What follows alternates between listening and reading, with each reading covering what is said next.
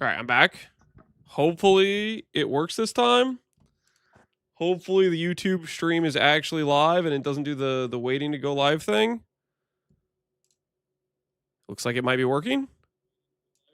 Oh, thank goodness. Okay, it's actually working. Okay, fixed.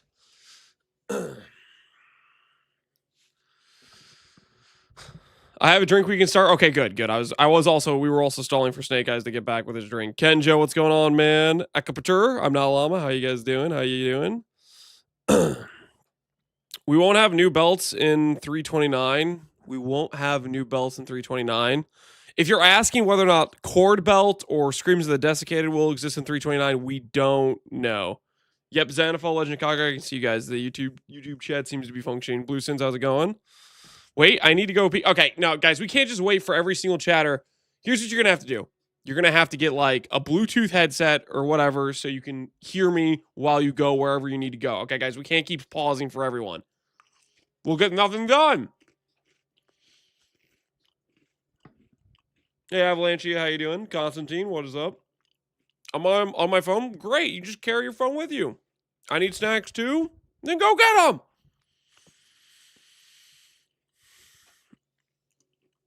All right, first ascendancy point. Elevore, recover 200 life on suppression with suppress 25 and avoid elemental ailments. That's okay, I guess. I don't know if there's too many scenarios where I want to build my starting node around that, though.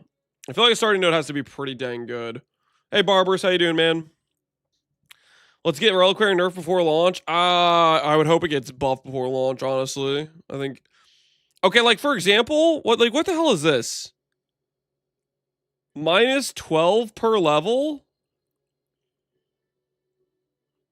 Ain't no one clicking this in their right mind, right? Ain't nobody clicking this.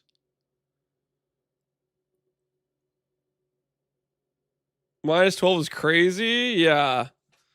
Minus 12 is insane. Because like even okay, let's just put it this way. Let's say you have triple T1 perfect rolled ES plus like an 8% body armor. I think that gets you like with a 30 quality, I think that gets you like 1375. It's like something like that. I think it's like 1375, maybe 1385. It's around there-ish, right? With an 8% roll, it's in the 1300 range, I'm pretty sure. And that's still a pretty hard chess piece to get. You can get another 450 from 2 T1 ES rolls plus a T1 life roll from helmet. 450 on shield. 250 on boots. 300 about 300 on gloves. Like, and this is like best case scenario. A lot of builds aren't going to have that good of ES on some of those item slots because you want like uniques or you want very specific things you're going for. Like Wrathbith. Yeah, you'll be using a shield like Wrathbith, which would be another like you wouldn't get 450, you'd get 250, so it'd be into minus 200 from that. And this is also losing you the ability to have like life regenerate. You can't go calms. You have opportunity cost. You could just be using an apostate and get the same amount of life / probably a bit more because you're not wasting an ascendancy point. Does that flat occur before or after the increases? That occurs before the increases.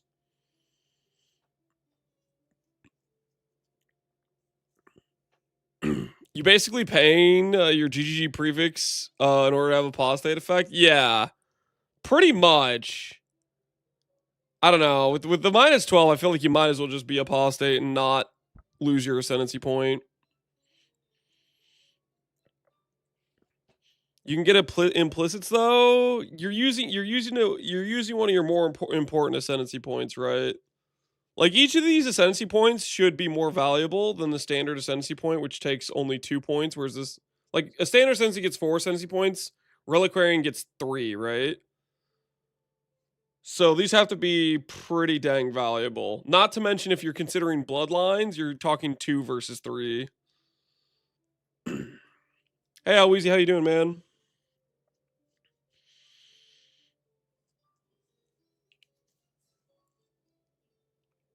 Boss aim has 30 all res. Yeah, you get 30 all res and you get like 50 strength, and you could have a double corruption, so you could have plus levels. Like apostate can have value outside of its baseline, right? So I don't know. Apostate, I have a hard time seeing. I feel like if I'm a life stacker, there's just other angles I'd want to go with this. Calm's roots, action speed protection, cannot be stunned, 100 life. I don't feel like this is great, to be honest. Like I feel like if you're thinking about Calm's roots, you're thinking about like Ols.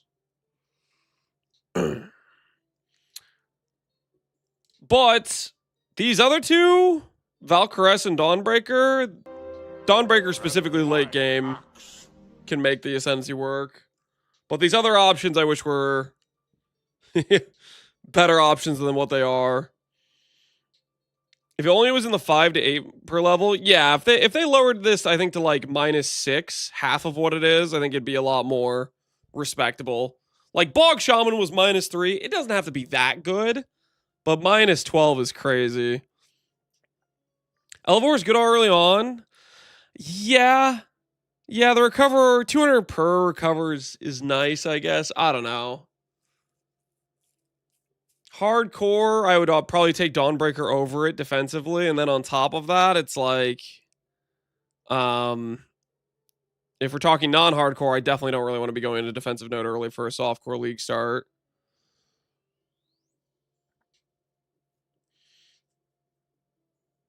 Reliquarian would be crazy for Doriani builds.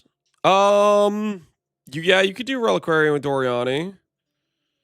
I mean, you could do Doriani anyways with, Sublimes, right? But this is like a very, like a cheap way to get Sublime, and you get 25 Fizz taken as. That's the part that I like about this Dawnbreaker node. Is it lets you get Sublime without Sublime, but then not only that, it gives you 25 taken as fire. Which that's the big upside I see in this. Which I like it a lot for late game. It's really good tank late game.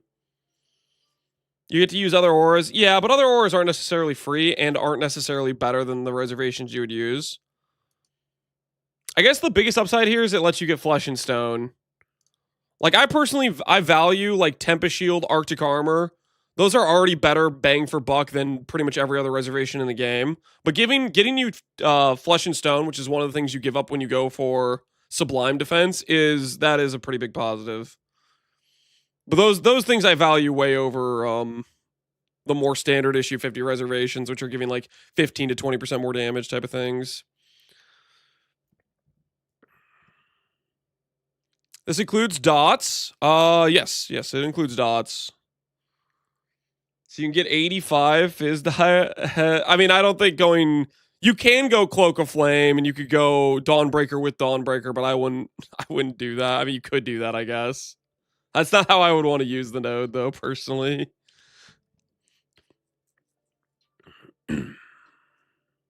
Dawnbreaker also lets you get to 100% convert without Tempered by War.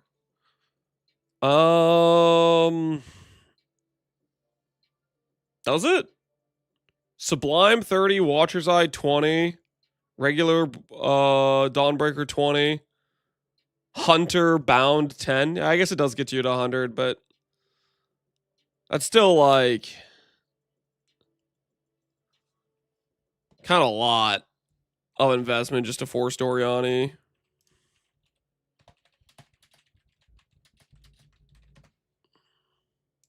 Incandescent Heart is hits only, which leaves you susceptible to some of the dot stuff.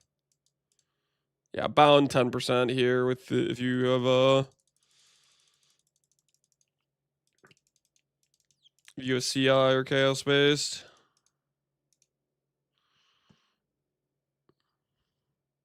I don't know. Tempered is so good. Even in the Doriani situation, like with reflected jewelry, you can get so much minus lightning. I don't think I would want to like force in Sublime when Tempered exists. And then you also have to force in like a Dawnbreaker and stuff too. I'm thinking Dawnbreaker, Hunter, Watcher's Eye, Tempered. That's what I think too. I think that's the play. Getting minus 200 isn't that hard with Tempered. That's kind of what I was saying too. Is like Reflected Jewelry is so strong. You wouldn't want to give up. Like Tempered by War is just way less opportunity cost. Giving up your whole shield slot and you're still forcing in Sublime is pretty rough. What do you? Is this league startable though? I'm looking at these nodes. The only thing I think you could maybe get away with league start is you'd have to be playing a skill that benefits from the +2 Val levels. Like the permanent onslaught's nice, but I feel like I don't know if you only have haste and you've spent your cruel lab, that's gonna feel real bad. You need to at least benefit from the +2. Seems terrible for league start, dude. What would I give for them to let me have an ascendancy at out the gate? Like, can we do this? Okay, let's say like this is the starting point. Let's say this is the starting point, right? And then instead of having a second node arbitrary there to just make my life hell for my normal lab, the second point is actually an ascendancy. And then you could put the extra point like here on the travel away. You know? So that way I still can't click my ascendancy until Merc Lab anyways. I guess you could make it like 3 points or whatever. You could make it like a third point here. Your first lab is just 2 passive points? Yeah, it feels terrible. Your first lab being 2 passive points. And that goes from Act 3 to the end of Act 7, basically. It's like the longest portion of the campaign. You're spending that time with no ascendancy. Scion has the same issue. Scion's issue is a little bit less bad. Because at least with Scion, not saying this is good, but Scion gives 40 all stat, which is a little bit more useful than 1 passive point. It gets 1 passive point and it gets like a 40 all stat. Or technically, you get 80 flat stats. So it's just like it can fix your attributes at the very least.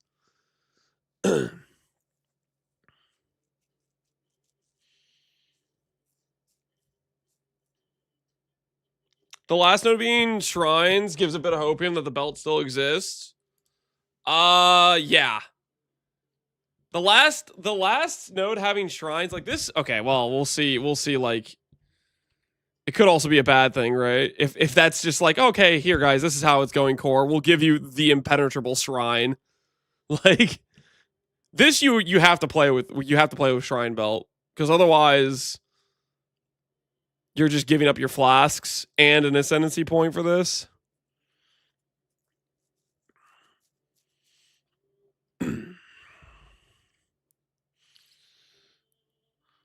Apostate's not feeling so good. Well, the apostate number just, I think they way overcompensated on the minus amount.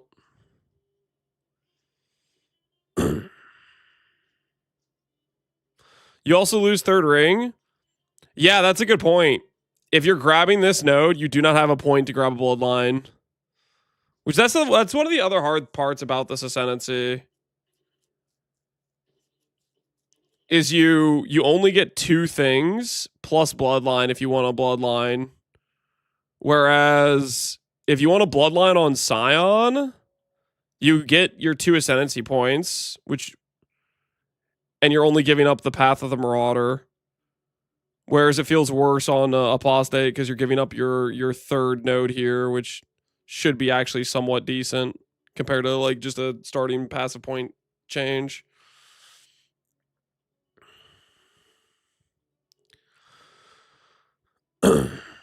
Is Impenetrable even better than a third ring? Honestly, No, it's not. Which that's a good point, right? Like if you're going Screams of the Desiccated, third ring has 0 opportunity cost to you. And at that point, impenetrable versus a ring slot. A ring slot's going to be better for the most part. Well, it depends if you have, I guess, Shrine effect, but yeah, for the most part. Just grab impenetrable on the belt itself. Yeah. He keeps dono walling the bait. What are you talking about, Jim? They could be nerfing the item. Oh, you think they're going to nerf apostate? Maybe, I guess. I don't think so, but maybe. If the 2 passives gave something like quality to gems, it'd be good. Oh, if the travel points were better. The travel points are kind of depressing a bit for sure.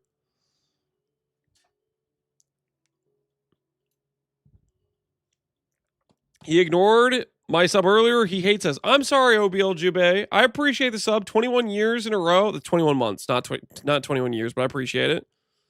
Your sense of time is it's all out of whack.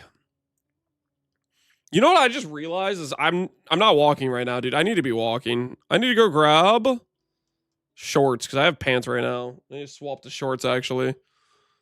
Usually I start the stream with shorts already on, but you guys were rushing me. You guys started rioting. So I'm actually out of the BRB shorts. It's the reverse of the pants. Yeah, it's I need shorts right now because I wanna walk some. give me one moment to grab some shorts. BRB shorts. Gotta do what we gotta do. Yo, Equip, appreciate the sub. Snacks? No, not snacks. I will top off the water. I'm gonna grab shorts and I'm gonna top off the water. Give me one moment.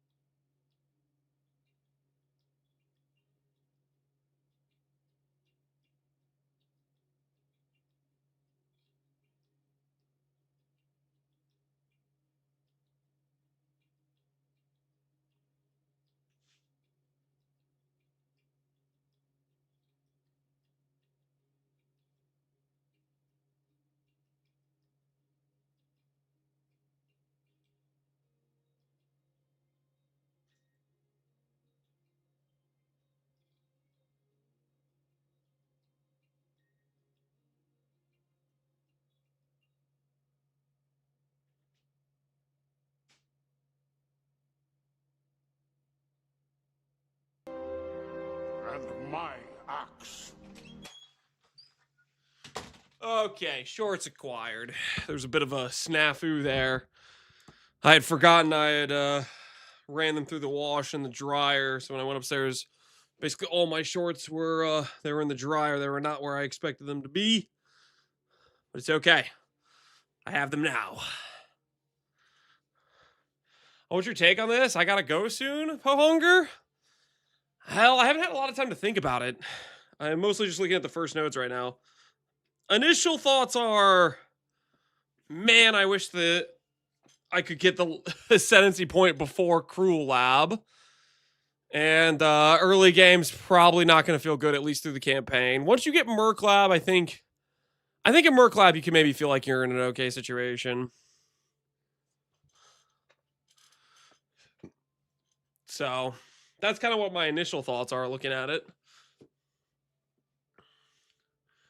Bit of a snafu. His child had a donut, and he had to relieve them of their snack. No, I did not steal any child's donut. Is this a Void Valdo Ascendancy? With the Dawnbreaker node? I think it could be, yes. I think it could be with the Dawnbreaker node. The question is about the other points behind the Dawnbreaker node. Whether or not they are worth it, I am less sure. So anyways, first node... Maybe if you're playing a Val skill, this could end up feeling okay. I'm a little bit skeptical on it as league start. Dawnbreaker for sure end game.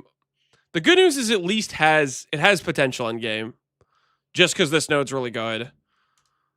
Last league, I felt like there's just you never should click the Ascendancy. This league, there's definitely a reason to click it. Does levels Val skills also affect the regular skill? Correct. Yes, it does. So let's say for example, I've league started Val Cold Snap before. When you have plus levels to Val skills, I did this on the Val Architect Ascendancy. The +3 there applies to the base gem and the Val version of the gem, as long as it is a Val version of the gem. If you just have regular Cold Snap, it won't get the plus levels. But if you have a Val Cold Snap, both the base gem and the Val version get the plus levels. So it's effectively a +2 in Onslaught, which is actually pretty solid, but you just don't get it till your Cruel Lab, which is awkward. Trigger level 20 raise spiders on kill. This is just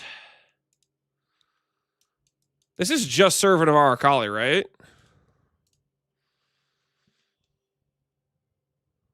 Am I crazy? It's just Arakali. Do people like this?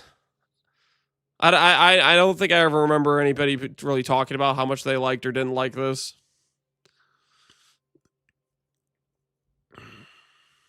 Just for poison build, because you can't support it like Arakali. You can't support it, but the level 20 spiders have like higher base levels and stuff, right?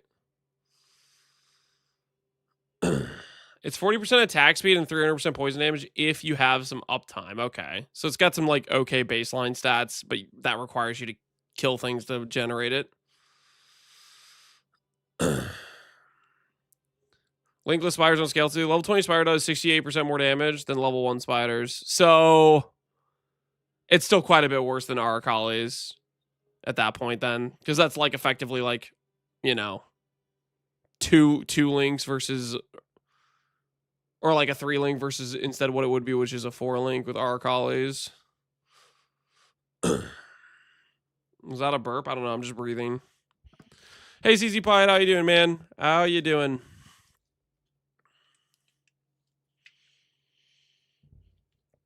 The attack speed and poison is pretty good, I think. Yeah, but you just have to deal with the summoning them, right? Let me go ahead and pull the treadmill around. I mean, the spiders will do some damage, right? It's not like the spiders are going to be useless. They're going to be doing something.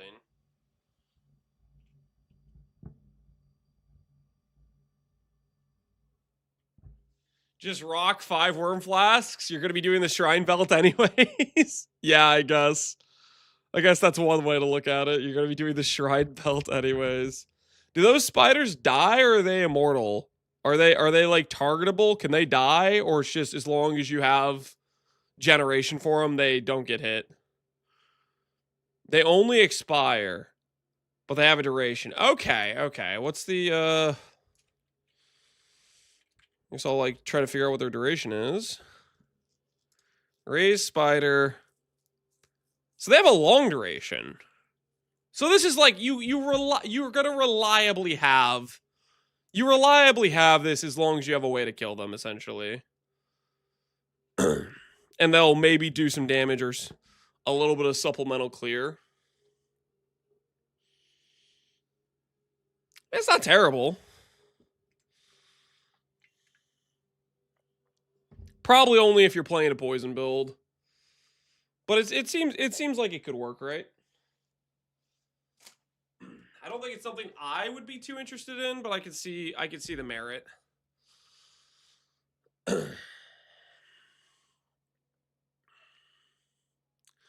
You'll have them for map bosses, but we'll need Worm Flask for actual bosses. Yeah, yeah. Which is that's fine if you're playing a Shrine Belt. Shrine Belt you'd have easy uptime on. Just simply by clicking the minor Pantheon, you'd sustain it, right? Because that thing gives... What's the minor Pantheon? I gotta remind myself. It's like three charges a second. And the flask is instant, so you just have permanent uptime on it if you really wanted it. Let's see here. If you haven't used a life flask recently, so you just have like, 5 worm flasks, you pop them, instantly max 20, and then for their 30-second duration, the flash charges are just getting generated. Like that totally would work fine if you wanted it.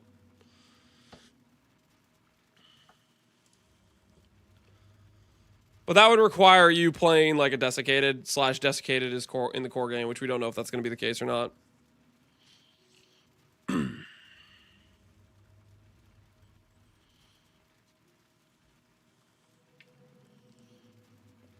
You also need Unearth or other corpses. They don't spawn from the worms alone. They need corpses as well.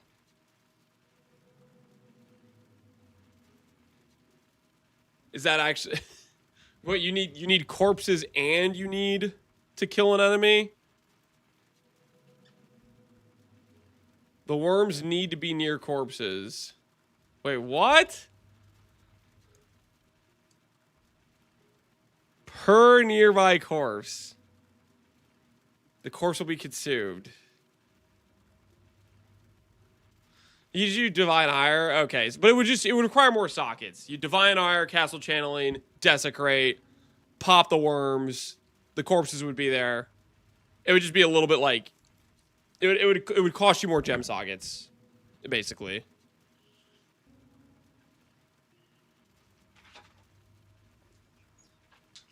Lance, we require to refill the cheese stocks. I don't know what you're talking about. That sounds horrible. The Desecrate Divine Ire thing is not... You're overthinking it. It's really, like, easy to do. The biggest cost is the gem sockets, which, depending on the character, may or may not be horrible. Like, really depends on your build how much your socket pressure is going to be, right?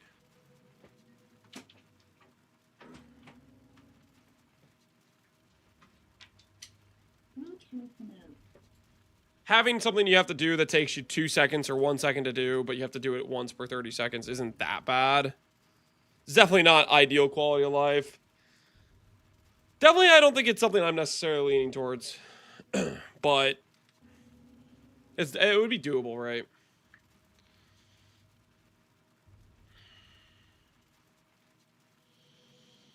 How bad is the Apostate for Reliquarian? I think it's really bad. With 30 quality chest, you get 1400 ES, so it's kind of playable with a mirror tier build. I don't know, man. Even with a mirror tier build, that's... You're spending an ascendancy point on that. I don't feel like... I don't know. I would hope they change the number. Because I look at that number and I see, like, pretty much an unusable ascendancy. This thing, minus 12. I don't think that's worth using. The opportunity cost is way too high for what you're getting.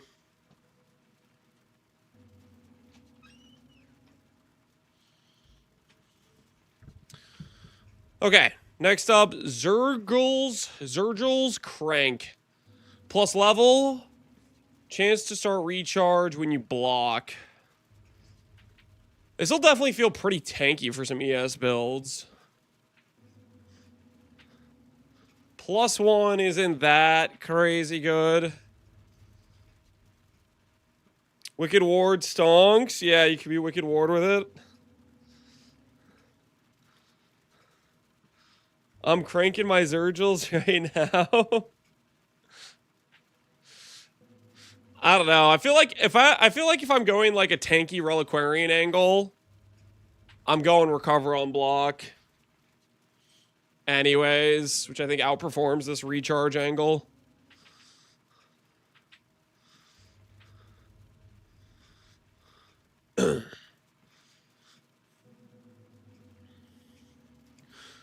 Double Corrupted Apostate, still just better? Yeah, like you're giving up a Double Corruption Apostate.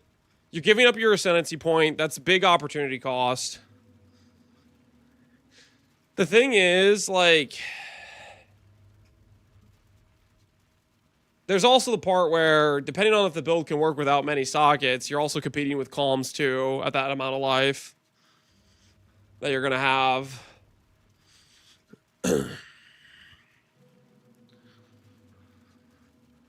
50% from Suppress from Trickster felt insane. I mean, it can feel good. I don't know if it's worth, like, the Suppress node is, Suppress 100% chance, right? And then you have a chance on top of that to proc it.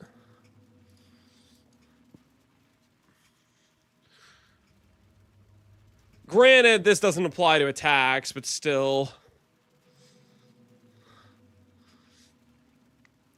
I don't think this is the, for me, it's not the highlight of the Ascendancy. I could see the nice defensive angle for this, but I feel like if you're trying to go for a Giga Tank angle that's ES related, you should be going Good afternoon, Mr. Lance. Coming in hot with my antiquarian breakfast bowl. For Node 1 we have toasted sourdough with chive cream cheese. Node 2 I went with bottom path diced ribeye, pan fried in bacon fat, and then finishing with Node 3, 2 over easy fried eggs. Let me tell you, the synergy between egg yolk, bacon grease, and chive cream cheese with steak is S tier. It is S tier? Dude, I don't know. Steak for breakfast is that's a little crazy to me. That feels a little bit weird. I like steak, don't get me wrong, but breakfast? It's S tier breakfast? You guys say so? I do love me some steak. Sounds American to me. Steak is S tier at any time of the day. Steak for breakfast is going. So we got a lot of steak for breakfast enjoyers. Or maybe I'm disrespecting it. Maybe I should consider it more often.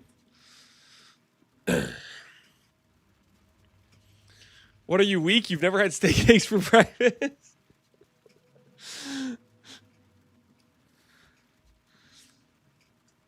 It's just not my go-to, guys. It's just not my go-to.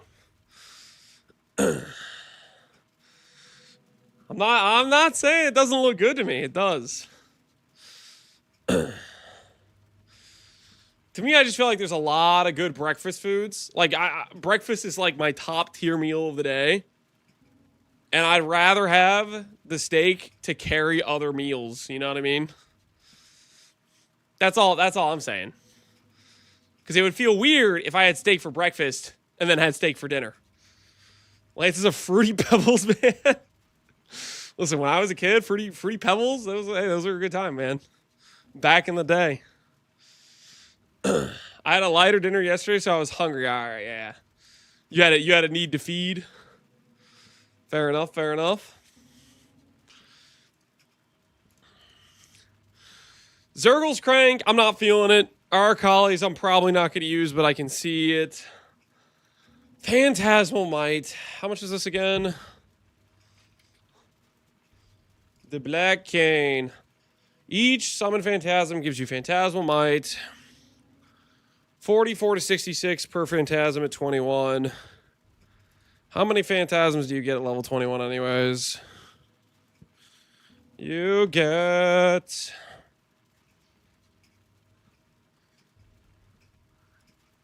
a maximum of 10. Maybe 11 with level 21. It's 11 at 21, okay. So you effectively get around 500 flat, a little bit higher, like 600 maybe. And then if you want, you can scale it with the double Phantasm helmets and stuff. But then you have to lose a support gem. You can get 21 at stacks with the staff, but then you're wearing a staff, guys. That's a pretty big downside.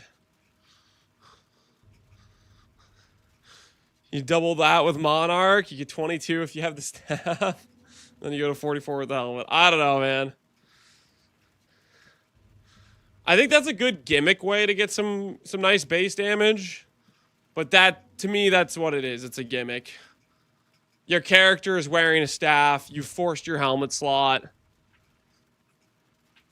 I think that's nice for, like, if you want to force some early damage, but ultimately, it's not something you want to play long term. Excuse me? Gimmick, do you take offense to me saying that? Come on. I think we all can see what I'm saying here, right? Like, I don't think it's something you want to be doing late game.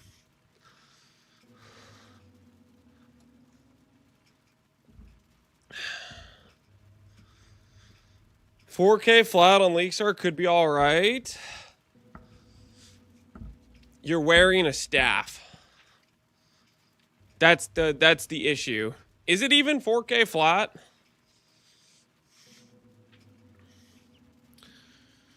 $44 plus 66 divided by 2.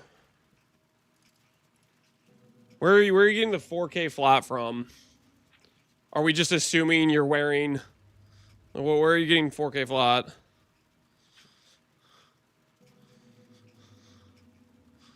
It's 242 with the staff. Okay, so the guy saying 4K flat's just making up numbers to make himself feel better about his choice.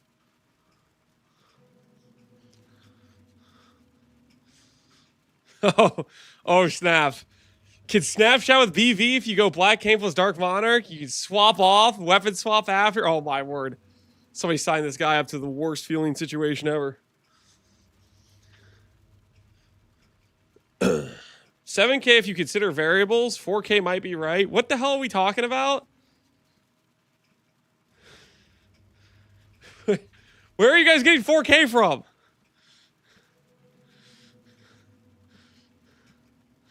Oh, you're assuming congregation as well now. Oh, okay. Yeah, okay, so we have this helmet that drops from Dread, and then we have the rare support gem that every minion build wants that costs like 10D on League Start. Okay, are we still League Start at this point? Let's just keep assuming some things. Let's just keep adding stuff to the count. Start making up numbers.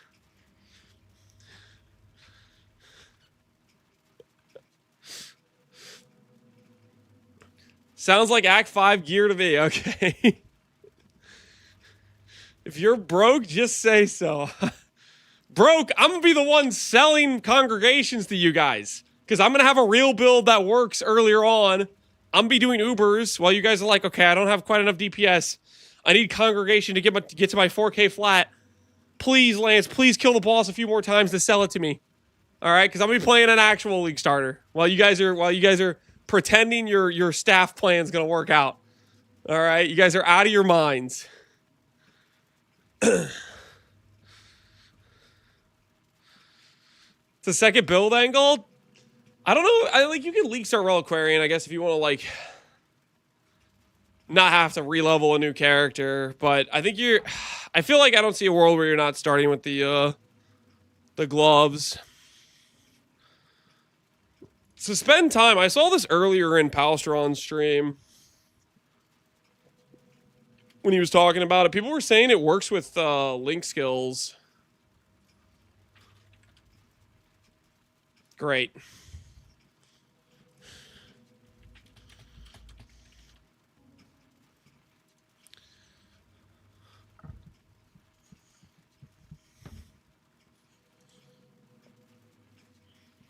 Is this actually good, though?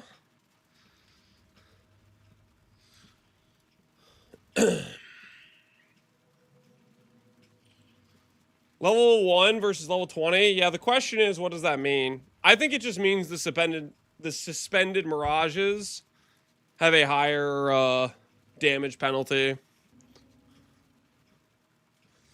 They could change other things, but that's kind of what I think it would be. What does this look like for the link thing? I'm kind of curious. Let's just log in base Mirage to test this.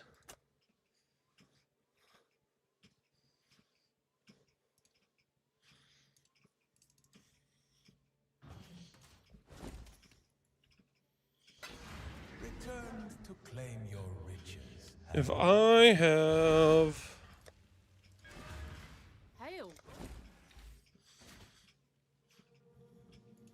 Link skill. And then I also have...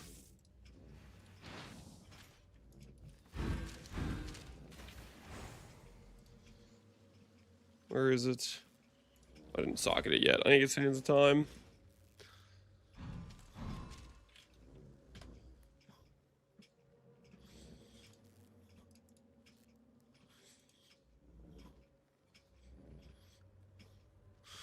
You can't flame flush skitter bots.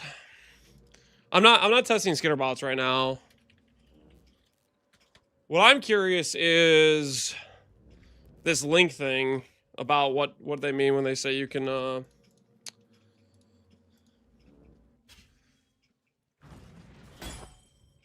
you can link yourself with it. It seems every dog has. Vladushka, what is this Imgur you're linking?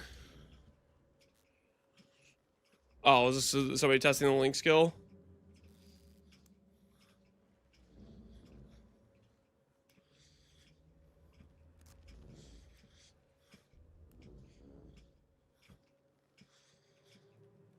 Does he need the link can target damageable?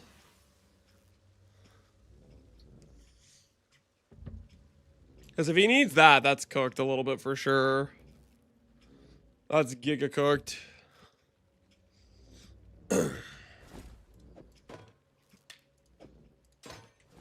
We've made a trade.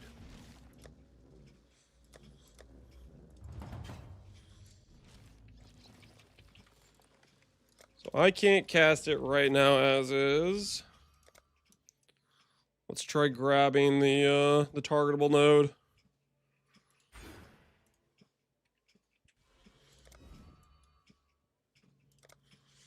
One, two, three, four.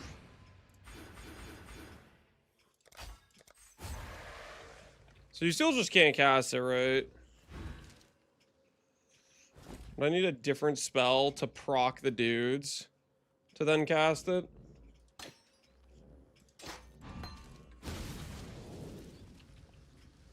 I still can't cast it.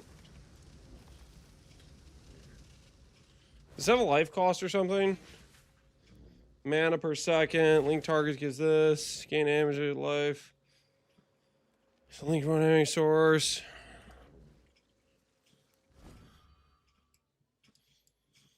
You need to activate it 3 times.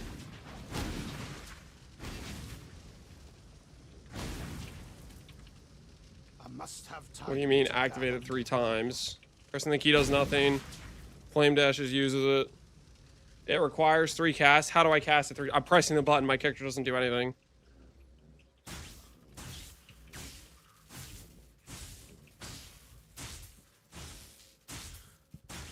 What the hell are we talking about here? So the Imgar, he's already linked. He somehow already cast the ability somehow.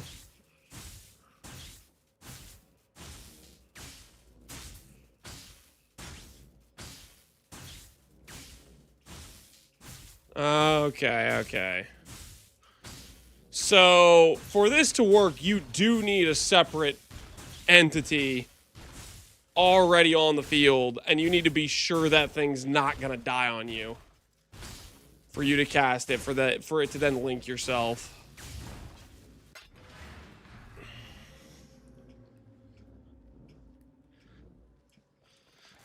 That's pretty cooked. Turtle. I mean, you'd have to know it's not gonna die. I don't think I like the sound of that. Yeah, I don't think I like the sound of that either. I don't think I like the sound of that either. Just don't die. Well, I'd be considering this. Like, let's say we were gonna do voids with this character. Let's say we're gonna do voids with this character. This would maybe be an option for a large amount of flat, is the flame link. But if I have to have a guaranteed, you know, AG, Spectre, whatever, that's not gonna die, I don't know. I don't like the odds.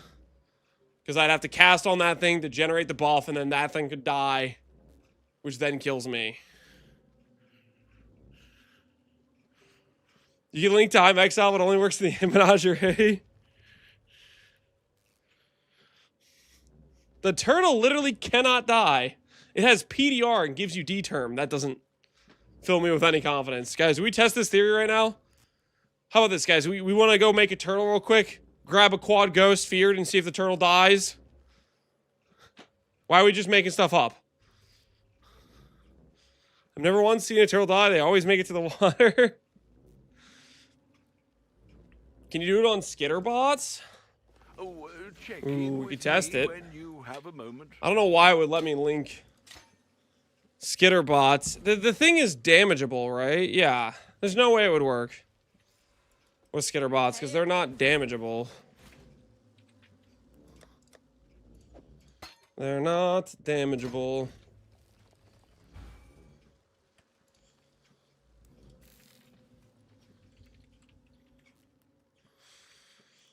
So it has to be something that can die, that can get hit, that can be damaged. I must have time to gather my will. AG quality of life, I mean, that doesn't change how tanky the AG is. Soul Ascension, you still have to let the AG still has to ramp. And the AG could die during that, which means you could die during that. Not quad, possessed, feared, viable, terrible build. I'm just saying, if this is one of the angles I would fix flat on a void character, it's not going to work.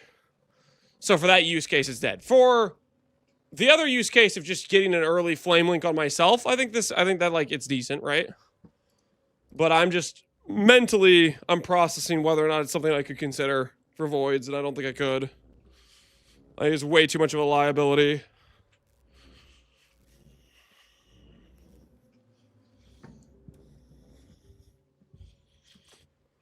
Qual life doesn't mean more survivability. Yeah, being able to see what's on the AG doesn't change what's on the AG. The AG will die all the same.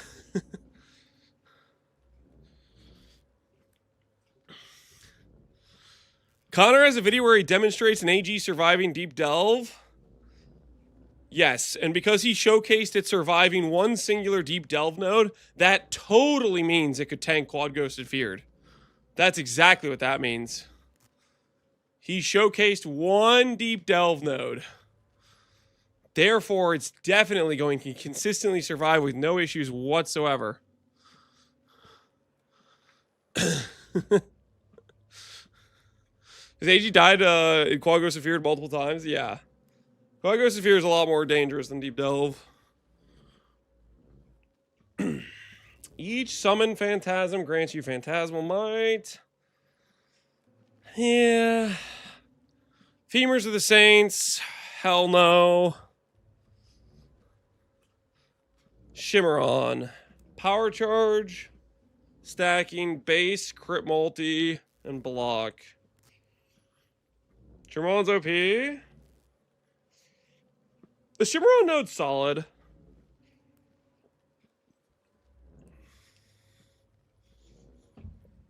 Base crit multi and block.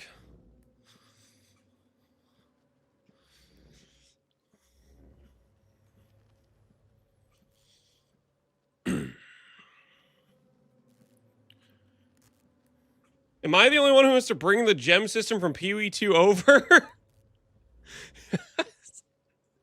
This man sees people talking about the gem system, saying this is a clear problem, it's imbalanced as hell, and he goes, "Dude, this is the best thing ever."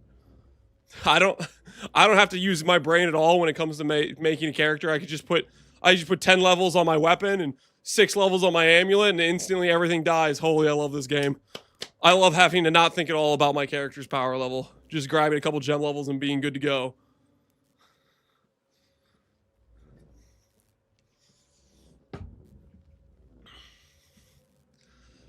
The gem system? Oh, the having no socket pressure.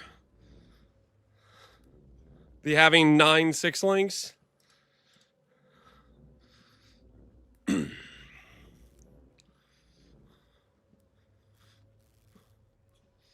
Get the 1400% life Spectre. I have a feeling that Spectre's not going to exist next league.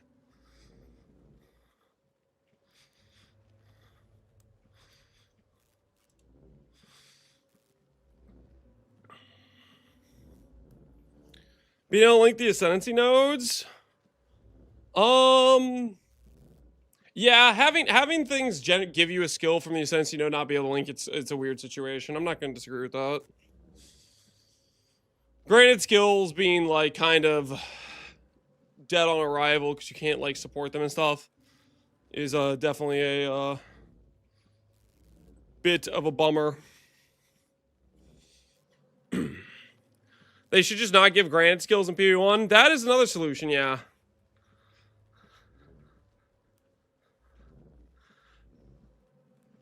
Impenetrable, convert nearby res, percent strength increased. Is there a reason Calm's Binding has a percent strength increase? Like, Calm's Binding doesn't have strength on it, does it? Does it just have, like, 50 flat strength? Like, what's going on here? Huh! 40 flat strength. I guess it technically has strength on it. It's a heavy belt, yeah. It's a little bit weird that this just randomly has increased strength on it. Wiki's having a hard time today. The Wiki's been struggling in recent history for sure. Foulborn has increased. Yeah, you're thinking of Meganords. Otherwise, it'd be a bit too weak. Yeah. I just think it's kind of funny just to randomly just throw percent strength on it.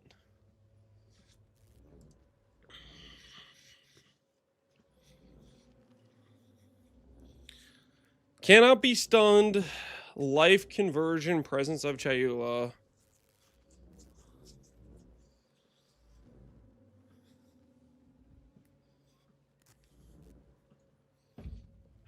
Presence of Chayula does not work with CI. So it'd have to be a scenario where you have like a low life build type of thing. That's still just kind of weird. I wish Arc had the proj tag like PoE 2, so I could use Gloamfang Arc. Gloomfang Arc versus the half chain gained. I don't know. This one's always so awkward to me. Because you have to chain in order to get the damage. And Arc, its damage multiplier is based on having chains remaining. You know? And a lot of like the chainable skills, you can't get double hits out of it. Like it's a weird situation.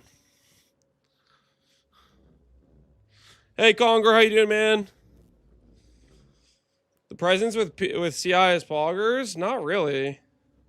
With CI, it's just cannot be stunned. Which, there's a lot of ways to get stun avoidance. I don't think you want to spend an Ascendancy on it for a CI character. I don't think you want to spend it on a CI character. When are we getting the reveal? Tomorrow. Tomorrow. Cover enemies in Ash and Frost. Is this like 20% increased damage taken? To remind myself.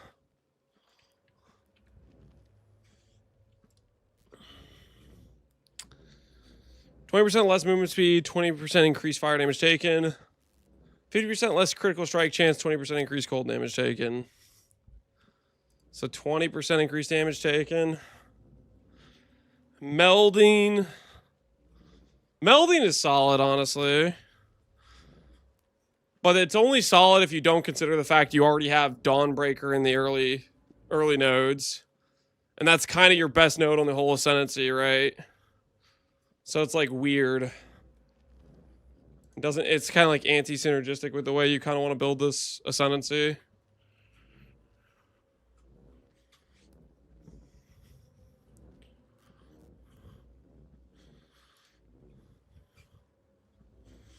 Dawnbreaker still gives fizz? Well, that's my point. That's my point, is of the early game nodes, this is kind of the node you want to click.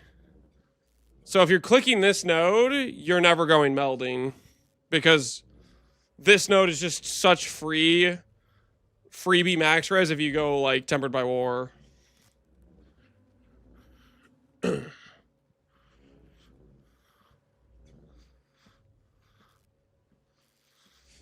It needs something at 12 or 6 o'clock that's better. At 12 or 6 o'clock that's better. Yeah, these middle nodes. Dawnbreaker's insane. It might be able to carry by itself. It might be good enough. What node do you like at... Oh,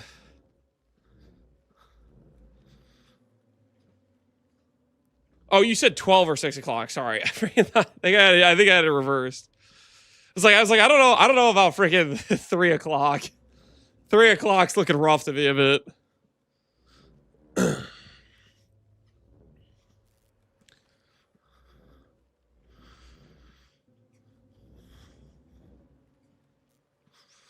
Will Sublime Purity of Fire be more expensive this league? It'll probably be similar to what it is previously.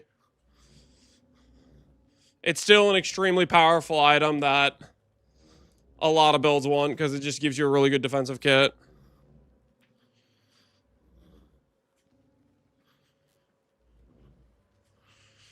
The melding is basically 15% damage and +1 aura or 1 Magewood Flask. I don't think you ever do the melding node.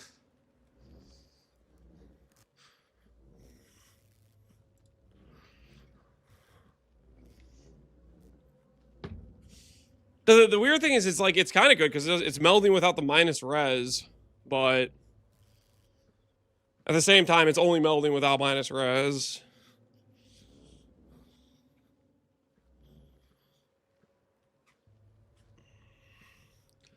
Last two melding builds I played legit didn't have enough jewels. I ended up dropping things like Watcher's Eyes. Hey, no way. You dropped a Watcher's Eye on a melding build? That's crazy. That's crazy. The thing is that Connor, you have to remember, this is a Scion start. Scion has, like, way more jewel sockets than most other starts do.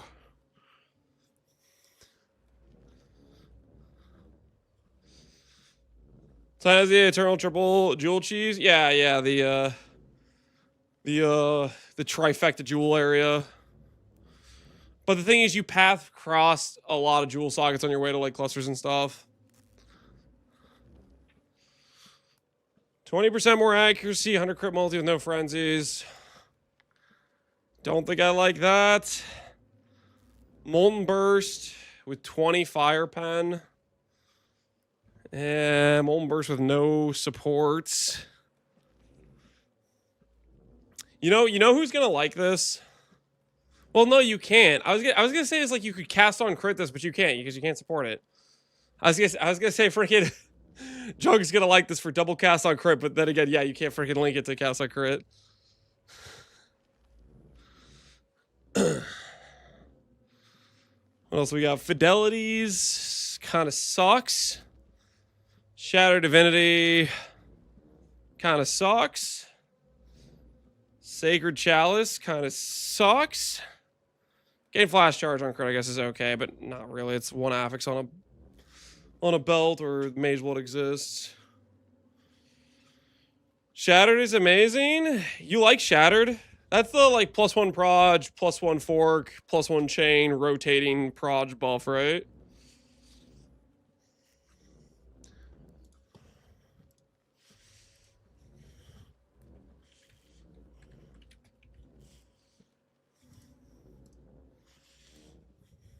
Greater Harbinger of Directions. That's on the entire pin. Greater harbinger of directions. Holy please. The minion will cast a random buff on you that grants one or all of the following: 2 proj, 2 chain, 2 pierce, fork plus additional fork.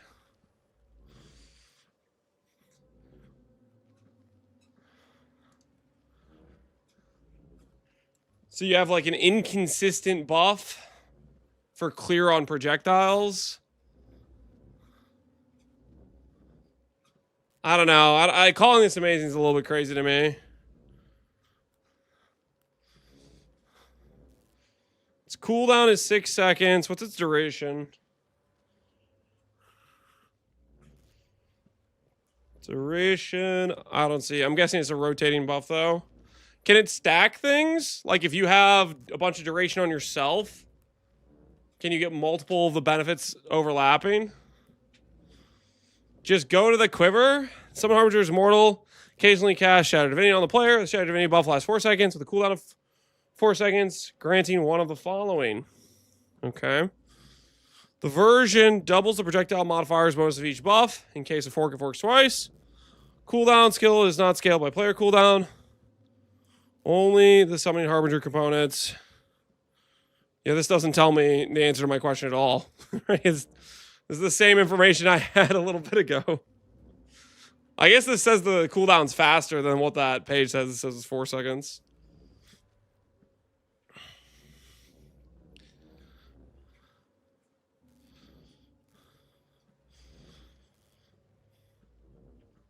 One or all of the following? Yeah, what the hell does that mean, though? Like, 50% chance I get all of this? 20% chance it gives me all the benefits? What do you mean one or all?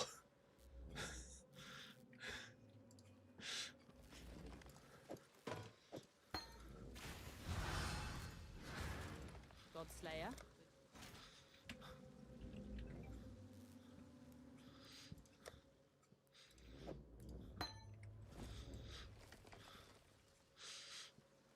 Just go test it. Toss a coin. All right, we'll test it. We'll test it.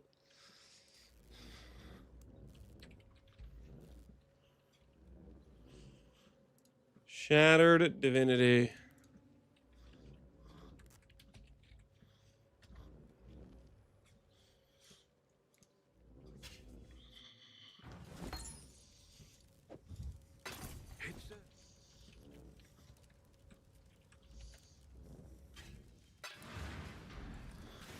Flip the item to 60 div.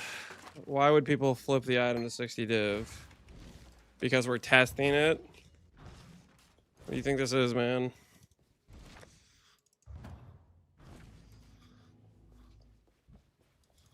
Yes? I need a bow. Be well. In order to put this on. Greetings. Bow. Farewell.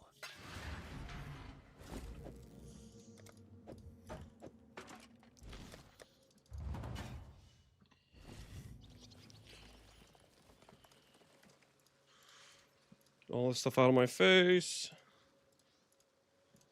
Okay, now I just have the Magma Orb tooltip. And it just says, fires 1 projectile, chains 2 times. Gonna proc this dude.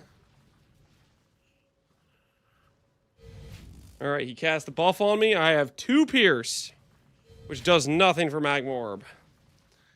I still have 2 pierce. Okay, now I have 2 chain. My axe. Okay. Now I have the double fork. Seems right now like it's just rotating. I'm seeing if there's anything that like we ever get like a doubling up. 4 chain, 2 pierce. Okay, hey, we got the do everything thing. And it's gone. Okay, we got the everything again. It's gone. Just 2 fork now.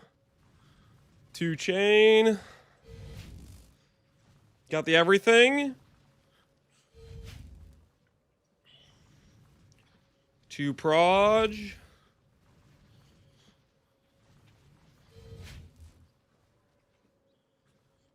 2 fork. Try Warp Tattoo. Do I not already have Warp Tattoo? I have blue. I have blue timer. Yeah, I have Warp Tattoo. I have Warp Tattoo. This is with Warp. It doesn't look like it stacks. It doesn't look like it stacks. It looks like it just overwrites. From what I can tell.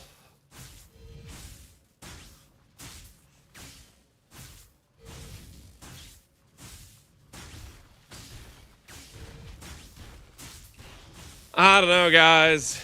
I don't know about Harbinger directions. That does not seem very good to me. Having like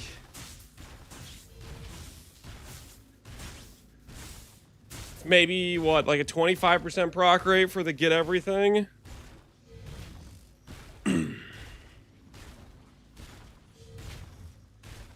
What does Widowhail do for this? Widowhail wouldn't interact.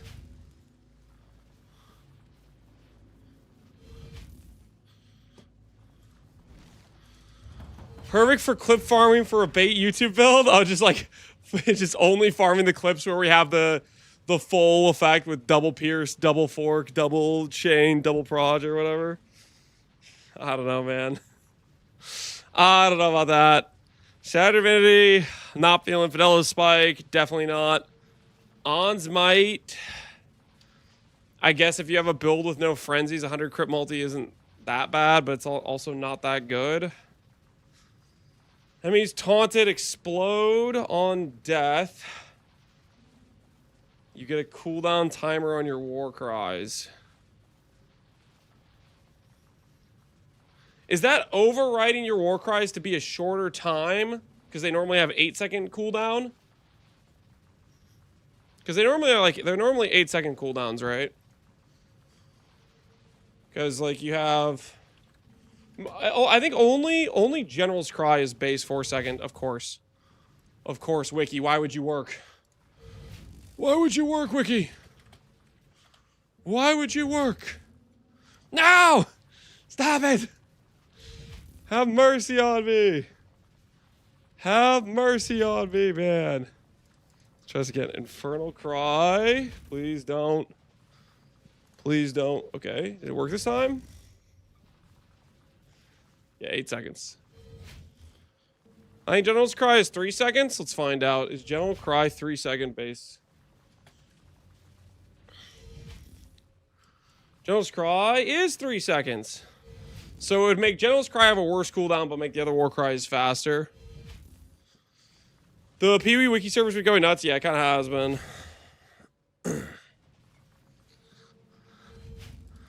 Either way, I don't think I'm using the war cry thing. I don't know. There's gonna be one guy who plays Corrupting Cry with this, right? There's gonna be one guy who buys a level 35 Corrupting Cry helmet, and he's living his best life.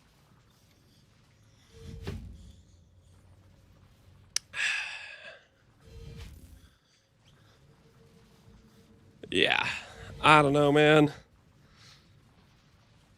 This bottom, I feel like this bottom side always sucks, man.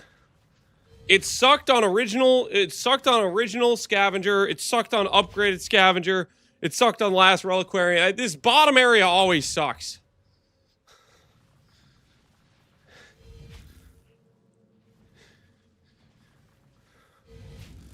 %20 accuracy? You're not playing that for the 20. Shut up. You're not doing that.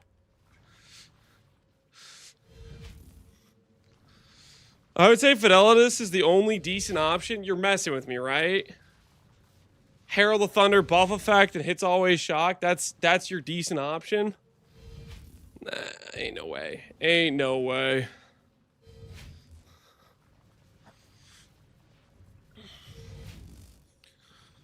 What about the On's crit multi? I mean, it's okay. But the thing is, it wants you to have no frenzies, and frenzies are kind of decent. I don't think you want 100 crit multi for your Ascend point. I feel like it's a feels bad situation. You want something better than that. Like, if you're considering On's Might, you probably should just be considering the Power Charge Shimmeron node above. Because this can give you a similar amount of crit multi while giving you base crit and spell block. Right.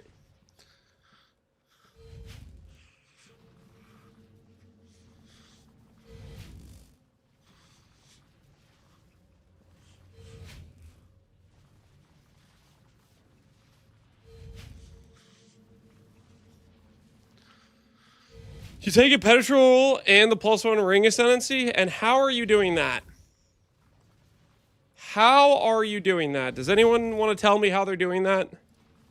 How are you grabbing this node and +1 ring ascendancy? Do you have 10 ascendancy points? Do you have 10? Because that's what you're gonna freaking need. That's what you're gonna freaking need! You're gonna need 10, buddy! I forgot? Yeah. You're thinking, man, Reliquarian looks good if I have 10 ascendancy points. Yeah, a lot of ascendancies look good if you have 10 points. Please spare me, I don't play Scion.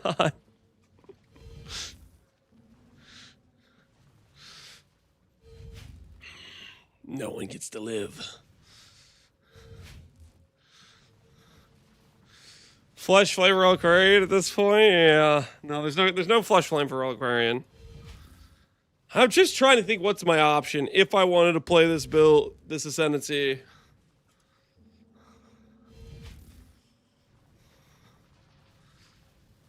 I don't know. Is there a world where I ever play this on League Start? Is there a world where I play this on League Start?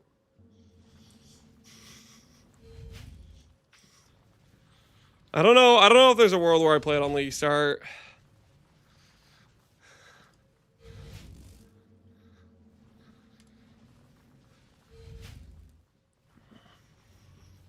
I feel like it's a life stacker only. Life stacker, guys. Apostate's not that good, man. This node is a scam. There's no way, man. There's no way you're looking at this and going, yeah, let me log in. Let me spend an ascendancy point and have barely more life than a guy using a regular apostate.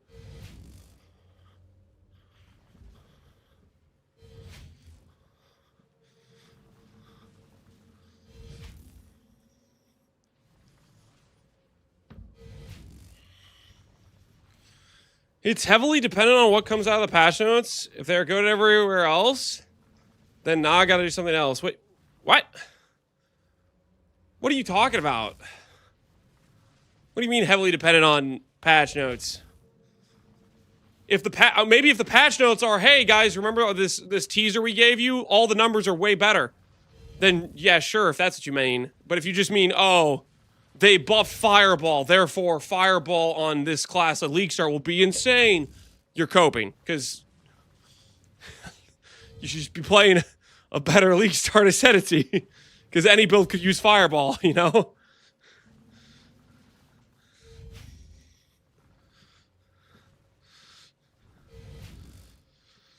Apostate's gonna have minus 20 HP per level?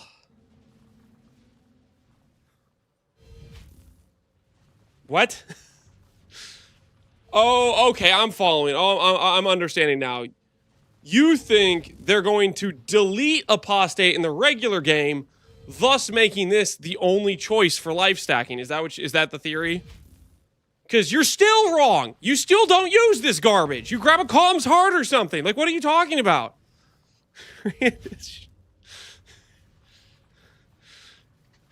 I don't know, guys. I don't know, man.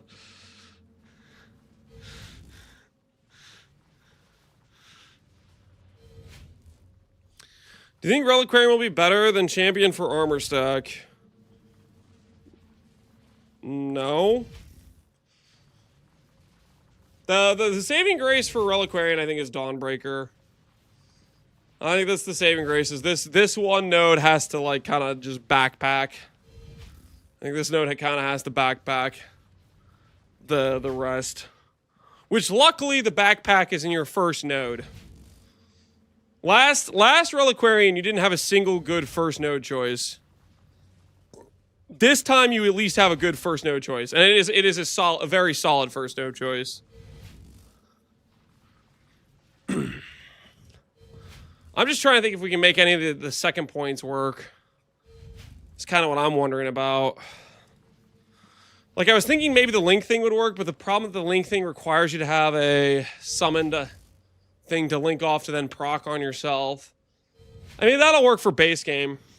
It's not going to work if you want to go to do hard content, though. So since he has no damage, that's not true. There's nodes that give damage. Sands of Time is a damage node. Shimmeron's a damage node. Phantasmal Might is a damage node.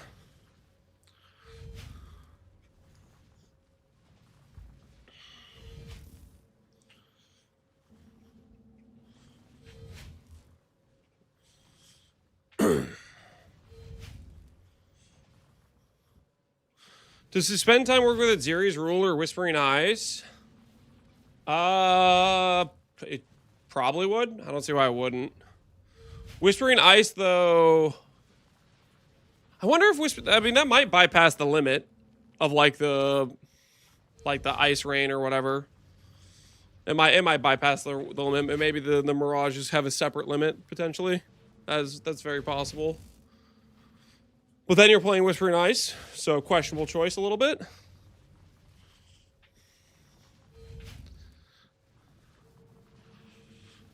The Harbinger things, Giga. Guys, stop. Let's stop coping about the Harbinger thing. Let's stop coping about the Harbinger thing, dude. You do not want a rotating buff that's sometimes Pierce, sometimes Chain, sometimes Fork, sometimes useless, sometimes good. Like, I don't know, man. You trust me on this. You do not want a rotating buff of inconsistency.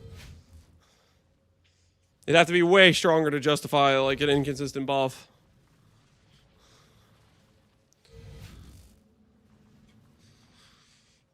I was thinking about doing Val skills with the Spider node.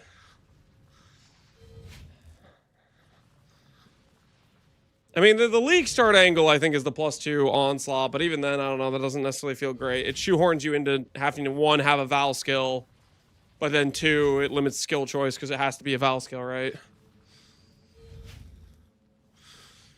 25% strength if you steal Chieftain's node. Oh, you're just thinking about just playing a strength stacker? Yeah. Yeah, I mean, yeah, you could play a strength stacker, I guess.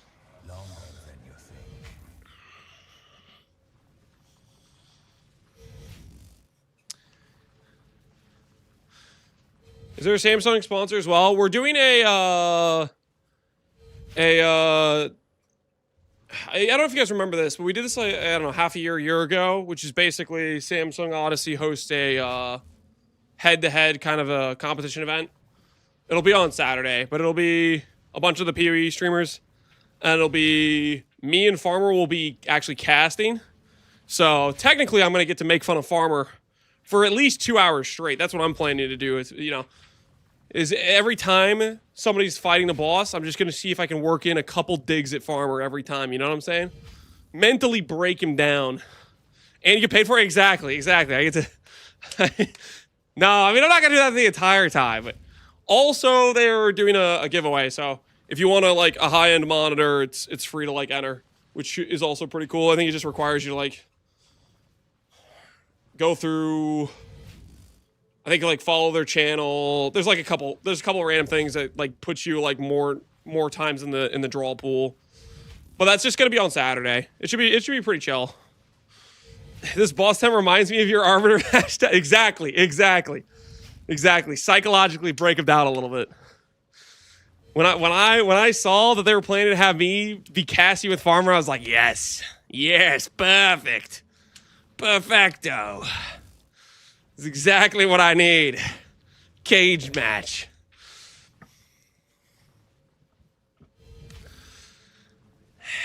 I keep, like, looking at this Ascendancy, hoping something gets me excited about it. I don't know, man. Shimmeron, power charge stack. Giga, taken as for tank.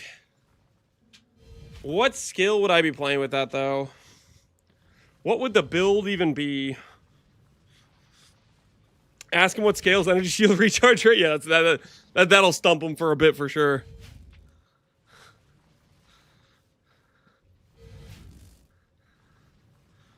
Some kind of brand. I mean, it could be anything, right? It could be an attack. It could be spell.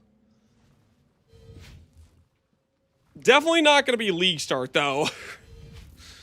I think that's the for sure. It's definitely not going to be league start.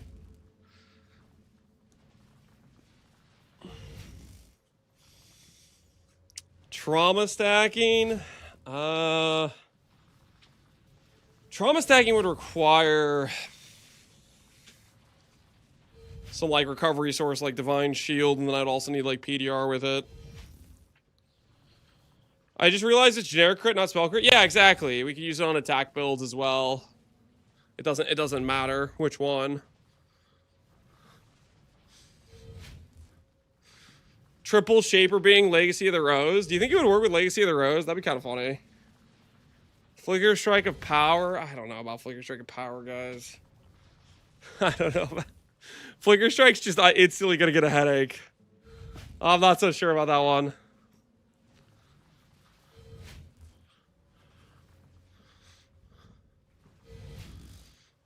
There's a cheap Breach Ring for +1 charge. There is a cheap Breach Ring for +1 charge.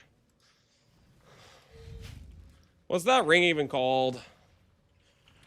I'm like forgetting what it's called. It is cheap. I mean, okay, wait. Hear me out. Dude,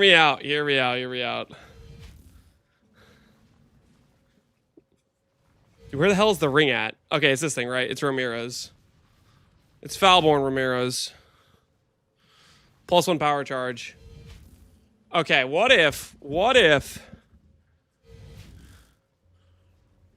Dawnbreaker, power charge stack node, boots, plus the charges, the cloth belt that I keep forgetting the name of, the Graven Secret. We get a ton of power charges. All our elemental damage gives us Giga ES recoup. We take basically all damage, or take a bunch of our damage as elemental. Like we have Fizz taken as from Dawnbreaker, get Fizz taken as Eldritch, Fizz taken as like stuff. So most of our damage is all taken as elemental. And then all those absorption charges are giving us Giga recoup. Could do trauma. It could be trauma, it could be anything, right? Because if it's just power charges, we just have a bunch of base crit multi, we have crit cap, and we have block built in, right? Grab precursors. Yeah, you could do Elgin Hubris too. There's a lot of power charge scaling things, right? We'd easily get spell block capped. We'd have Giga recoup. Opportunity cost is belt slot and boot slot, but the other slots are all free. Technically, they could be whatever.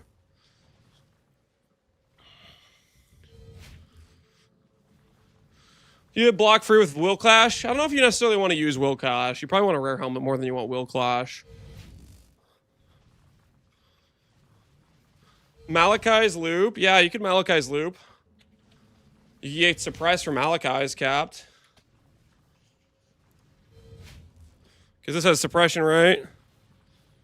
Yeah, you literally get suppress cap from Malachi's.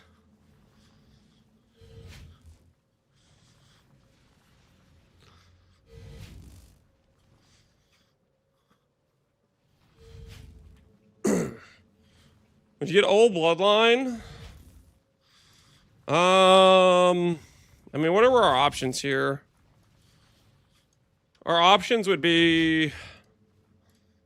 What's the final ascendancy point? Would I rather have this or a bloodline? I mean, it's probably a bloodline, right?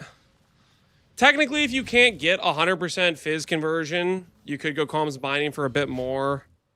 I think I'd probably be leaning towards a bloodline over these.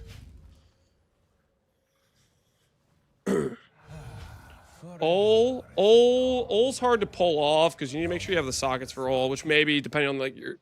Depends on what skill as to how much free sockets you're going to have, right?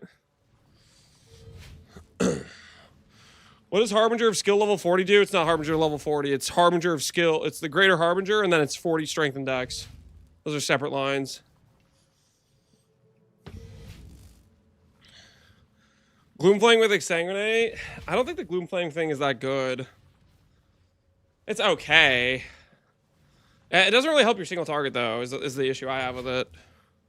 Because it's projectiles, so it wouldn't even work with, like, Exang.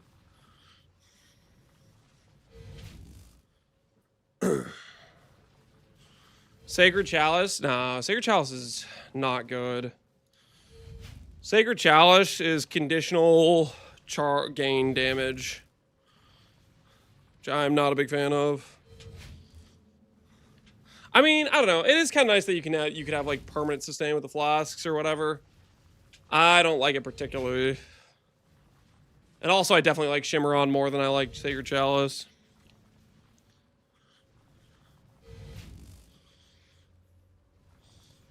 Is it worth without the +1 in Ascendancy? You wouldn't have the +1 right away. How many charges would you have in this situation? You could get quite a few cheap ones, right? Foulborn Rings takes you to +2. Malachi's +1. No, sorry, +2. Wand +1 if you're like Void Battery, you know, you're power charge stacking. You could be an attack base too. Doesn't have to be specific to spells. I'm just using it as an example. Belt is +1. Helmet can be +1. There's some cheaper uniques that could work, or you craft one. That already puts you at what, 13? Because you have 3 base, 3 tree. 6, 8, 10, 13.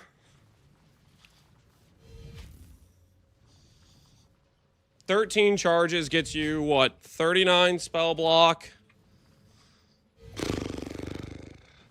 104 crit multi, 3.9 base crit. You're, like, definitely crit capped with that. Like, what's that? What's that? That's 9. 650%, so you have 7.5x.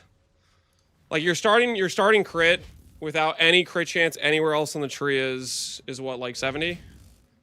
Before you consider anything else? With just 13 charges?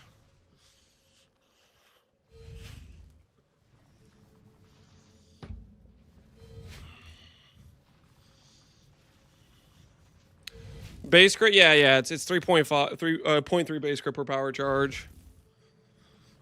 Explode can crit too? Ooh, yeah, that's actually kind of a nice upside. But I don't know what our explode source would be. I mean, you have Ariaths. Not sure what other explode source you're thinking you could get reasonably. Oh, we also have, like, what?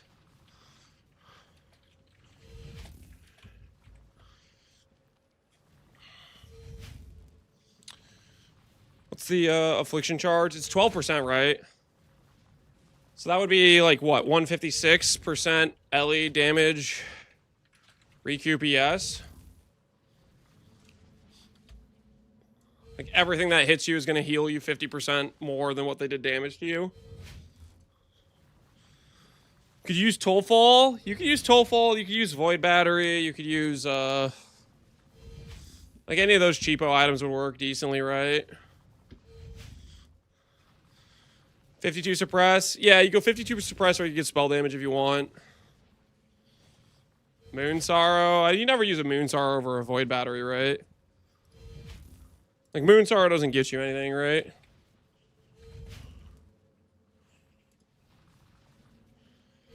Does Moon Sorrow get you anything? Yeah. Is the amulet slot taken in this situation?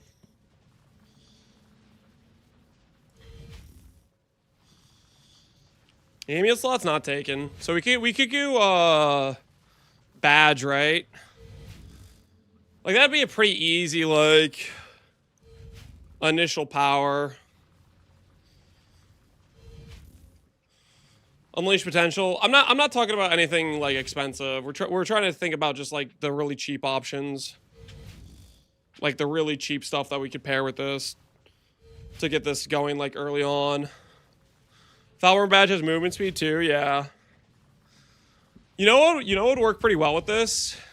Is a mine character, because Charge Mines goes like really hard. Charge Mines gives you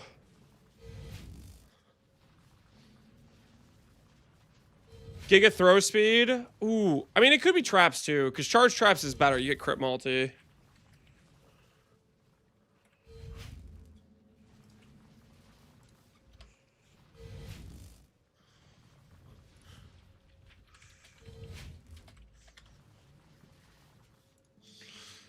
Was that another power charge stack something? Yeah, I think that's one of the decent options for this, right? Yeah, crit multi and throw speed. Mines are just kind of better than traps, though. So you probably would prefer doing the mines. But a charge mine support with this would pair really well. That gives you your frenzy generation too. Will Clash. You don't have to go Will Clash. Your spell block starts out at 40%. I think you can just do any helmet with +1 power charge. Will Clash is like overkill block chance.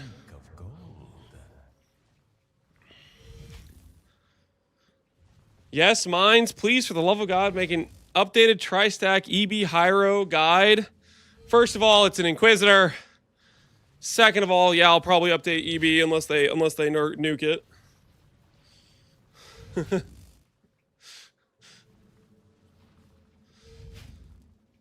How expensive is Badge early game? Badge is like what, a T2? Like a lot of these items I know are like giga dirt cheap, I think. Economy. Badge. Not currency. I need to go to accessories. Badge of the Brotherhood.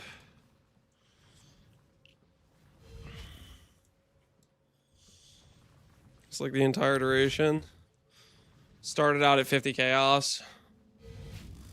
Falborn with movement speed went pretty hard. Yeah, but you don't need to start out with the movement speed. You can just get that one later on, right? I mean, later on, you know, 26 movement speed. Wrong league. Oh, shoot, yeah. Mirage. Good call. Good comms. Good comms.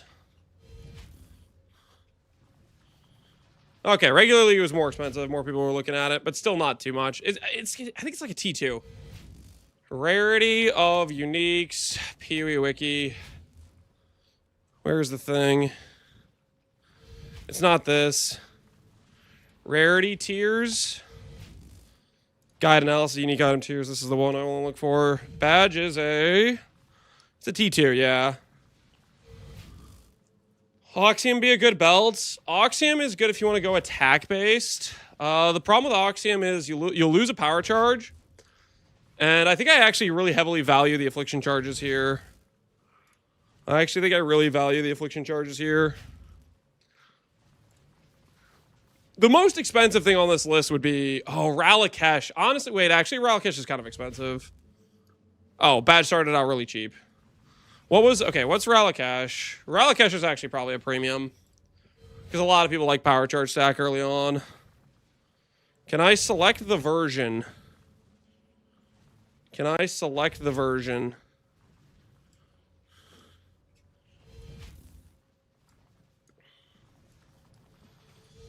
It's not going to let me select the version.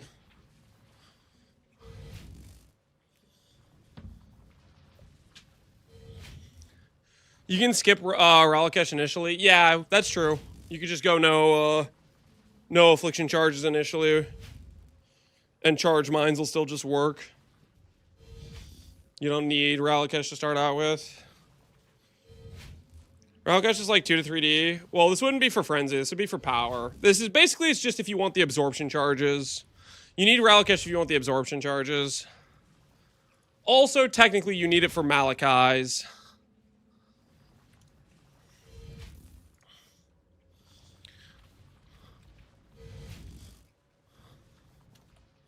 Because Malachai's loop has this line.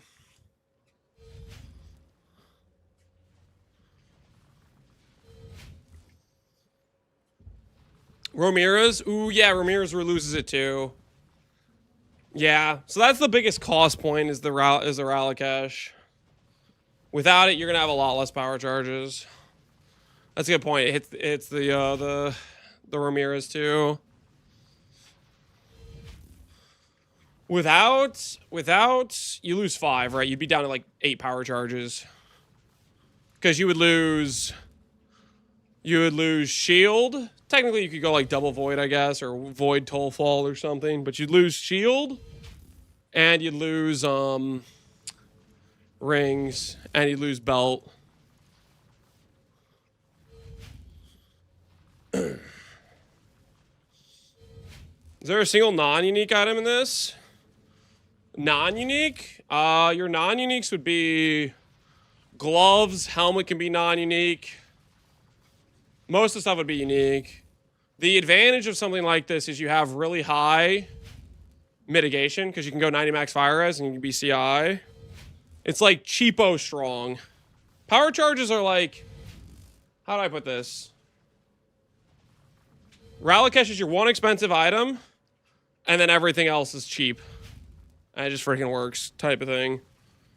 But you'd have to play something else before Ralakesh. Or I guess like you could just be just a normal miner before Ralakesh and you just have some power charges, right?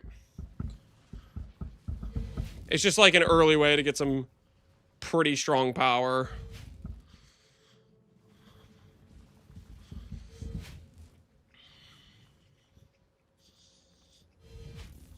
Where you can get Fizz taken as. Fizz taken as from Dawnbreaker, Fizz taken as from Eldritch on chest. You can get Eldritch on, I know you can get it on helmet, but then you'd lose power charge, or you'd have to corrupt the power charge, which would be awkward.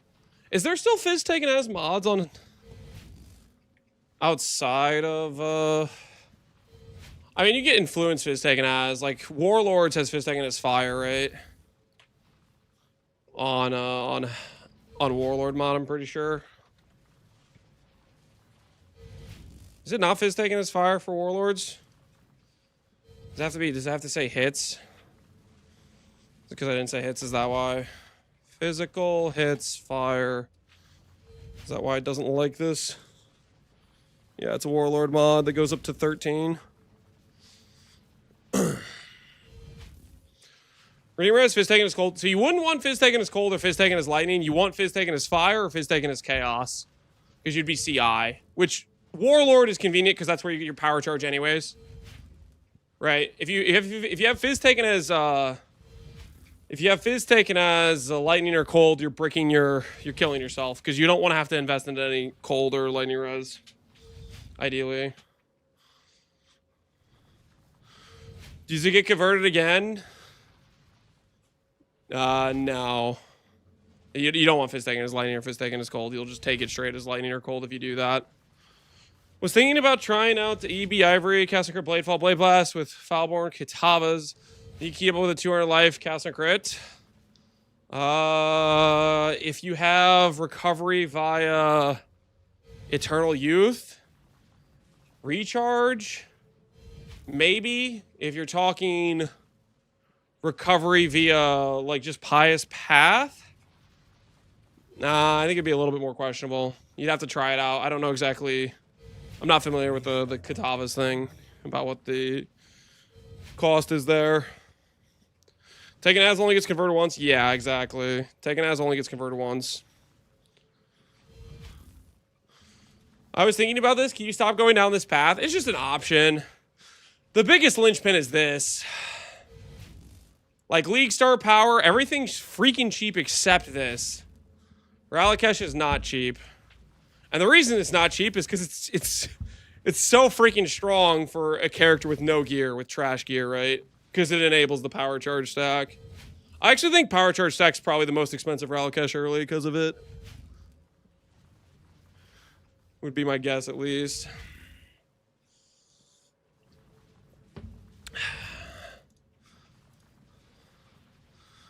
That's still not, you're not gonna get that for a hot minute. Like, you still need to make the currency to be able to buy Ralakesh, you know? So what would you do before that?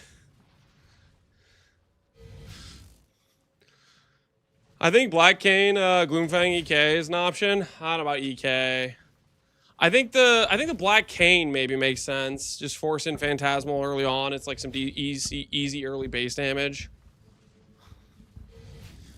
Easy quick visit at Faustus. I mean, it's gonna take longer. It's not gonna be like quick necessarily.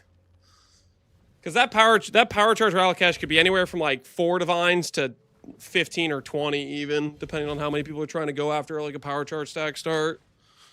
And it's one of the, I think, few good options for Reliquarian early if people want to try it. Real quick, I gotta pee. I'll be right back. Give me 1 second, guys. The water is going through the systems, okay? How far do the level 20 spiders carry you? Well, that's a good question. We could force a Arakali build right now before the league ends to test it. I mean, if we're curious, we could find that answer out. I'll be right back.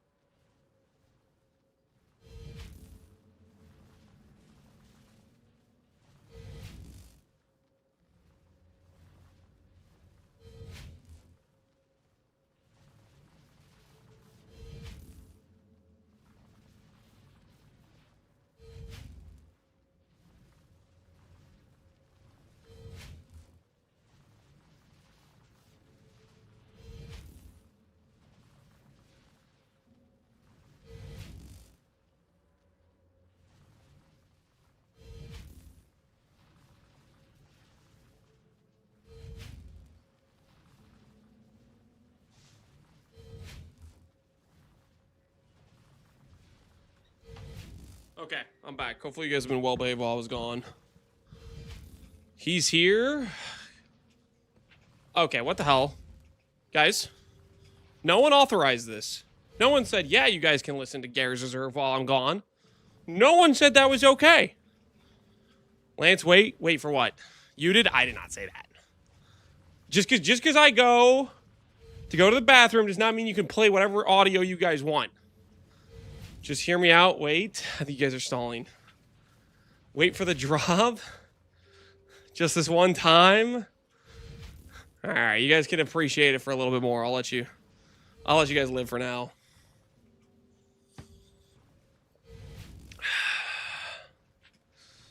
I'll let you guys live for now. Just this one time.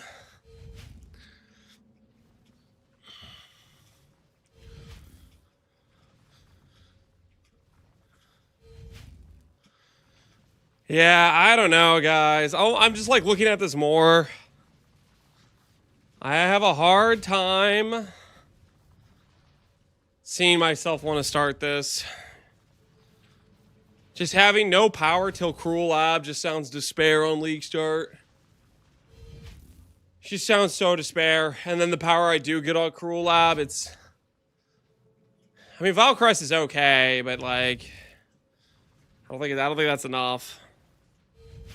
Our college run, I mean, like let's say our Callies does work. Let's say it's pretty good.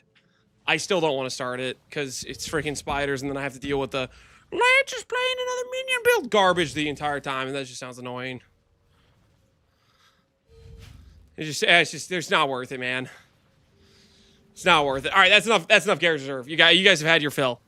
You guys have had your fill. That's enough. I'm cutting you off. You're gonna listen now to the peaceful sounds of Oblivion, and you're gonna like it. Monk, I need a monk. I need a monk. Oh shit, we got some Gary's Resolve. We did have some for a little bit there. Appreciate the 100 bits, Vicky. I yoinked that 100 bits and then boom, swapped it right out. Wiggy's like, what the hell? How dare? Oh, I dare. I power charge stack miner back to 325. If you want to take a look. I mean, it's pretty standard stuff, right? The old reliable. Oh, you're doing the flat charges. Malachi's for Leech. The thing is, like, this character, the power charge stack gets some really free damage with the power charge items. You just lose, you start getting cooked, the initial Ralakesh cost is probably going to be high. And then aside from that, you have the, it is a lot of uniques. You're tied up in a lot of uniques until you can get, like, synthesized gear, right?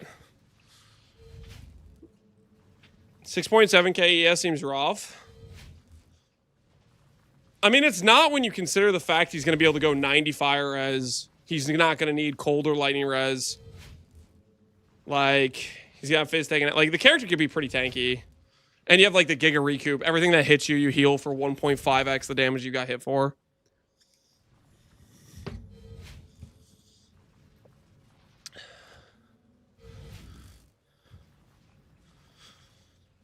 If you're CI, you don't heal.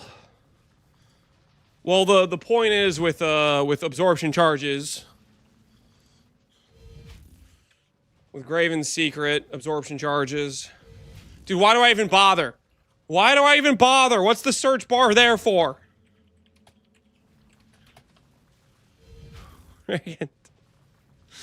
Freaking wiki page, man. With the absorption charge, you have most of your damage taken as Ellie, and you just get a bunch of healing back for it, right?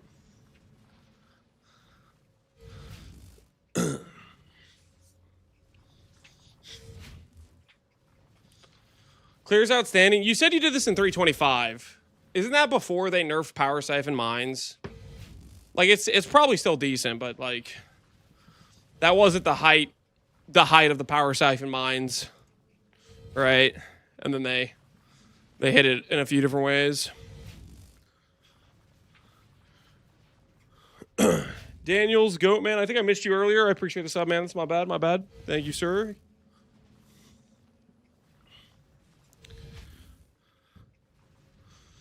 I want to start and then transfer to Mamba. But I guess I got baited. Start what?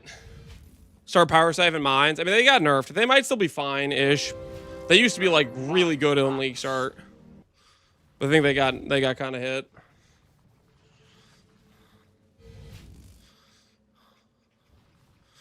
Someone in the forum post cook something. Reliquarian play rate 46% by week 2. Calling it now, insane. What's going to be insane is when we look back and it's 4.6% and this guy was off by a multiplier of 10. 4.6 is actually probably too high. Honestly, 4.6 is probably too high. 0.46? No, it'll be higher than 0.46. It'll be higher, but it's not. Okay, what was it? Reliquarian this time is better than it was last time. What was it at the start of Mirage? If we go to day 1, 1%. So it might be 2%. It might be 2% this time because it is better than it was last time. It is better than it was last time, but it's still a rough as hell start.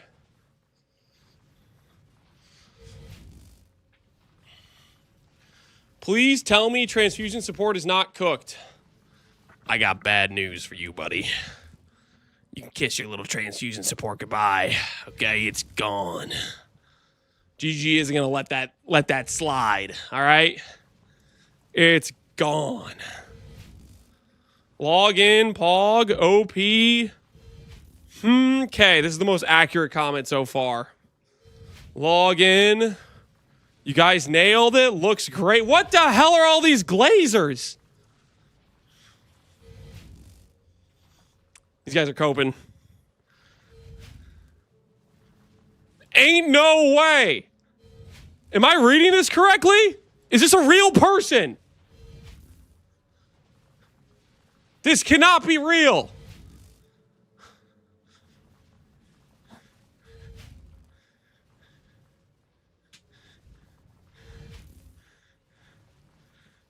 This is why you don't get Exile Con invites? Why? Why? Because I'm just pointing out the facts. Minus 1,200 life is a pretty big downside. This one has to be a joke. I don't know, man. He's literally talking about making money with ES gear because of it. Oh, all right. Our first realistic comment. Now we're talking. This guy's getting realistic here. 2% goes to 2.5. Technically, he didn't check the data. It was 1%. All right. Well, maybe he was looking at like the late league.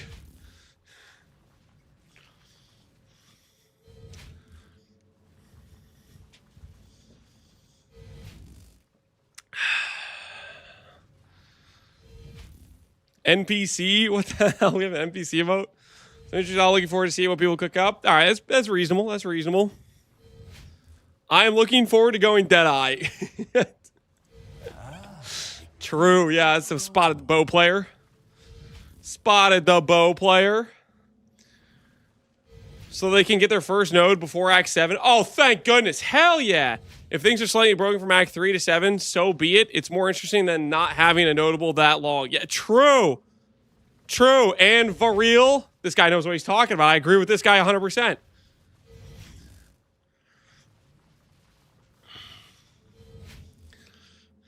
This guy is actually on to something.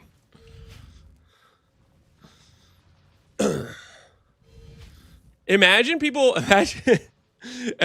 apostate glazer guy. He puts on apostate, he grabs that ascendancy in Cruel Lab, and he instantly gets minus 600 life, and his life number goes down when he clicks the point. That'll be the awakening. He's gonna have his trash tier ES gear. And he's gonna click that point, and his life number is gonna go down. And he's gonna be like, "Wait, what?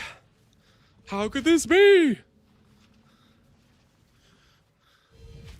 Lance, apostate's really strong. You just gotta keep your character in the level 80 range to cut down on the downs. Shut your mouth. Shut your mouth. Shut your mouth. Some of my favorite uniques are being folded in here. Gloomfang, Namahu's Flame. For one, will I play it? Well, I don't know, but it's certainly cool to have new options. Now Cyan just needs to get proper Ascendancy trial points to actually have points after the first trial. True. True. Speaking of things that have been in the game for the year, character portraits. Or will we have a blank spot forever? He's bringing up some valid points.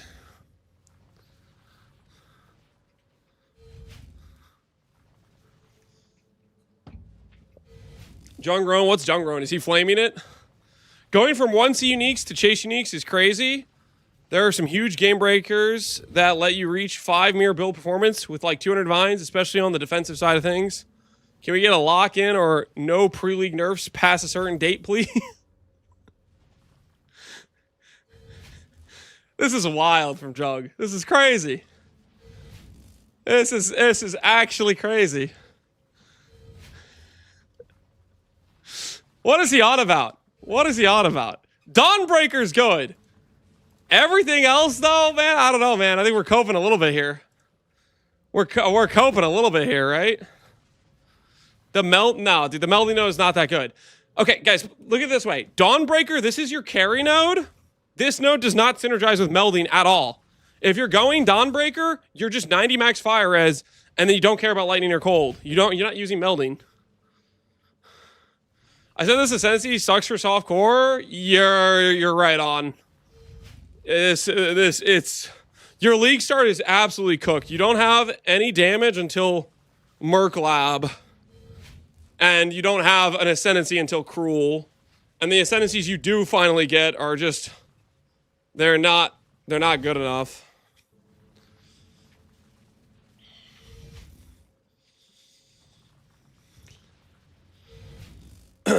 Jung's working to make sure it doesn't hit 2% player hate. You think Jung's gonna try to get some of the nodes pre-nerfed? Elevor is broken, guys. Is that what you guys are? You're gonna log in. You're gonna go Elevor. Is that the plan? You're gonna hit Cruel Lab.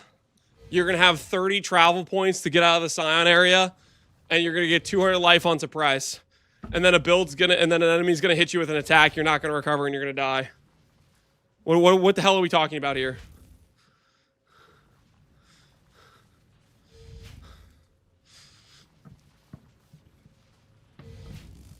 I've been looking at Elevor caught.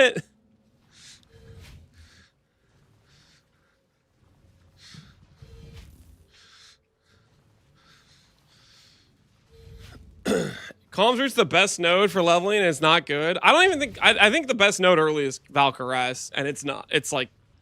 It forces you into a Val skill. I think it's Dawnbreaker if you're playing hardcore, Valkyries if you're playing softcore, and these other options are complete memes of varying degrees. You could buy Elevor and then have double the effect. Shut up. Shut up. No one's been using Elevor before this point, and there's a reason why. This isn't good enough. Huge 2x Elevor multiplier. What's your thoughts on this being a Valdo farmer? I think it has potential with just because of Dawnbreaker. But that's where the potential stops.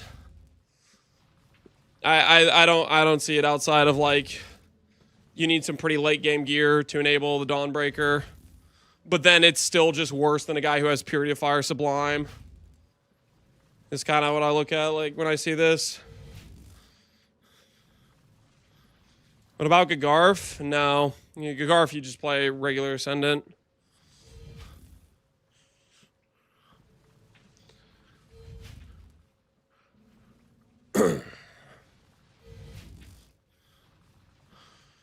Is that Apostate node good for Relic of the Pact? Horrible for Relic of the Pact. No. No, it's not good for Relic of the Pact. That Apostate node should never be used. That's my feeling on the node. This node should never get clicked under any circumstances ever. You should never be clicking this. I don't know. I do not like this node at all.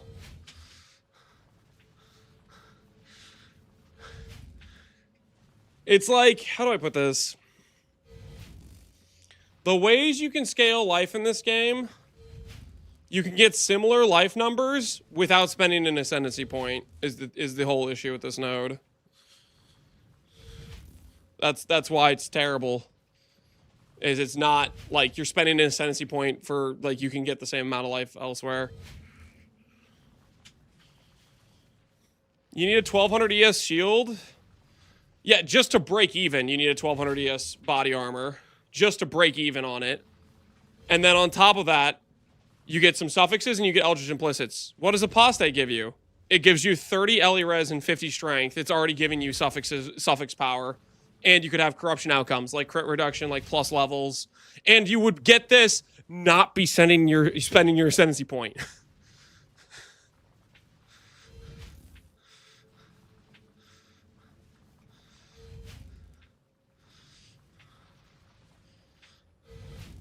I just realized you can't click. Yeah, it's still the case where you have to be in Cruel Lab just to have your first point. Is it before or after increased? Not that it's much better. Well, if it was after increased, it would be a lot better. Yeah, if this number was after increased, then sure, this would make sense. But no, it's not after.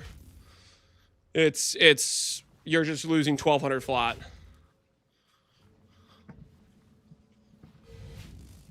Minus 12 too much? Yeah. Minus 6 would see use. Minus 6 would see use. Minus 12. Minus 12 is going to see use by some crazy people that don't know what math is. But, what is he talking about? What are the chase uniques? What, okay. Dawnbreaker? What's the other chase unique? What's the other chase unique in here? I don't think it's any of these. There's no way he's talking about Screams of Desiccated. He's literally just talking about Dawnbreaker, right?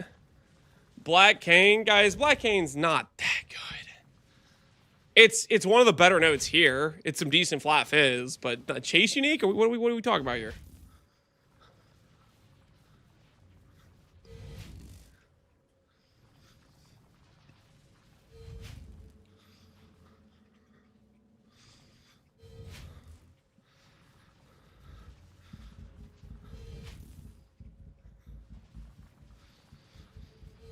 Black Cane is insane with Soul Rest. I think it's a solid meme. It's a solid gimmick way to get some base damage earlier, and then you realize you're playing with a staff and you're having a bad time. He's trolling? He's got to be trolling, surely.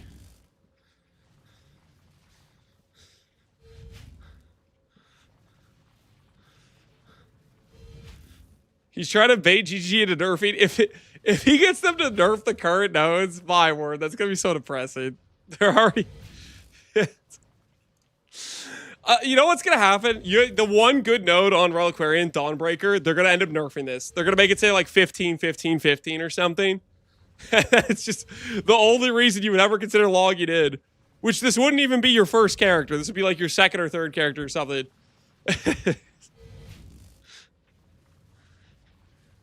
It would be hilarious. I mean, it would be funny in a sad way. Like, oh, great, another league where this class is actually just completely irrelevant. I don't know if I'd really be laughing that much. I would be like, holy crap, they actually did it. They actually made it bad again.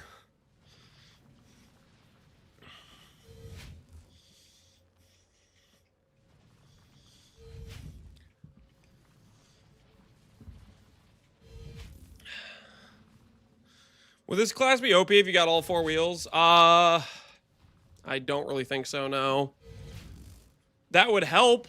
That would definitely help it.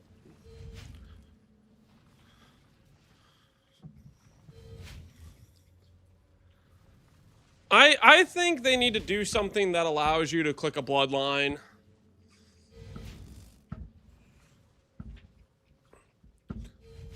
Trying to think how they could pull that off.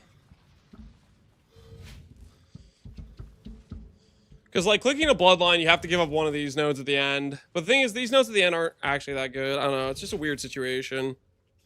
At least I don't get hungry. My suggestion wasn't that bad. Well, your suggestion was bad because you thought there were 10 ascendancy points. But I'm just saying, like, if that was a thing where you could get to the point.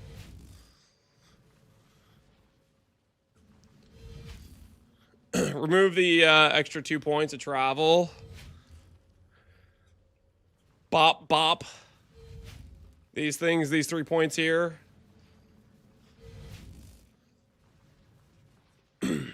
Would you want CFA? Oh, I'd be down for CFA. Yeah. I don't see the purpose anymore. Yeah, honestly, with the power level they're giving us... It really could. It really could just be you could click all 4 nodes, or you have the option to click a bloodline. And then you'd actually have the situation where you get the ascendancy on your first lab. Just get rid of the 1, 2, 3.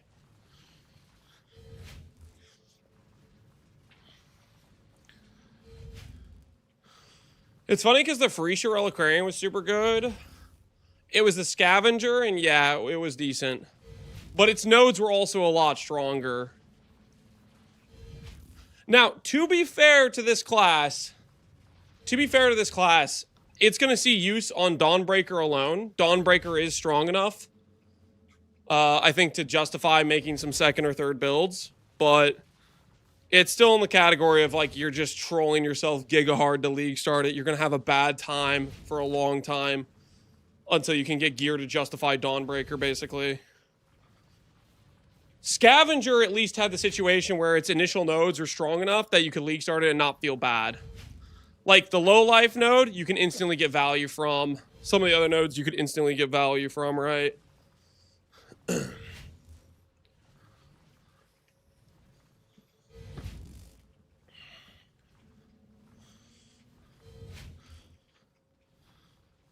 Elevore is pretty strong for League Star. It's some okay sustain. I'm not gonna say it's not, but it's the thing is you're starting on Scion. You're starting on Scion. You're starting here.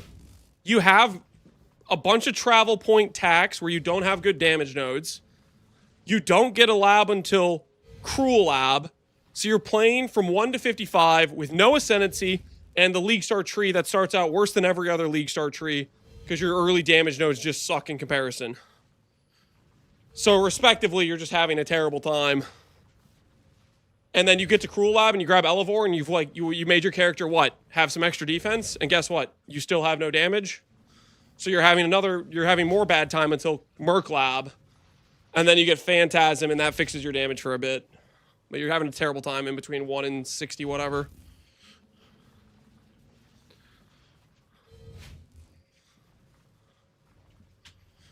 Scion first character is horrible. Yeah, Scion Star is always a little...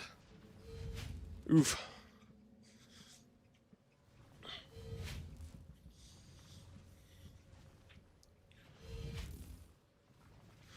Could this work with the Val build? Honestly, I think I'd rather be an Inquisitor. It has this thing. Yeah, it has the word Val in it, but I think if I was going to play a Val build, I'd rather be an Inquisitor because you're going to have to solve that sacrifice support degen in this class. I mean, it gives you Dawnbreaker, which can help towards solving it, but then you're giving up the one thing that pairs with, like, giving you speed and Val power, right? So it feels weird.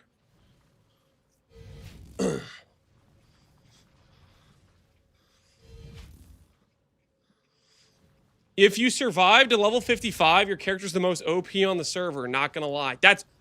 How? How is your character... What? What are we talking about? You survive to level 55, and guess what? Your character is still down 15 points of travel. Okay? And what do? What do? You click... Oh, I click Elevore. I now recover life when I get suppressed. You're down 15 points of travel, and you have some defensive node. Meanwhile, Elementalist over here has golems and freaking all damage ignite. What are we talking about? Like... Guardian has his freaking... His robot that kills things till yellow maps, and he has triple auras. Berserker has, like, the double Warcry Exert plus Rage. What are we talking about? Slayer has the freaking Impact Overleech combo. You're at Cruel Lab. You're so far power-wise from everything else.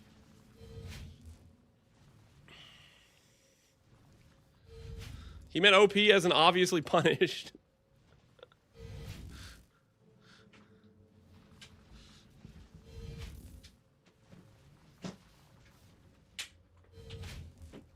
Lance Cook with a poison skill? I don't know.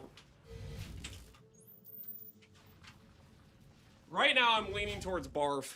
Did you see Jung's post? Jung has to be trolling. Dawnbreaker, like, Dawnbreaker's the only thing that matches the description of that post. And even then, it's still, he has to be trolling. I don't know. That's crazy.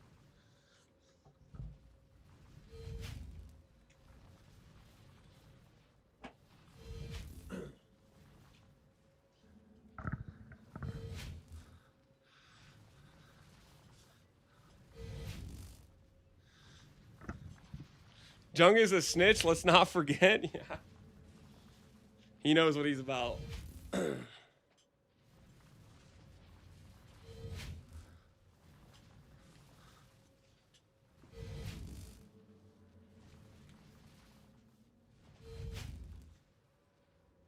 Alright. Transition into a sitting position. He saw Dawnbreaker started XD chatting before he saw the other images? Yeah, maybe. Maybe, so... Dawnbreaker is a hell of an opener. I'm not gonna deny that, but... It's really just Dawnbreaker. Shimmeron is solid. Phantasm's a decent League Start option. Sands of Time, if you do, like, the self-link, I think is okay. That seems solid, but... I think that's where the things that I can say positive about this Ascendancy end. Because the rest of the stuff is not it.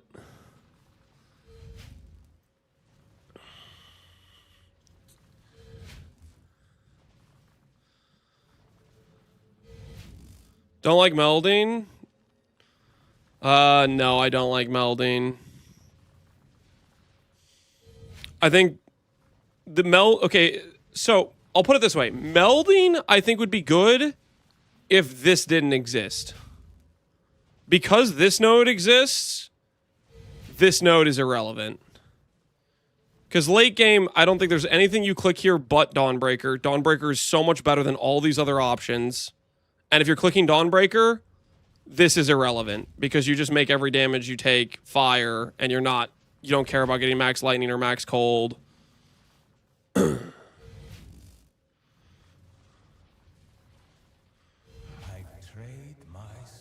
Melding's a ascendancy point for $70 res. Yeah, effectively, you get a jewel socket back and you get 70 plus 70 res, which that I think is okay if Dawnbreaker doesn't exist. But Dawnbreaker existing, I think it just means like this is completely irrelevant.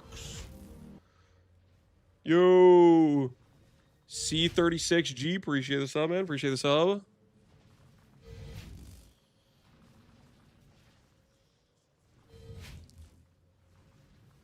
I can't believe you don't want to go comms, Namahu, comms. Are you picking nodes based on theming? I'm gonna do the fire theme, guys. Is that what's going on here? Comms, Namahu, comms. Respect, I guess. You gotta play based on the thematics of it. Fair enough. The Karui LARPers, yeah, they're out of control, man.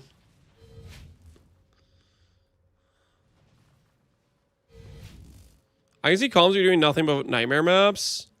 My issue with comms is Ol exists and the opportunity cost of Dawnbreaker. Like, the way I look at it is Ol is a lot better than these end points. So Bloodline is a very like good option to consider. And then you're clicking comms, but you're giving up Dawnbreaker. Do you think Farmer's gonna make it out of campaign day 3 or 4? He's gonna make it out of campaign day 1. Farmer's not bad at the game, guys. He's a quick learner. He's probably already faster than half a chat. He's probably already faster than half a chat.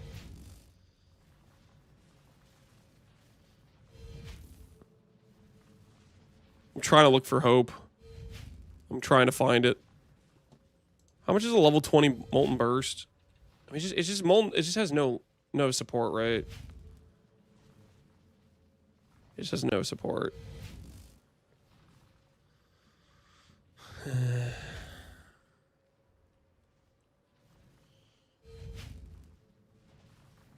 So Farmer already got down to a sub 6 PoE1 run. I think he was sub 5 in our wager we had.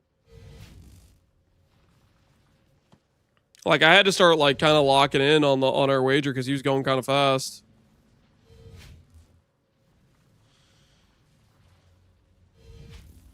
I just have to work league starts. I never finished the campaign day 1. Sag. Yeah, that's how it could be a lot of times if it's not something you can get work off for. The good news is there is advantages to late league start, which is a lot of like the nice early power items are free if you're buying them on day 2. That's the one upside.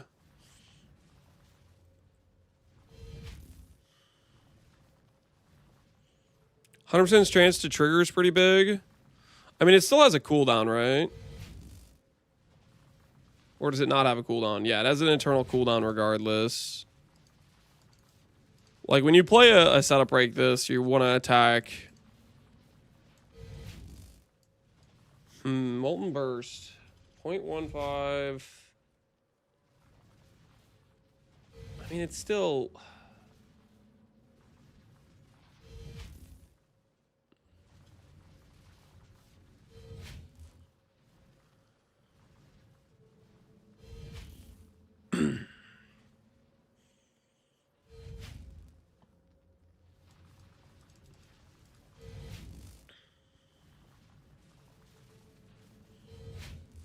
What are your thoughts on Apostate?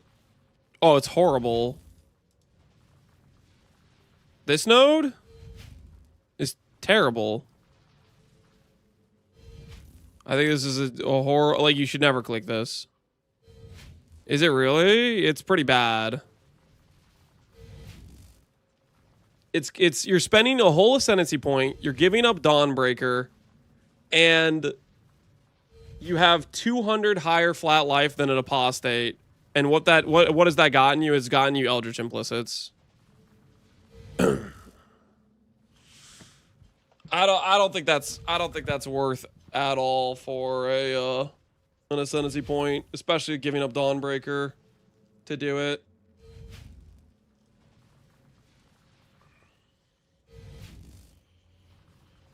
You can get a 1470. Yeah, 1475 requires a 15% body armor, which means you're an instacker or you have your Elegant Hubris. So you've already given up your Timeless, kind of. Because a life stacker is not really stacking int. Let me just pull it up real quick. 1475. Yeah. Perfectly Divine, 15%, 30 quality is getting you 1470. It's 1485 for perfect. So this guy has Perfect Divine. If you take off the 15%, if you take off the 15%, I think it's like 1370.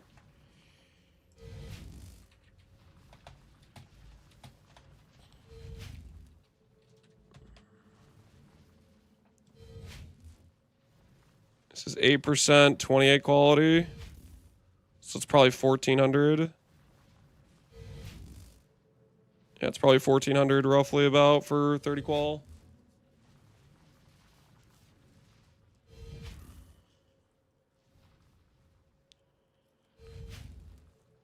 Could open up Bound by Destiny. Could open up Bound by Destiny. If you're talking Bound by Destiny, you're giving up your Eldritch Implicits, which is like the biggest saving grace of this whole argument. I don't know. I don't like it at all. Apostate can also have double corrupt as well, along with the 50 strength and 30 all res. Connor, are you actually seriously considering it? Don't tell me you're actually seriously considering the apostate node, Connor.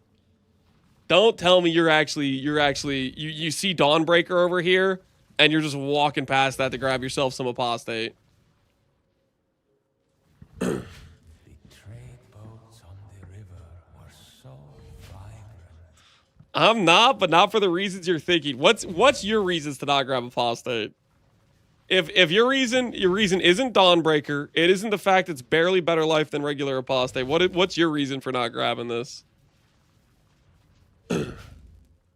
I'm not, because Wrathpith is going to get deleted. So you're telling me if Wrathpith doesn't get deleted, you're going to log into this? Can I get a confirmation from you that if Wrathpith doesn't get changed, you'll log into Apostate and prove that it's actually really good? It will enter the top 10. Oh, it'll enter my top 10. Consider. He's got it like 10th on his list, knowing full well that means he's never committing to it whatsoever. Shut up, top 10. You didn't even say top 5. You went for top 10? Nah, man, nah. Ain't no way. Ain't no way. Breaking the top 10 consideration. You're messing with me, man. You're messing with me. That is a wild statement. Armor is going to be in my top 5 if they keep the essence. You're talking about the this one, right? The armor applies block. This one, the 2 to 4 that I can't see because apparently it has to get covered by the whatever. Really, armor stack run by Connor. That'll be interesting. I never thought I'd see the day where Connor becomes an armor stacker. Are you prepared for the strength stack nerfs that they're gonna bring down, along with these Wrathpith nerfs? Are you prepared? Is armor stacker one of your backup plans for when they take out the strength stacking? They just delete Iron Will from the game. He's preparing for Armageddon. Yeah, you got to be ready, man. You got to be ready for it. The path to Armor Stacker is basically Alberon's gutted and Armor Stack untouched with Essence still in the game. All right. I mean, that's possible. Strength Stack, I think, is like they were willing to pull the trigger on Instack last league. They were willing to shoot Instack last league, so maybe they'll be willing to shoot Strength Stack this league. If that means we get some Connor Strength Stack content, I'm all for it.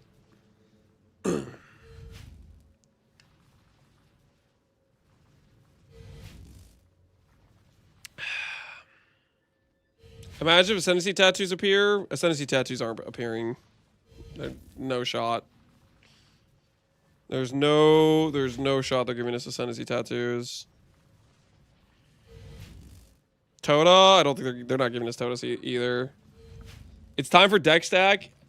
It would be interesting if they came out with a strength stack nerf and then a deck stack buff to go with it. Give the deck stackers the power. Is Rue talking about what does he think about the deeks? Dude, oh, okay, why are you linking this? I don't want to look at Rue2 licking the camera. What the hell, man? I thought he was gonna have like, I thought he was gonna be making fun of Jung's take, or he's gonna be like, yeah, Jung's a genius here. Why are you linking a clip of him licking the camera? What the hell?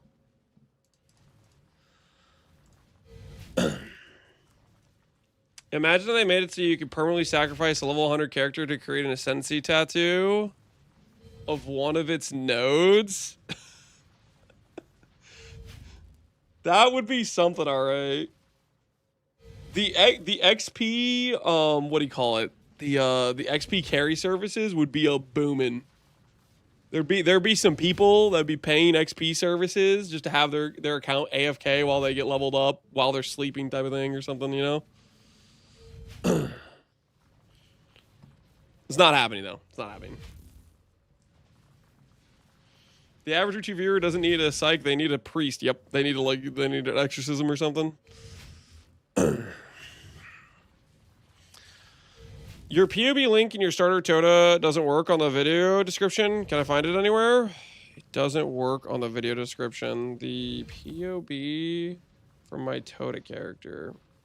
If I look this up right now and it works,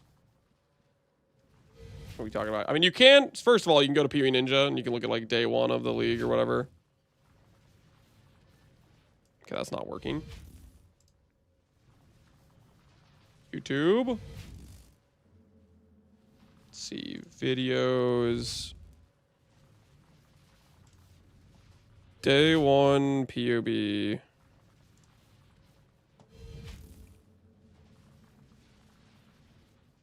I think you're just running into the fact that the pop.in is like you have to keep reloading it. Like it's been throwing errors. I saw throw an error for Palestron. It's been throwing errors for me.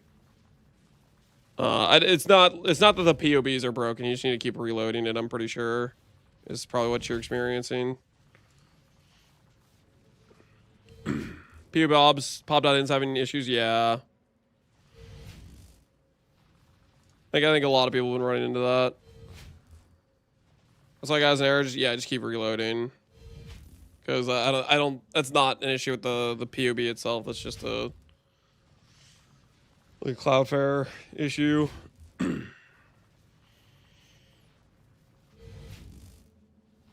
Guy dodged a bullet by pop.in being intermittent. What do you mean he dodged a bullet? What are you talking about? Okay, keep in mind the Oshabi character is only going to be like the Tota event's about to end for that one guy. Just so we're clear. If you're planning on playing this build for, like, the next league start, Tota is not going to be in the next league start. They're just blocking the bait creators. Whoa, Palestron. What the hell? All right, you know what? Hold on. Let me find it. Let me find a Palestron build. Hold on. Well, let's fight fire with fire, huh? Let's fight fire with fire. Search Palsteron, my favorite totem build maker. What do we got? Hold on, let me find one. Let's see here. Kinetic Fusillade. Let's see what we have here. Examine. Pob. Dang it. Hold on. Wait. Come on. Hold on. No. Stop loading. No, why is it working every time? No, what the hell? What the hell? It can't work every single time. What is this? What is this? What is this? Okay, all right. Disregard that. Disregard that. Okay. That is unethical RNG. How did he get away with that? How did he get away with that? Volatile Val better stay too? Hell yeah. Now that's something I can agree with.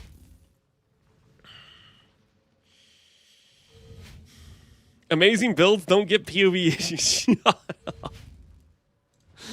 Shut up. He paid his fee. You think he paid Pob that in to prioritize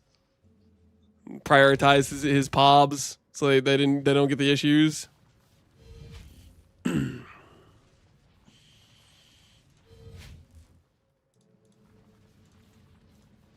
you think any people did do you think there were any barf enjoyers in Mirage League?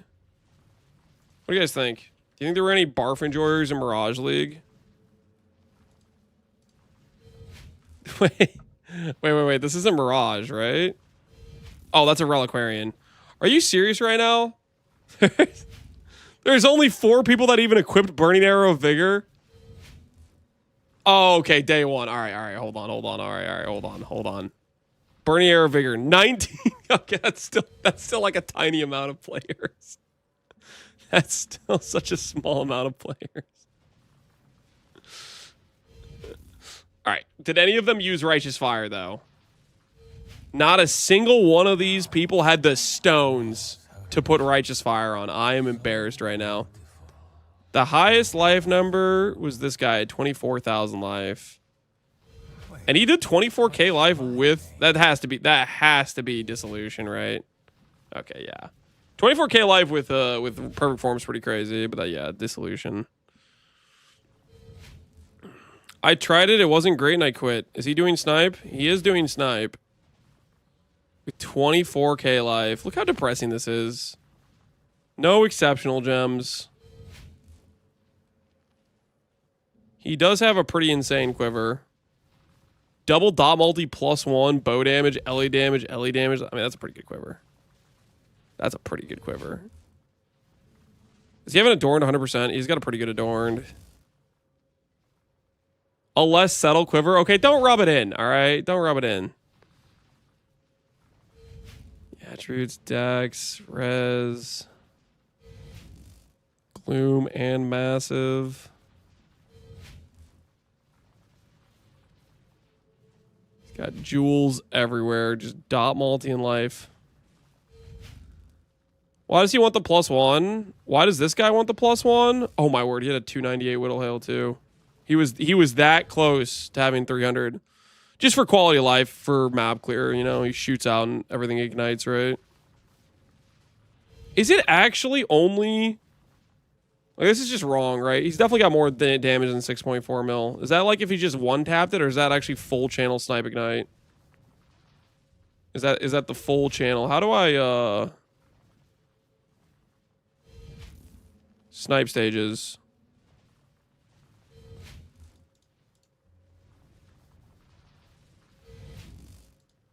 Oh, yeah, okay. All right, okay, he does have damage. He does have some damage then.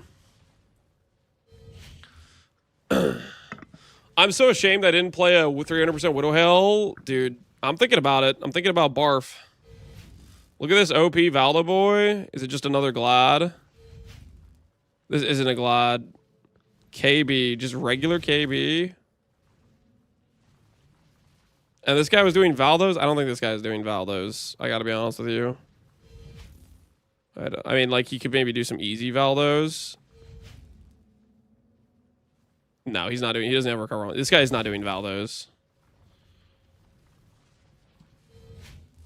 Not voided, at least. Not voided.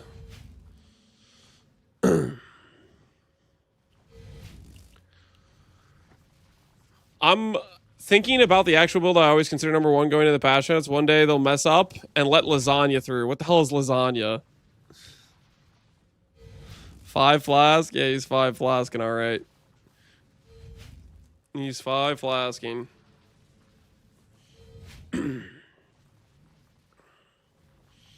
Would Dorianis be solved with accuracy crit node? No. I would not. I mean, you can go Dorianis with the jewel, but the accuracy crit node is not that much. It's not that good.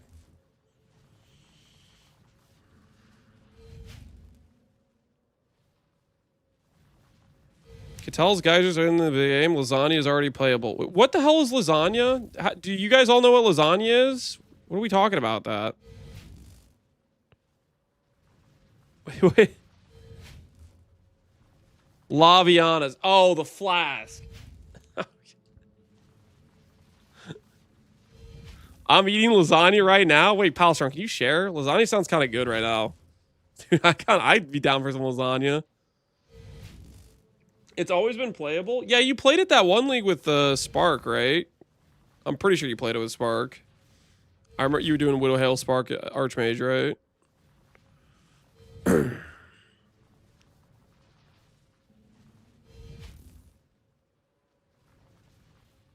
And he just did voices. Yeah, there's a bunch of voices. Huh. Dot multi-life. +1 socketed is interesting, I guess. How much life does this guy get if he has a Calm's Heart on? How much does he gain? Just items. Calm's Heart.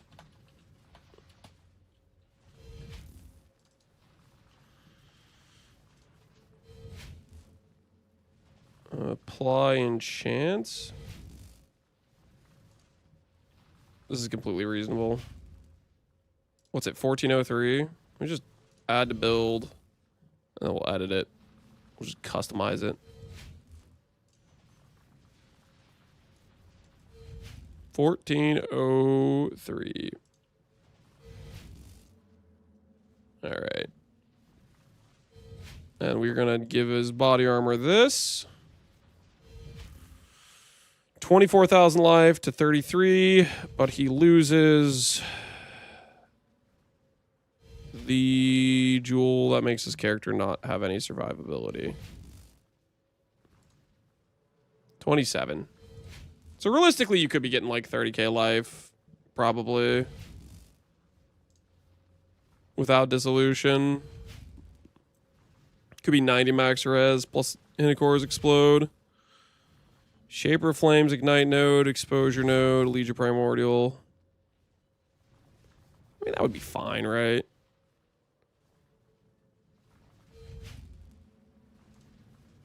How much damage does he actually lose?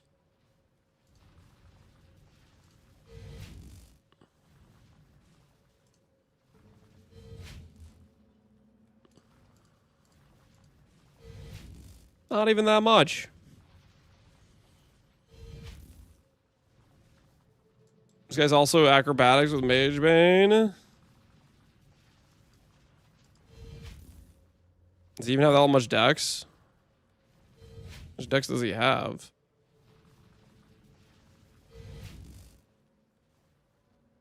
Oh yeah, he's suppressed. Sorry. I don't know why I was thinking you were saying he was, well, he's acrobatics with a chess piece. Does he have that much spell dodge? No, he doesn't have that much spell dodge.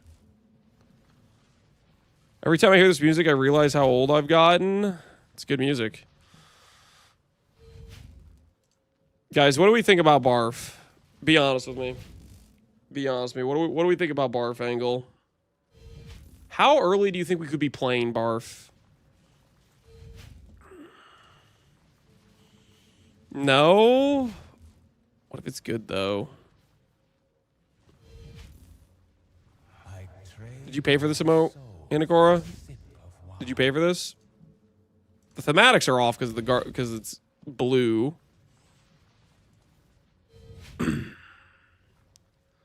You're not gonna do Barf? You're just gonna rug pull us again? What if I do it, though? What if I do it? All we have to do is a Marauder Righteous Fire start. And then just swap into, like... a Widow Hail Quiver with like life, bow damage, craft, LE damage attacks. Like, it wouldn't be that hard to pull off, right? Just RF start, having a good time. We could totally do it.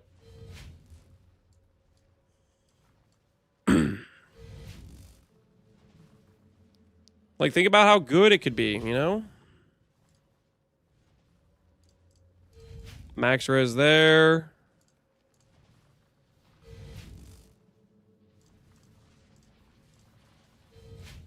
Foulborn Jewel, Giga Life. 90 max all res. You know what I'm saying? You guys picking up what I'm putting down? We could have Enduring Cry Giga Regen if we want, or we could go Bloodline.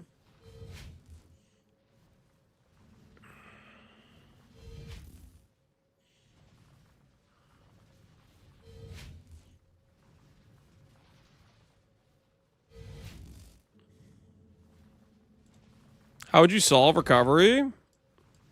Just get regen. I mean, you have a lot. You'd have crazy sustain with Chieftain. For sure, if you click this node. You don't have to click this node, though, but... This is the easy way to solve recovery. Is just have, then you get permanent endurance charge, too. Dono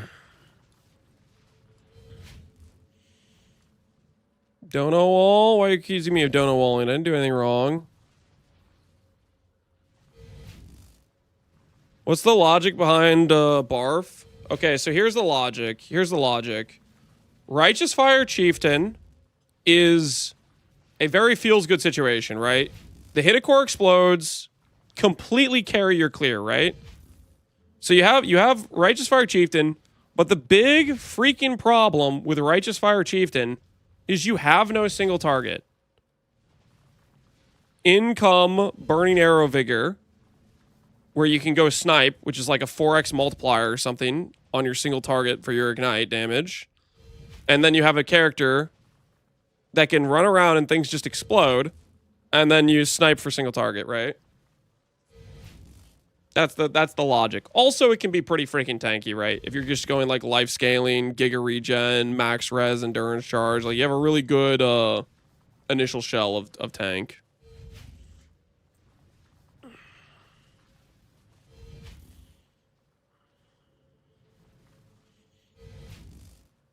It could totally work, guys. Can it do a risks farm?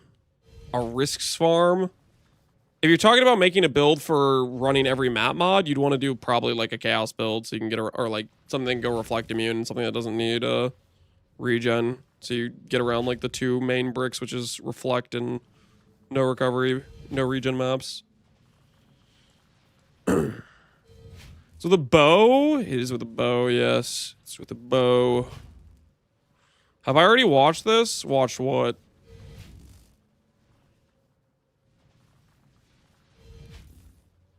Is Dreamcore glazing the Reliquarian?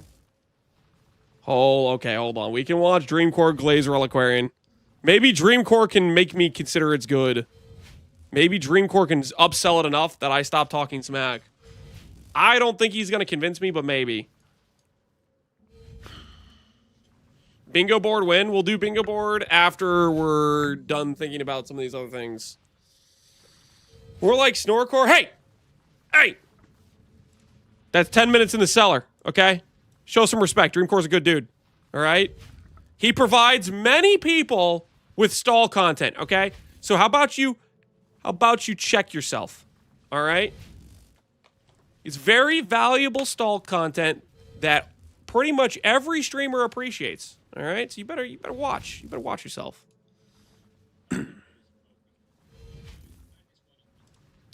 Hold on, I gotta turn off the background Oblivion sounds. I don't want you guys to think Dreamcore's an Oblivion NPC. That would be not ideal. I gotta make sure YouTube can hear as well.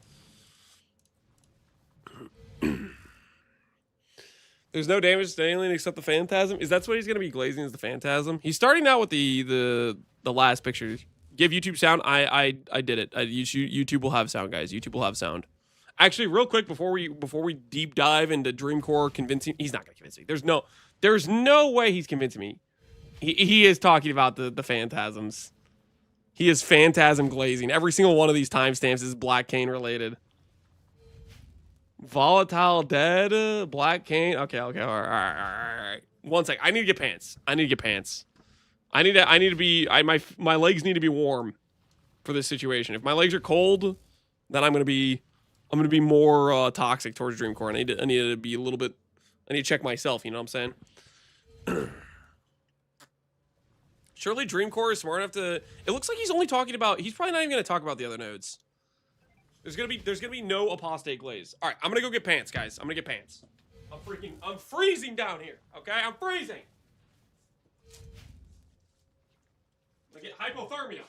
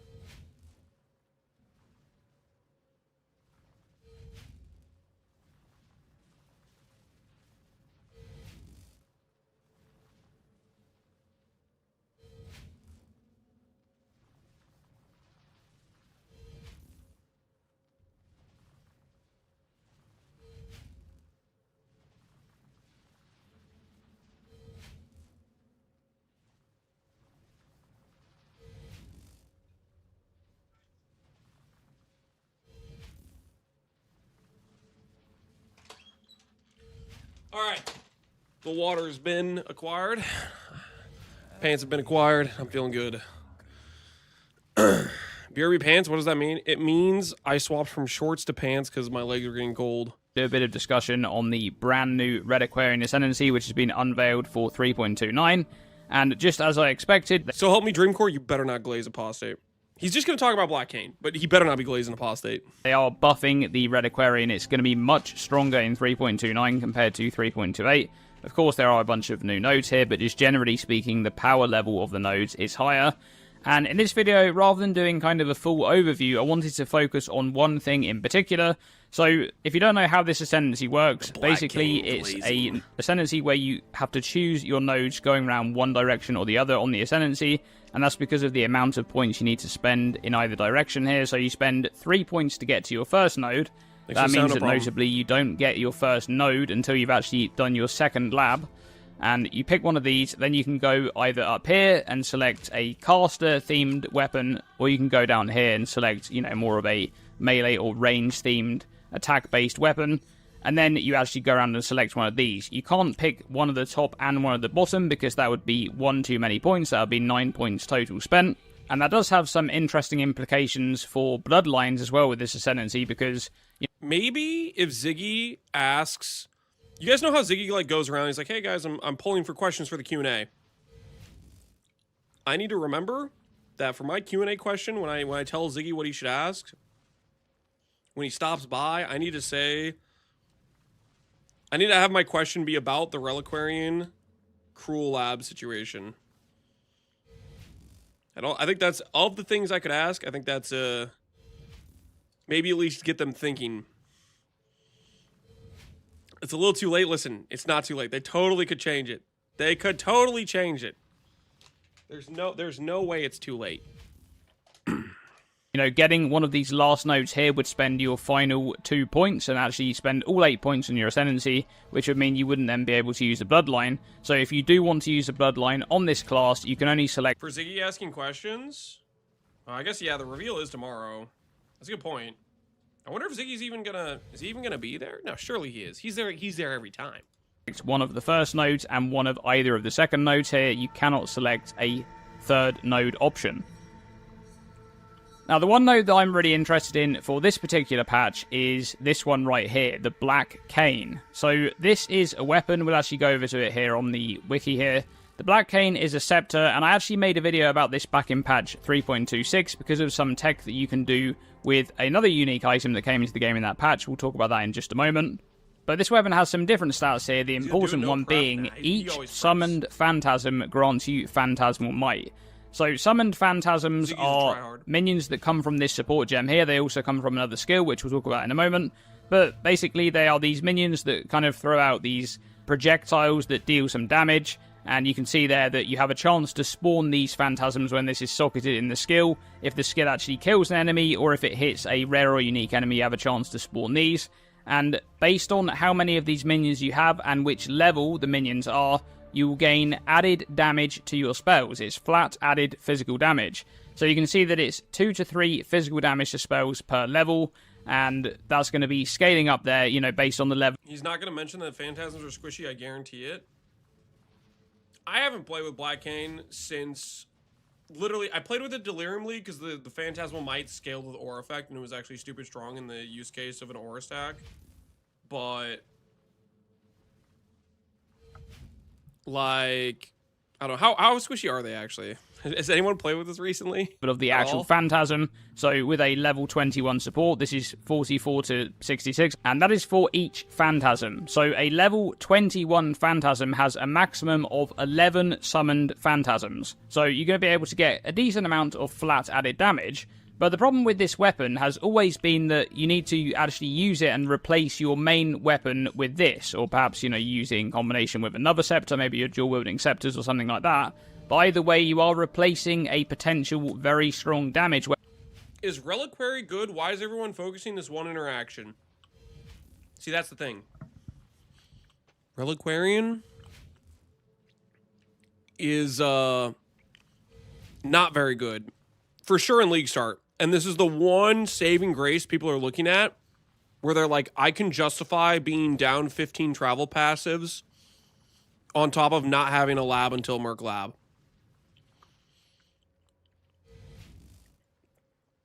That's why everybody's focusing this one node. It's because everybody's trying to, they're like, please GGG, I want to play Reliquarian, and they're trying to figure out a way to justify it. Weapon with this, so it needs to provide you with a lot of flat damage. Now the thing is, this new Ascendancy right here, the Reliquarian in 3.29, is going to grant you this node without you having to use the weapon. So each summoned phantasm grants you Phantasmal Might. That means that you don't need to use the weapon, and it does mean that you can use another weapon, which is the main thing that I want to talk about in this video, which is Soul Rest. So Soul Rest is a staff there which has trigger level 25 summon phantasm skill when you consume a corpse. Now this is actually a different skill compared to the support gem. but it summons the same type of minion. So it's a skill which summons that exact minion, and this is actually the only way that you can get this particular skill is by using this staff. So this is going to summon a level 25 Phantasm, and that means that you're going to gain the buff from the Black Cane there, the Phantasmal Might buff, as if it was a level 25 Phantasm, because that's exactly what it is. And we actually don't have the exact numbers here, but this is going to be approximately, 50 or 52 to around 78 added damage, something like that. It will be roughly around there per summoned Phantasm. So you're going to get an average of about 60 added physical damage to your spells per summoned Phantasm that you spawn. Now the interesting thing here is that Soul Rest, as an item, it has this skill baked in, which already has a baseline of 11 summoned maximum Phantasms there. So you can... Alright, real quick. Just out of curiosity, how rare is Soul Rest? If people are going to consider doing this, if they're gonna get baited by Dreamcore, rarity, tiers, PoE wiki, T4. If it's T4, then no big deal. If it's T4, if it's T2, it might be a cost deal. It's T4. Okay. It's probably not going to be a big deal then. Unless GGG randomly changes its rarity, which the only time I can think of that, like, it's happened a few different times. The only time I remember it actually screwing somebody all over was like Jung when he was convincing people to do poison at one point. Summon 11 of them by consuming corpses, and they have a 15-second duration. They do die quite easily, but you can do things to stop that from happening. We'll talk about that in a little bit. But the important interaction here is that you can actually socket the Summon Phantasm Support Gem into the staff, and what that does is it will inherit the line maximum number of summoned phantasms. So with a level 21 gem, it will inherit 11 extra summoned phantasms. So you go from having 11 to 22. Then you can use a very crucial item, which is what the previous video that I made on this interaction back in 326 was, which is the Dark Monarch. Now the Dark Monarch... That is going to be a much more limiting factor. For if a lot of people do log in and want to do this, that helmet price is not going to be cheap. That will be probably like 2 to 5 divines probably. Monarch is a unique helmet. It drops exclusively from the Incarnation of Dread, and when this drops, and when you use a Divine Orb on it, you can actually randomize this modifier between a bunch of different minion types. This helmet doubles the amount of minions you can have for a particular type, but it prevents you from using any other type of minion in return. So it's kind of a big trade-off there. You can basically just have a huge amount of one minion type, and on this list is summoned... You can divine it?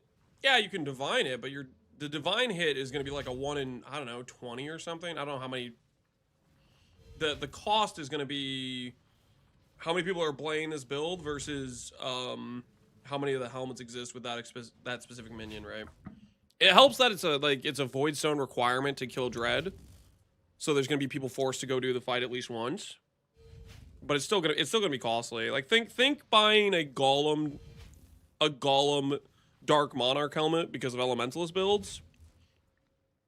Phantasms. Like that. So, that sort of with this combination right here of the Soul Rest plus the socketed support gem there, you go from 22 to 44 summoned phantasms, which is kind of getting a bit ridiculous at this point. I can actually head over to PoE here and I can show you, this is a test character, so I can just show you exactly what's going on here. And this character has the Soul Rest staff with the level 21 summoned phantasm socketed into it.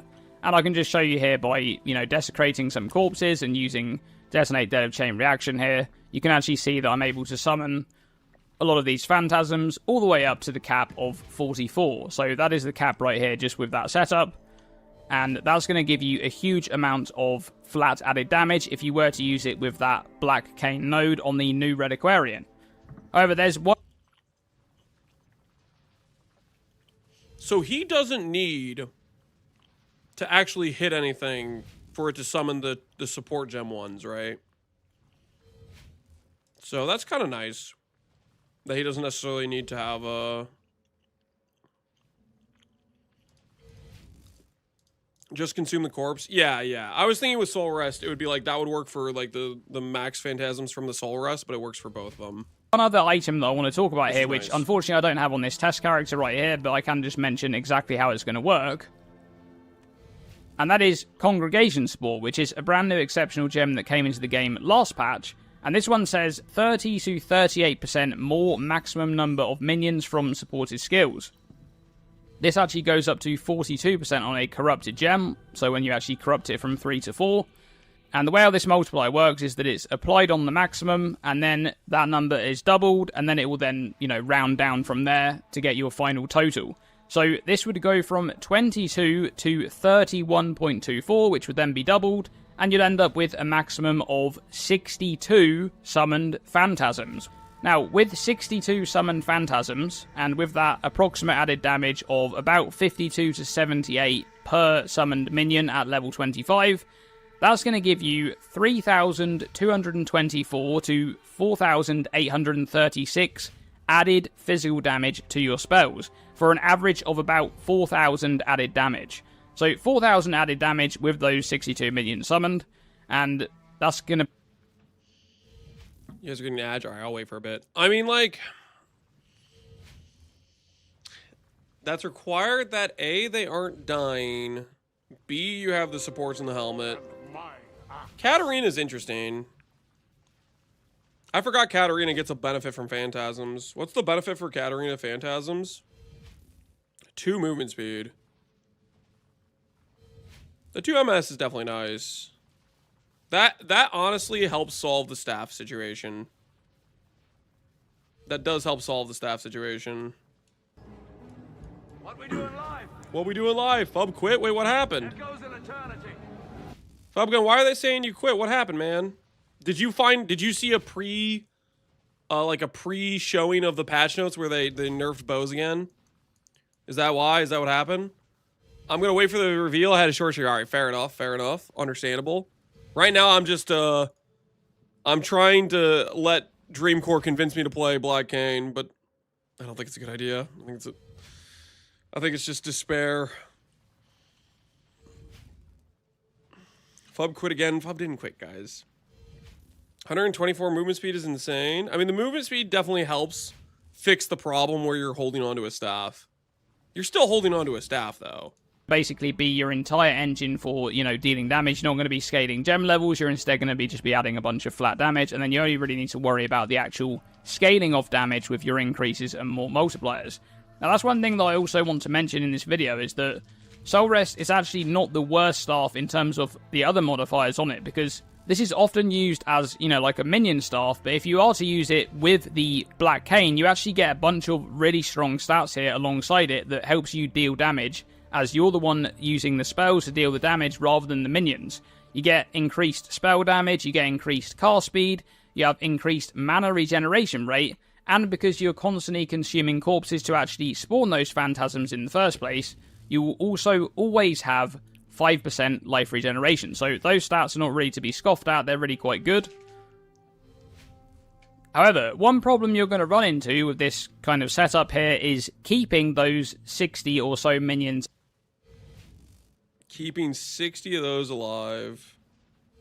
I mean, I'm just seeing a situation where you have, like, any boss that has, big AoE mechanics and they're just insta-wiping them, right?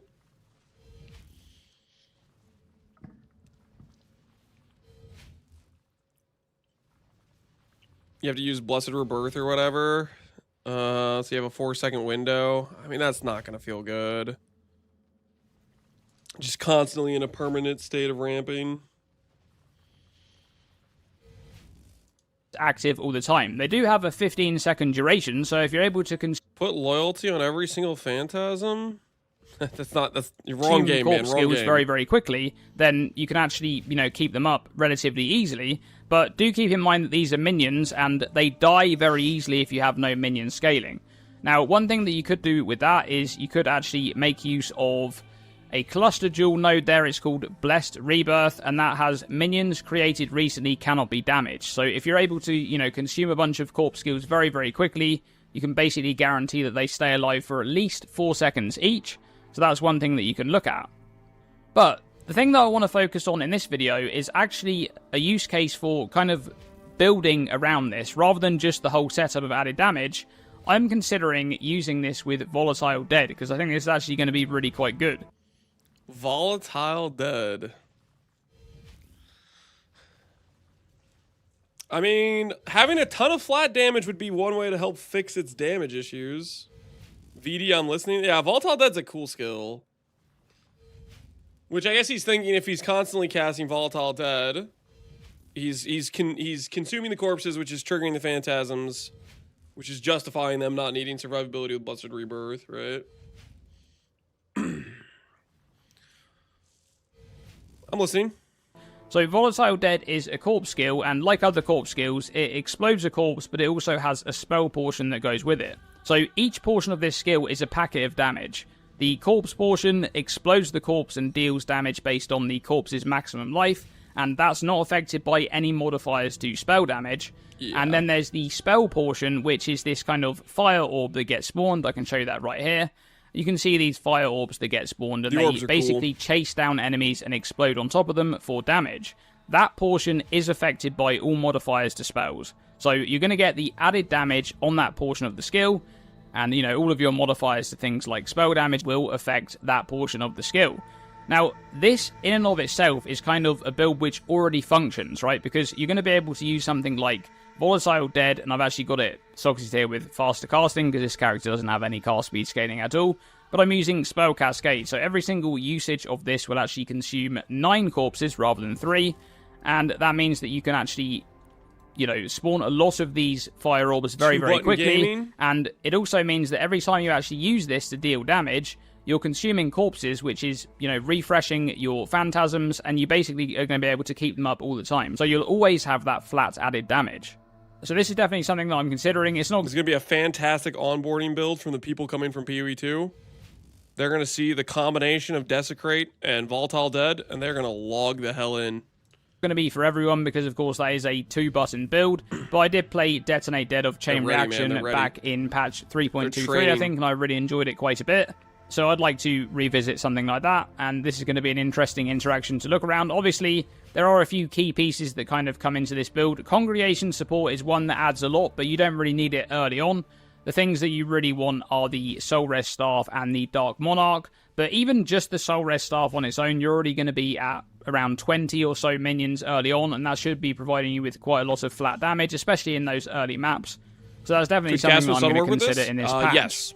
Now, one other thing that I wanted to mention in this video is, just with a view to that build, what would you actually select on the Ascendancy if you were going for the Black Cane on the second node there? So you have the first node here, and you have the last node over here. So let's actually take a look at what other options there are. Don't say Apostate. So on the first node, there are quite a few really strong defensive options. I think it's quite important to point out here. Whoa. Quite a few really strong? Don't say Apostate. Don't do this to me. Don't do this to me, Dreamcore. Listen, everything you've said so far, these pretty reasonable. Do not say really strong and Apostate node in the same sentence. Yeah, that using a staff usually puts you at a bit of a disadvantage because you can't use a shield or anything like that. And one of the nodes here that you can take on this first set of nodes is Dawnbreaker, which is 25% of each of Cold, Lightning, and Physical. So help me, if he says Apostate, knowing full well he's holding onto a staff, I'm going to lose my mind. There's no way. He knows he has a staff. He just said, I can't wear a shield. There's no way he says Apostate. Taken as fire, that also works for damage over time. That is really quite strong, especially if you're using a staff, because you're going to be able to build up quite a lot of physical damage taken as elemental. You can also use your body armor for Cloak of Flame or Lightning Coil, for example, and you're going to be able to pretty much solve incoming physical damage that way, so that's really quite strong. There's also Calm's Roots, which I think is quite a strong option here, because you can get the benefits of Calm's Roots. That's the, not being able to be stunned or knocked back or having your action speed slow below base. You can have that without losing your sockets or the movement speed on your boot. So this is really quite a strong load there. You also get a bonus 100 maximum life, which is pretty nice. And the other option that I'll mention there on this first set is Edivore, because this is going to be nice early on to cap out your spell suppression or even just gain a big chunk of spell suppression. And then this recover 200 life when you suppress spell damage is a modifier that just feels incredible to play with and is something that's very strong on a character that has low recovery. Now, when it comes to the last set of nodes, I think. All right. I thought I was gonna have to start flaming Dreamcore, but he did not say apostate. We're fine. We're completely fine. I don't know if he needed to mention Elevor and Calm's roots. I mean, it's really just Dawnbreaker, but at least he didn't say apostate. I think this is actually where the Ascendancy is weak in some areas and strong in others. One of the really strong standout nodes there is Melding of the Flesh, particularly if you're going to do this kind of setup where you're using a staff and then you use, Dawnbreaker on the first set. You can shift a lot of the damage you take as physical into elemental, and then you can scale up your maximum elemental resistances by just scaling one of those 3 types. So this is definitely one to consider there on the last set. What the hell did you just say? Strong standout nodes there is Melding of the Flesh, particularly if you're going to do this kind of setup where you're using a staff and then you use, Dawnbreaker on the first. Take his build license away. Take his build license away. Ain't no way he said melding, Dawnbreaker, together. No shot. Take it away. Revoke his build-making privileges. He's gone too far. That's crazy, man. That's crazy. Somebody needs to tell him Tempered by War exists. Someone needs to let him know. Set. He's out of control. You can shift a lot of the damage you take as physical into elemental, and then you can scale up your maximum elemental resistances by just scaling one of those 3 types. If you aren't using the last Sensi Katarina, you're trolling. Yeah, I kind of think so too. If you're doing this, there's no world where you take any of these final nodes whatsoever. So this is definitely one to consider there on the last set. The staff problem. And lastly there, on this set, I will mention the Gloomfang, because that could be very strong with different spell options. Is it Dreamcore's fault that I keep hearing people say Gloomfang like it means something? Is it his fault? Why do people keep coming over and being like, Lance, if you consider Gloomfang the thing that doesn't give you damage until after the skill is chained? Who's going around saying this is a good thing? What's going on here? It's Jungron. Is it Jungron's fault? Is he glazing Gloomfang? Options that you could use with this setup, but one thing that I want to mention is that because you've used your first 6 points on reaching the Black Cane node there, that means you have 2 points left, and that does mean that instead of speccing into one of these, you can actually take one Bloodline node instead. And there's a few... Jung loves Rolling Magma. I mean, Rolling Magma is like one of the only use cases for that. People like it for EK, Ignite, I mean... I don't know about that, man. I don't know, man. Interesting nodes on the Bloodline that you could take, especially on the Katarina Bloodline. The first is Umbral Army, which is 2% increased movement speed per summoned Phantasm. Well, if you have, 60 plus Phantasms, that's 120% or more movement speed coming from this node, so that is one option that you could look at. That could be really nice to just zoom around maps. There's also Prolonged Servitude, which I think is probably the underrated one here, which will feel really nice to play with. Because this says minions cannot be killed, but die 6 seconds after being reduced to 1 life. This will be really strong if you're using Summon Phantasm with a build that doesn't have a very high corpse consumption rate, because that means that, instead of refreshing minions or just small...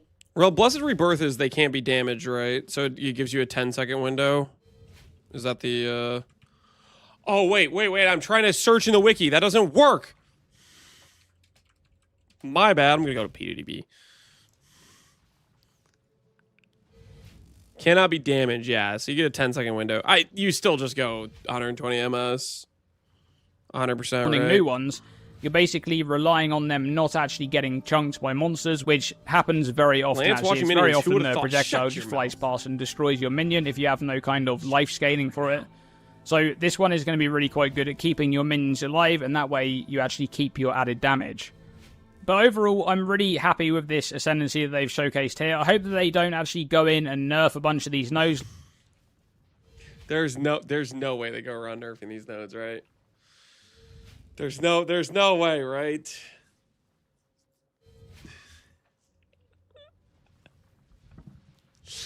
People get excited about like, oh, okay, there's no way to league start this except Phantasms. So everybody's looking at Phantasms because like the one way to justify the Ascendancy on league start. And then they're going to go in and they're going to add a line that's like 50% less Phantasms or something.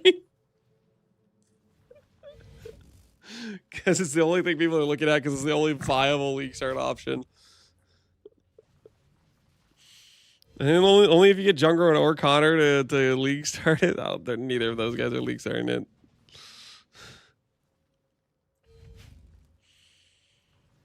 I can't wait for the reveal for it to be Black Cane replaces something bad and then Dawnbreaker to go to 10%. Oh my goodness.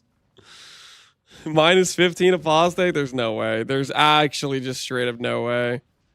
There's no way. I mean, Dreamcore was on point. He mentioned the relevant mechanics that work with it.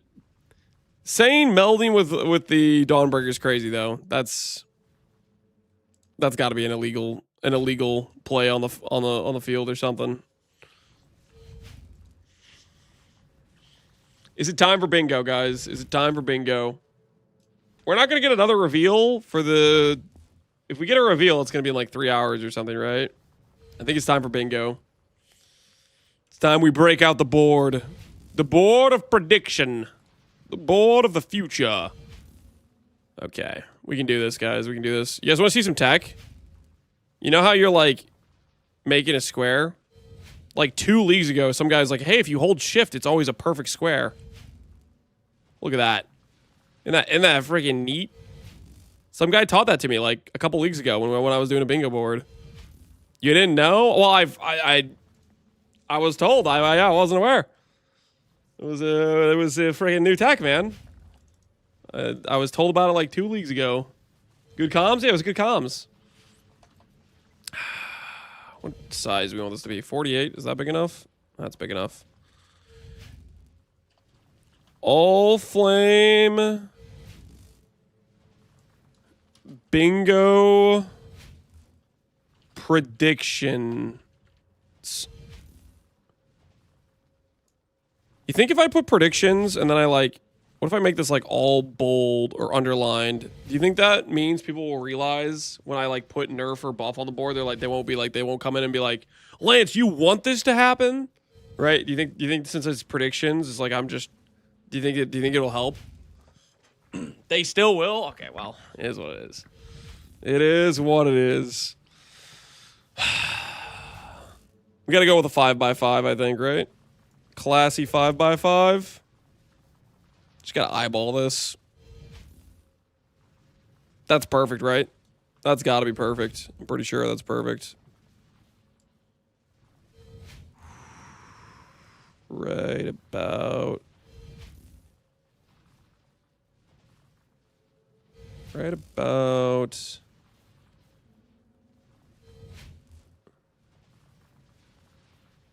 there.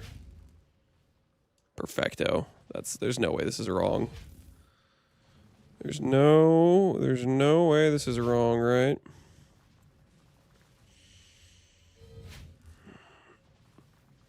The left one's not a square? You messing with me right now?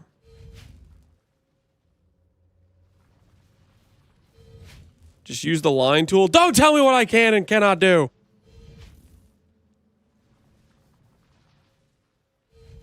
I mean, that's pretty good, right, guys? That's pretty good. Right? Let's see.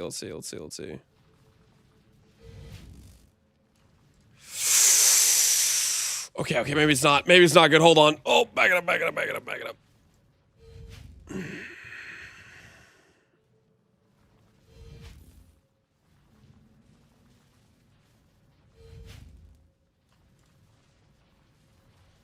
No. Okay. Hold on.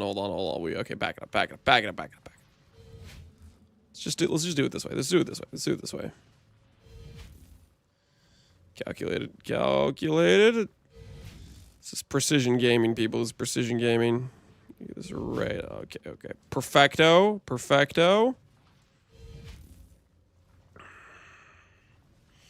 If we get these first lines correct, we are just golden. You know what I'm saying?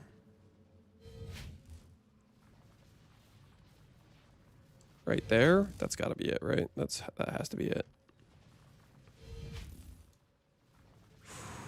Just use Excel. Don't tell me what I can and cannot do, okay? Come on, guys. That's pretty precision right there. That's pretty precision, right?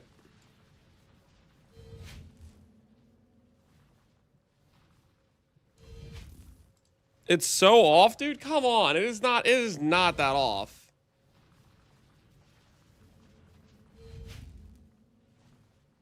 It is not that off. Nah, man, this is basically perfect. I think you guys just your jealousy is coming through right now. Your jealousy is coming through right now. Come on, guys. Those are some good looking squares. Ain't no way you're looking at this and be like, that's bad. Like, come on, dude. Those are some good looking squares.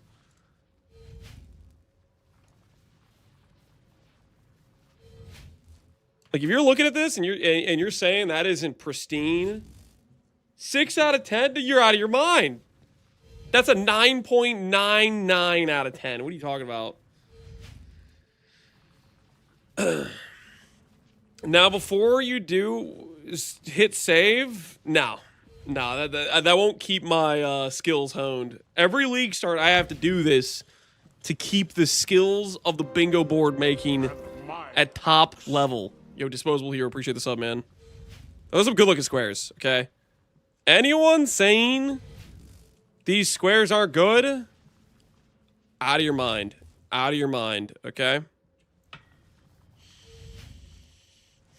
Can you draw free with boxes? There is no free square.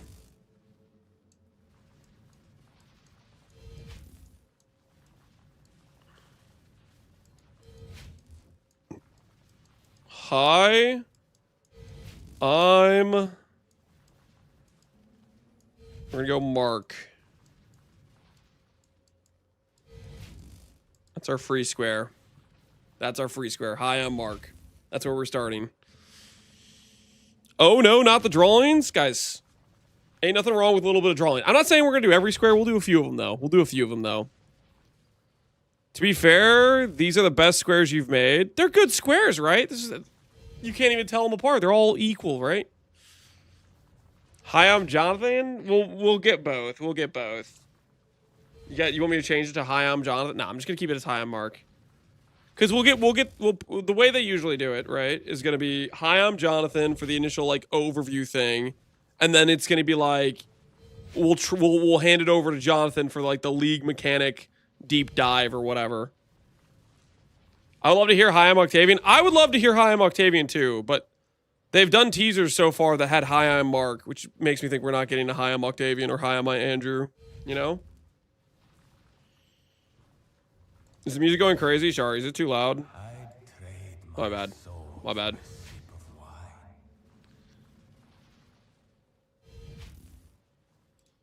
I have a crazy take. They're going to add Desecration with the extra Abyss rework, but only for jewels, the new Abyss jewel, regular jewel, cluster jewel mods.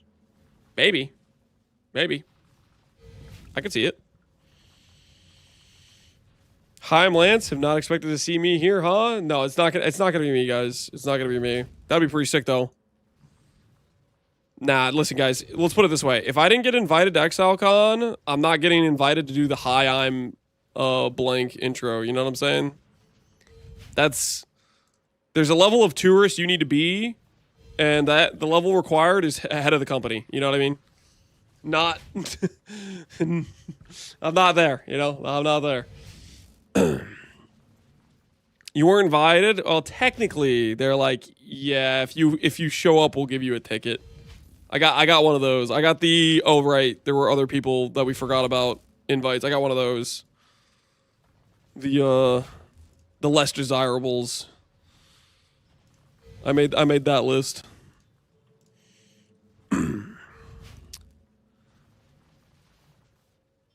B tier invite. Yeah, the B tier. B team. I was not a premium enough. I wasn't considered a local. You know, I had missed my glaze count. I didn't make my my glaze quota for the game, unfortunately. Why is your bingo not res capped? What do you mean it's not res capped? It's totally res capped. Here, I can prove it's res capped.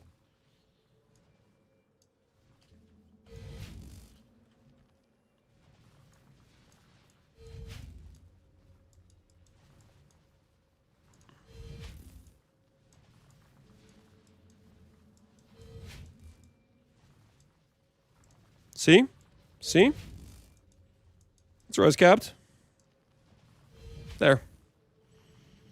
There, now you know it's res capped. That's how you know.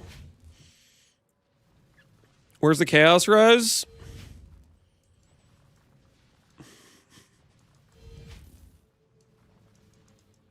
There's the chaos res for you. There's the chaos res. This is a CI bingo board, baby. This is a CI bingo board. You didn't see that coming, did you? Hell yeah. You thought I was gonna do life-based? You're out of your mind. My bingo board is tanky. Okay, you better watch yourself. All right. Where was I going with this? Of course, obviously, we have to put a square for it, as is tradition. But where do we put the square? Where do we put the square? Oh, wait. Okay, hold on. I know how to do this. We'll do this right here. Do like this. That? Yeah. Uh-huh. Uh-huh. Do a little bit of this. Yeah. Uh-huh. Yep. Mm-hmm. Yep. Mm-hmm. Perfecto. I think we all know what that means. All right. CI no longer provides immunity? No. That's ES buffed, guys. That's ES buffed. That is our ES buff square. Granted, last patch they did the first ever ES nerf that I've ever witnessed in my lifetime with the int nerf, but they're gonna course correct from that and they're gonna buff ES again. Life buff? No, it's ES buff. ES buff. That's what that is. Okay. I think it's clear as day. Self-cast dot. Okay, yeah, that's true. Okay, where do we put those at, though? Where do we put those?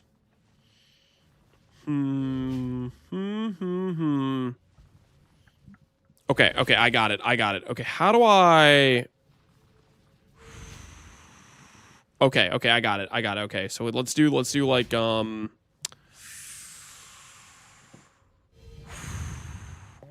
I got this. Hold.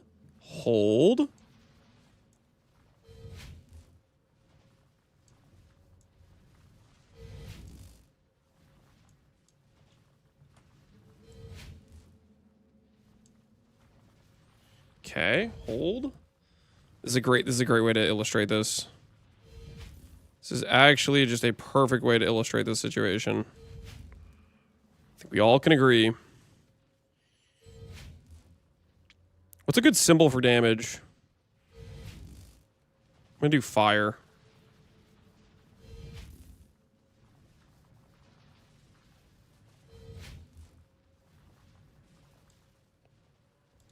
A sword? You think I should do a sword? At least I don't get hungry. You know what's better than a sword?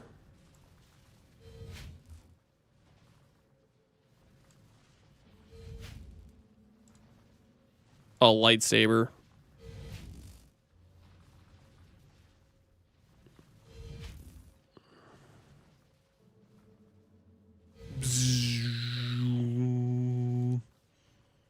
Think about it. Lipstick. That's not a lipstick, okay? It's clearly a lightsaber and a clock. Damage. Oh, wait. I need a third symbol. Hold. Wait a minute. Lipstick plus time? No. I need a third symbol. Okay, hold on. Okay, wait. How do I fit this in? Hold on. Okay, wait. Okay, select. Hold on. It's a magnet. It's not a it's a lightsaber, guys.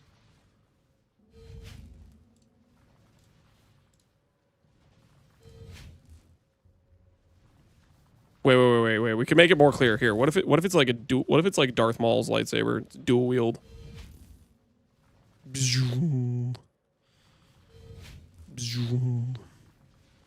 That really illustrates damage then.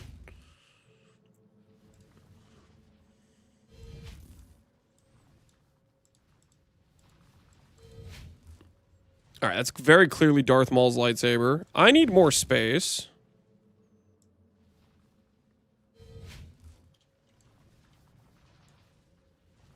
Make sure we grab this. This, move it over just a bit. Oh no. Hold on. We need to make sure we still leave like a little bit of space there. Okay, let's put this over here. Right there.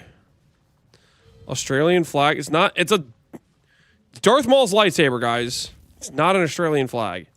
Okay, hold on. We got this. Okay, we got this. We got plenty of space. Plenty of space. So, damage, lightsaber. The clock is time. How do we illustrate over? I'm thinking... Ooh, yeah. Okay, I got it. Okay. Like this.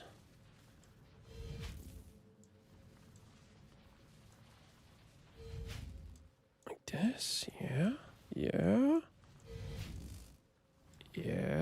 Yes. Oh, yeah. Oh, baby. Hell yeah. That looks good. Now we're talking. That is a perfect drawing of a cow jumping over the moon. Okay, wait. I need to add like this. Yeah. Okay, yeah. That's perfect. Damage over time. That's all it takes. Now,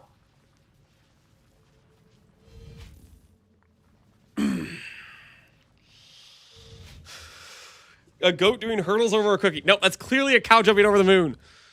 Is Lance drunk? No. I have never been more sober, okay? Now, I could just draw an up arrow, but that would be way too obvious, right?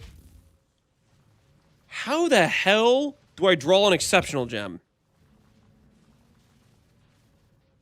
All right, I think I might have to cheat a little bit for this one. I got to be honest. I might have to cheat for this. What's a very notable... Oh, that's right. POWiki doesn't work. Wait, it does work?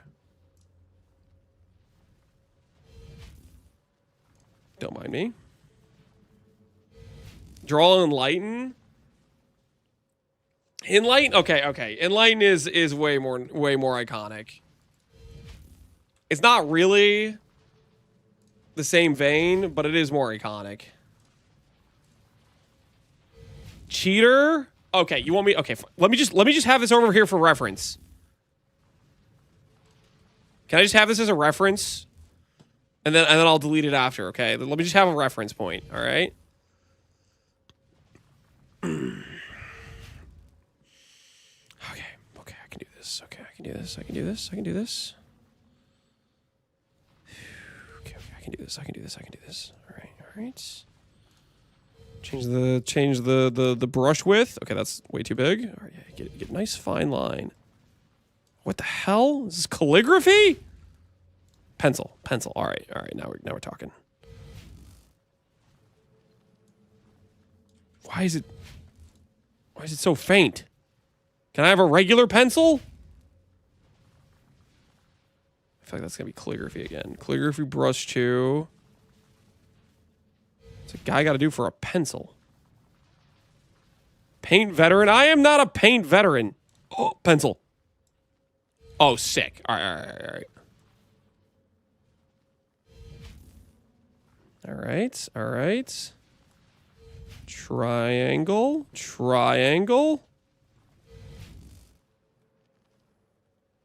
Okay. Bop. Okay. We do this. Do a little bit of this. Boom.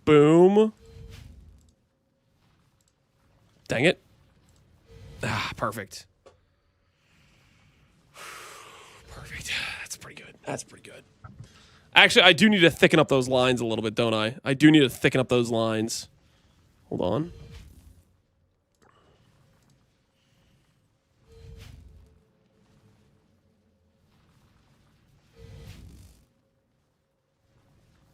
Now we're talking.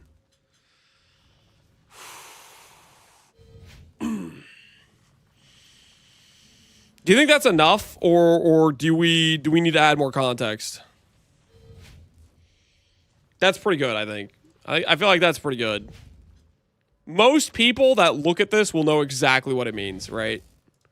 Most people on their first glance, they see this square, they know exactly what it means.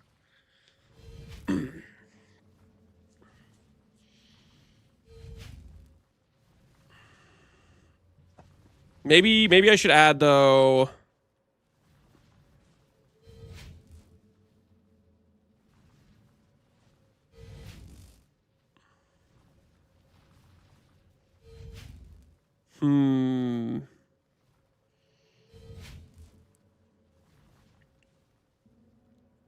What's the moon with the green arrow next to it? No. That's Buffy S. That's Buffy S. Lightsaber moon time? No. What should I...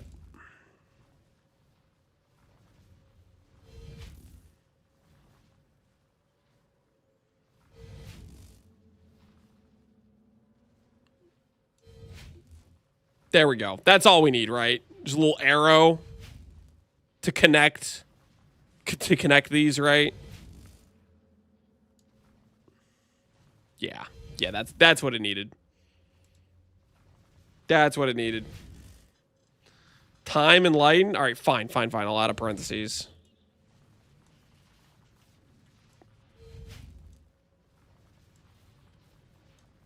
All right, there we go. Perfecto. That's somehow less understandable. No. Makes perfect sense. Makes perfect sense.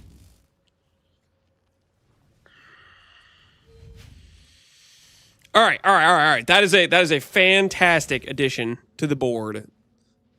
Double-sided lipstick cow time gem. No. Why enlighten? Because enlighten is exceptional. Okay, it's the most iconic exceptional gem, I think.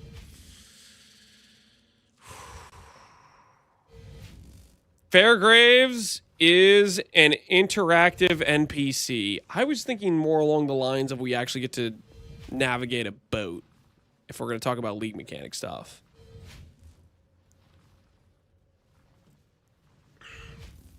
Why is my house 80? What happened here? What do you mean your house 80? What are you talking about? What do you mean Connor is 80 degrees? Did you forget to turn on your AC? Connor, you live in America. You have AC. Just turn it on. You do live in America, right? Like this. I shut it off somehow? Well, that's not my problem. For you fat fingered the off button. That's not on me. You'll turn it back on.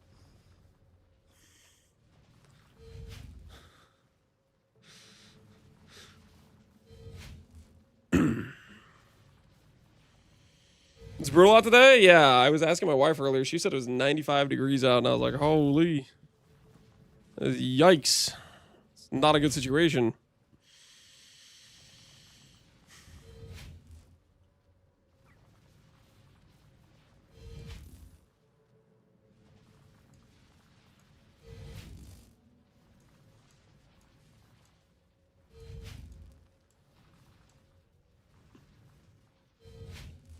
That's hot? Yes. It's pretty hot. Pretty hot. Is even the correct blue?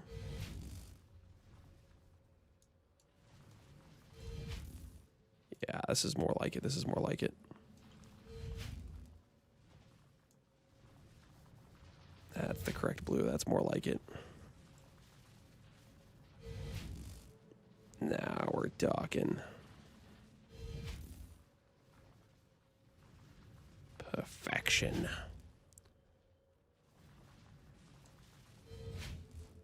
I can just do this, can't I?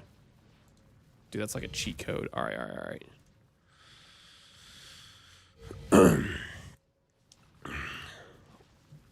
Lance quits to play RuneScape. This is not RuneScape related. I know from the blue hat you think it's a blue wizard hat from RuneScape. It's not, okay?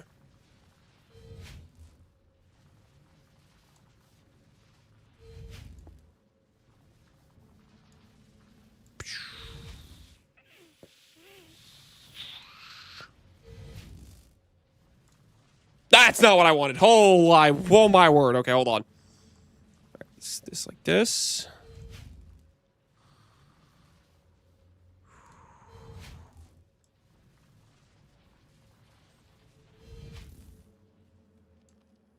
Okay, do a little bit of this. With that.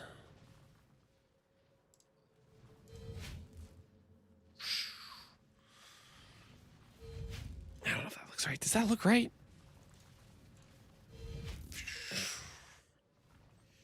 That's kind of right. That's good enough, right? Alert teaser. Is there actually another teaser, GOG, or are you messing with me right now? Is there actually another teaser? Do we have to interrupt this bingo board? You better not be lying to me. This is the same thing that was there before.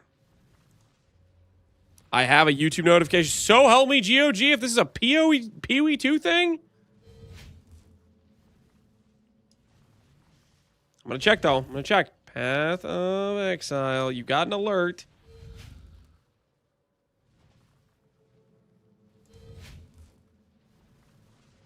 I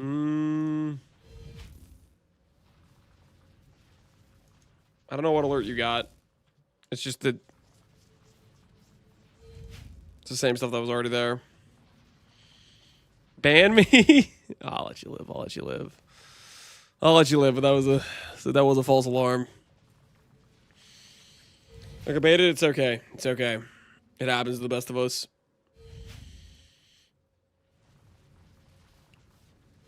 Volatile Val's Go core needs to be on here. I 100% agree. I 100% agree. Do I need to add anything to this, or is this pretty apparent what we want to happen here, right?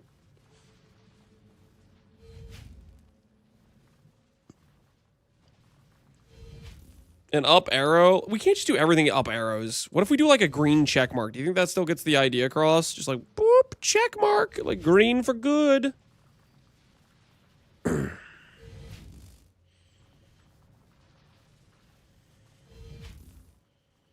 Maybe. Oh, what if I do this? What if I do like a bunch of plus signs?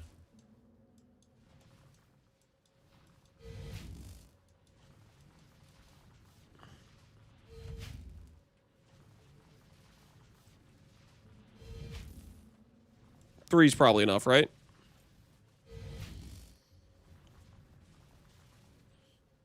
It looks like healing. No, not healing, not healing. Incinerate does not heal. It's gonna do more damage. It's gonna do more damage, okay?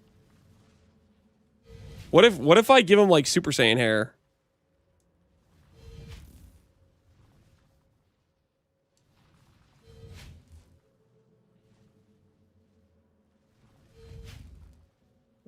Does that work?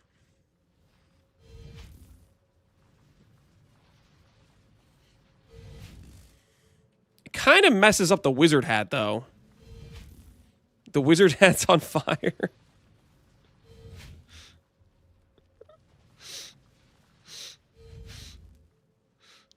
You're gonna forget what any of these means. I know exactly what these mean, okay? There's not a single one on here. There's only 3, so I don't have to remember much right now. But I'm pretty sure when I get to all 20 of them, I will be able to flawlessly tell you what each of them means. And quite frankly, 95% of the squares, you're not even going to need me to tell you. You're gonna know. Okay? You're gonna know. You're gonna look at it and you're like, yep, that makes sense. That makes perfect sense. Let's just go with a really big plus sign. A big plus sign for big buff. Big plus sign. You know what I'm saying? Big healing? No, big plus sign. Big heal. You know what? Maybe we could consider it a healing of the self-cast archetype, you know? Big healing of the self-cast archetype, you know what I'm saying?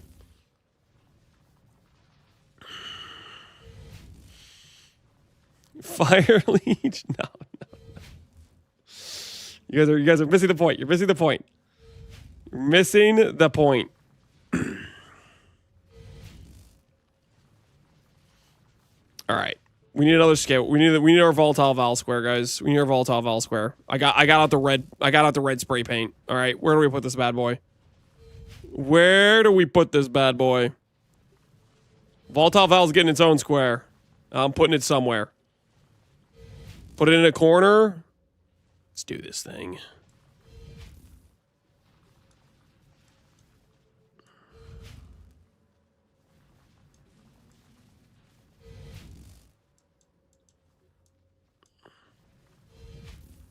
Wait, don't Volatile Vor... Don't they have, like, something different on them? Like a... They have, like a little... Got, like, some gold stuff going on. Wait. It's kind of like... It's not actually like this. It's more like... It's like this. It's kind of sideways-ish. Okay. Got some little stuff on the side here. A little stuff on the side here. Why is it so small? You think I should make it bigger? Maybe I'll make it bigger. I mean, you might be right. You might be right.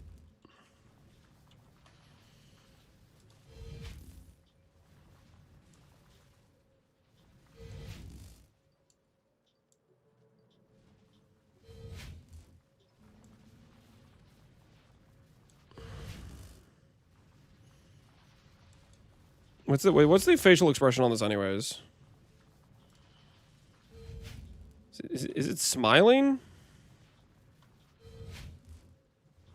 It's kind of the mouth's just kind of open. I guess there's an eye over here, face over here. I'm getting it. It's kind of, yeah, it's kind of screaming. Okay, it's kind of like this. It's like this. This, that, like this, nose. Perfect. Actually perfect.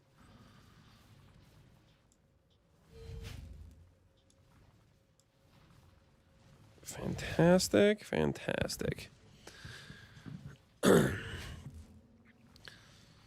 Why did he draw Red Doug Trio? I don't know what the hell that even means. Looks like a Geodude. This is objectively correct, guys. The quality of these drawings have dropped off a steep cliff. You can't be serious, guys. We're at peak level here. We're absolutely peak level.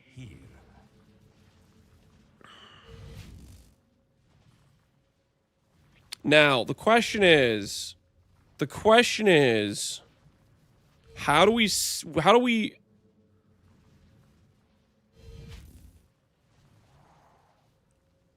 do this? How do we do this? We go, okay, hold on. I got a great idea. This. Do this.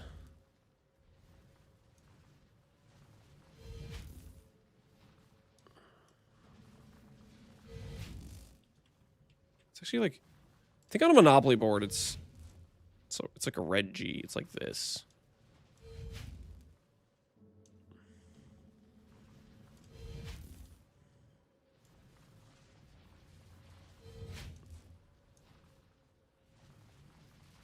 And now I need...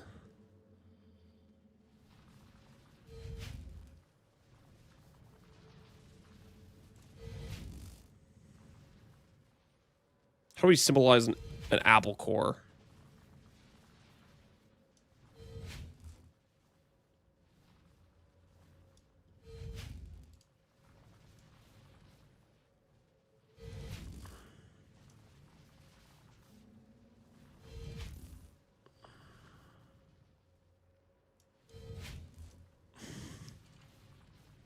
Draw another cow? No.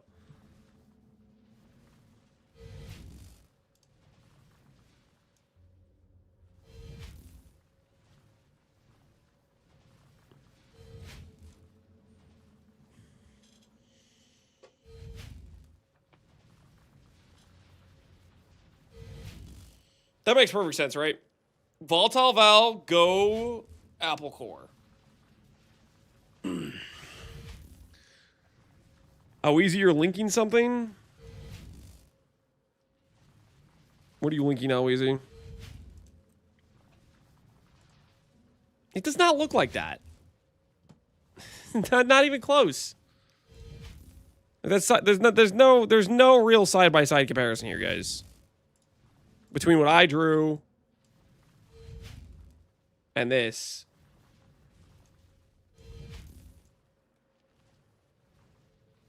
It's not remotely close. Not remotely close. Nah, Aloysius out of order here. They're the same picture. They are absolutely not the same picture. Not even remotely close.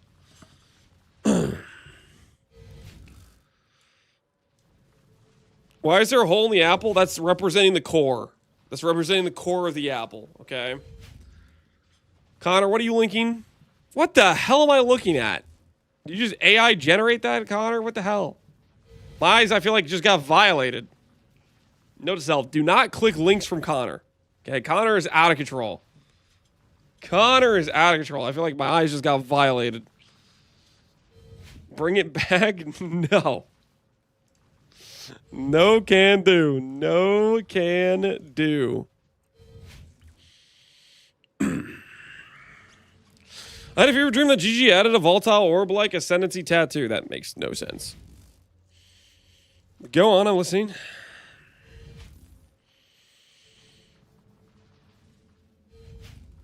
Can you add the country boys emote? No.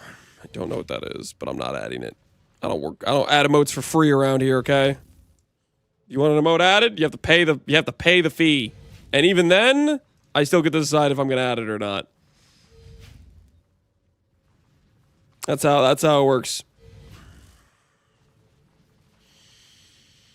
Okay. Volatile Valgo Core, self-cast buff, exceptional dot gems, ES buffs. What should we add next, guys? We only have so many squares. We have to choose these squares wisely. Don't tell Lance, but I sometimes add emotes for free. What the hell, Jim? Slam nerves?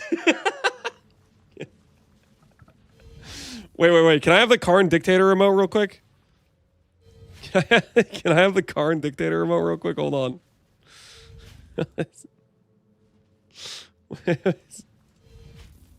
Hold on. I just need this for reasons. Don't worry about it. I just need this for reasons. I have to like be in chat to yoink this. Hold on. Hold on.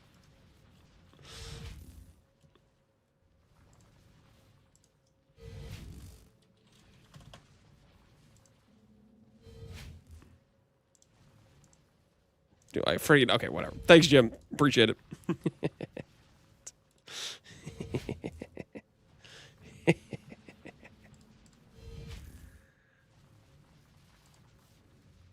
Did I not copy it? Wait, what the hell? Copy image. Perfecto. Yes.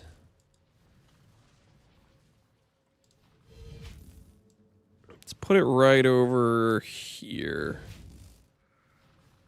Can I? There we go. There we go. Size him up. Size him up a little bit.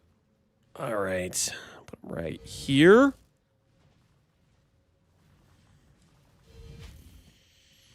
And we need to add a tier.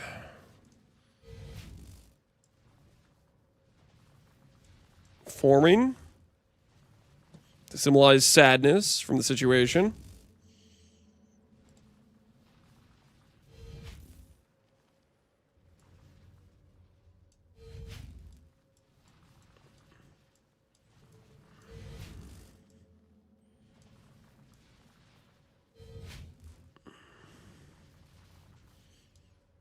As you can see, this is clearly a slam build.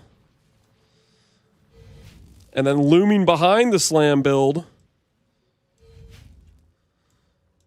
is a bigger hammer. So big it goes out of frame, okay? It goes out of frame. It's that large of a hammer.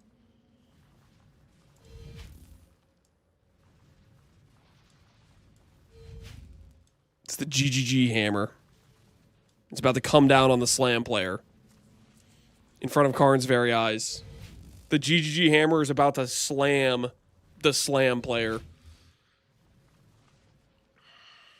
It's gonna be mad. It's gonna be beautiful. It's gonna be beautiful. Looks like Karn's getting taken out. He is gonna get taken out. We're gonna get a nice Karn clip for sure.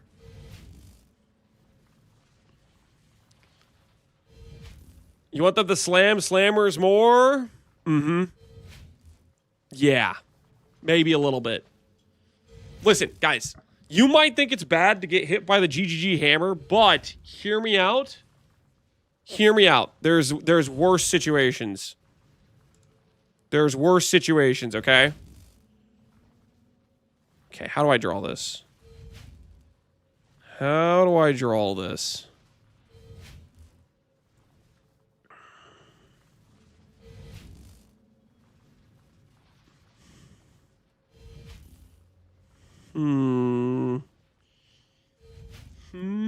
I don't think I can draw that. I'm thinking of something, but I don't think I can draw it. I don't think I have the skills necessary.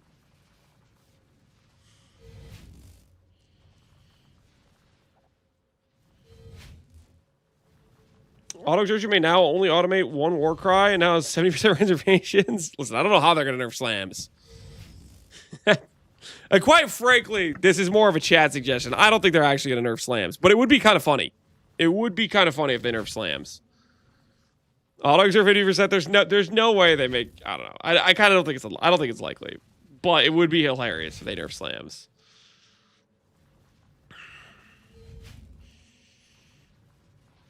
Isn't KF a guaranteed nerf? Do you guys want the guaranteed nerf squares?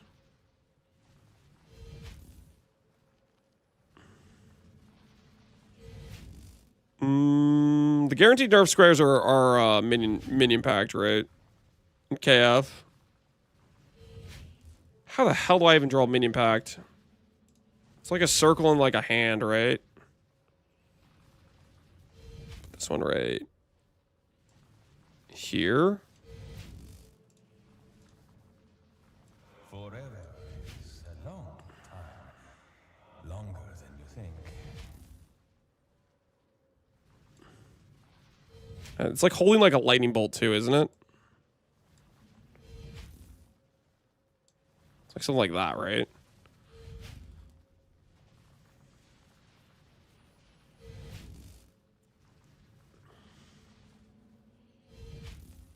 Draw this minion? Nah, I think my drawing a minion pack seems fine.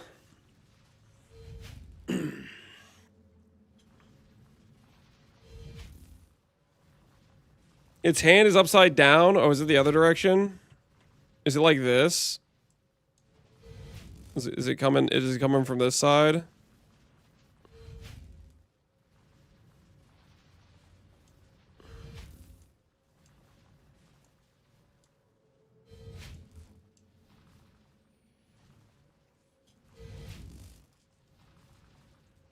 Which picture is BV? There is no BV picture, okay, guys? These are realistic nerf buff possibilities, okay? We're not living in La La Land where we think BV actually deserves a nerf.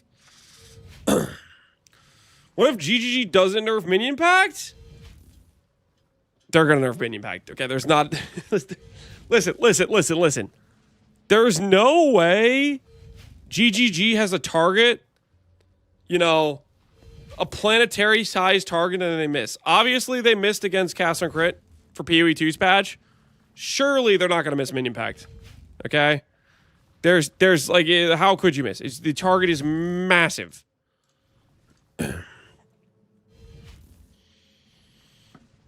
They didn't miss. They didn't even shoot.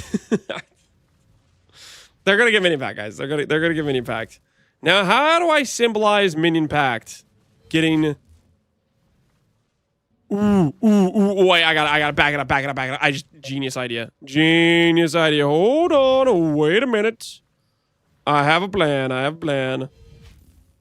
Do this. Do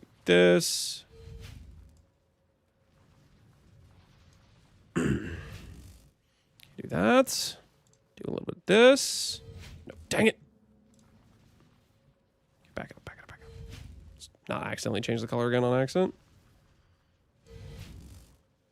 Oh, wait. Okay, yeah. All right, I got it. Oh, yeah, this is good. Okay, do this. This.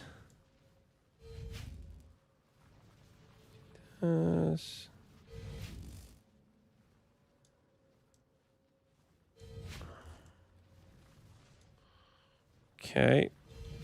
That doesn't look like a hand at all.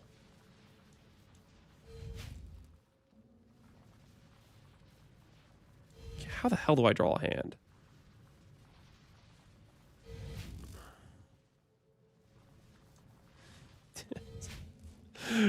What? Why is my hand getting worse?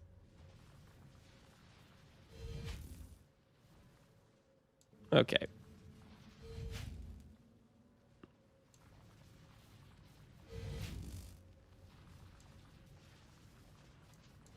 Okay, that's fine, right? Alright. Now, draw a little bar here.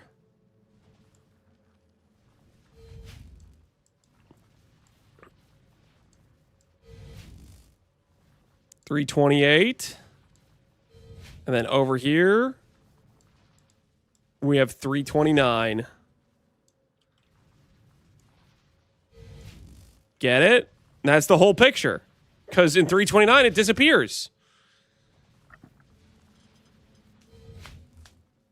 That could not be more clear. It's getting outright deleted. Just straight up deleted. That looks like 3.19. In no world does that look like a 1 to you. Nah. Nah. You need a poof thing? Ooh, we could do like the animation it makes when you poof something at the double crop chamber. It's like Reddit. It's like this, right? Like that.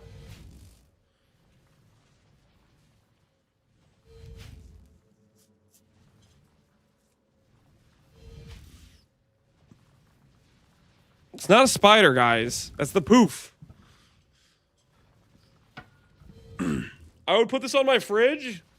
Wait till we're done. You put it on your freaking car. You might put it on your the front door. Okay? Just listen, we got a few more squares to go.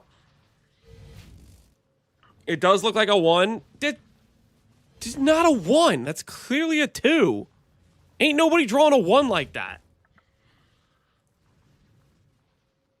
Chatty's right. It didn't exist in 3.1. That's a 2. That's a 2. Do better, Lance. Okay, you guys need to do better. Your eyes are clearly not working, and that is not my fault. Okay, that is not my fault.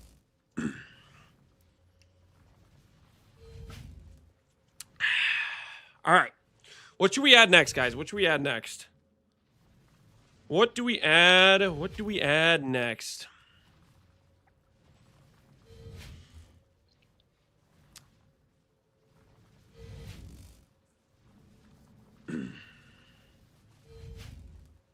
Ellie hit nerf. I don't know if I could put Ellie hit nerf on here because I made a wager with Rutu and I'm trying to win the wager. I don't want to give them any ideas, you know. listen. I'm still hoping they don't see how good it is early game. It's pretty good early game, which is a reason they would nerf it. And I'm just hoping they don't. I'm hoping they don't realize it's pretty good early game. You know, I'm trying to win a wager here. That's like 10 subs on the line or something.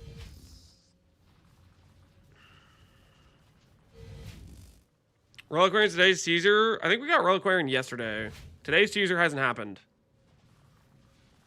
A buff to repose? What's the bet? Oh, I bet Rutu last patch that they weren't going to nerf Ellie hit this patch.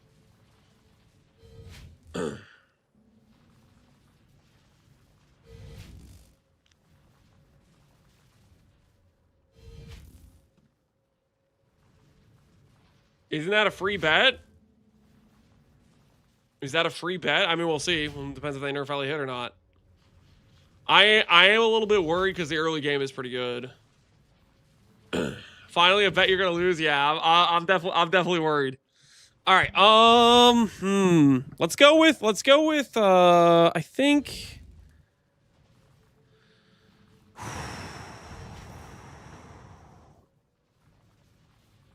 Hear me out. Hear me out on this one, guys. hear me out on this one, okay? Hear me out.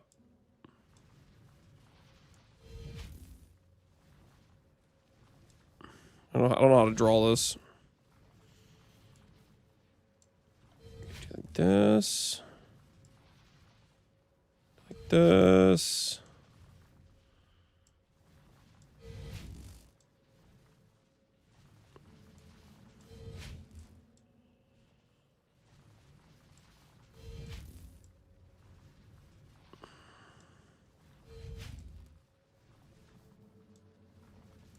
Mm-hmm.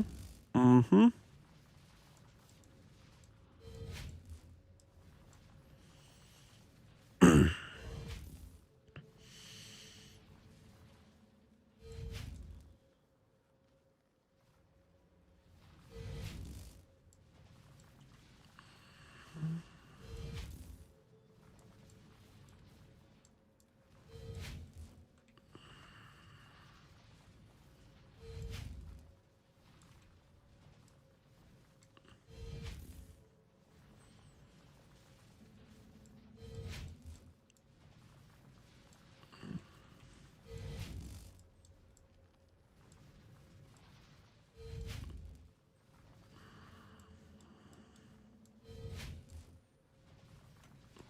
Mm-hmm.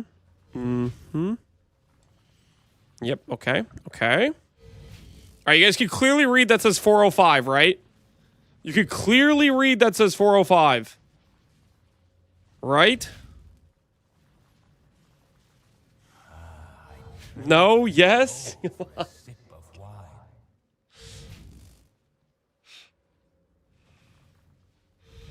It's hieroglyphics? It's not hieroglyphics. It's not hieroglyphics. Wait. No. Okay, wait. This should say this. This should say this. All right, I got it.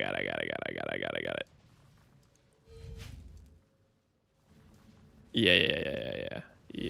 Okay, one. Okay, and then we do like this.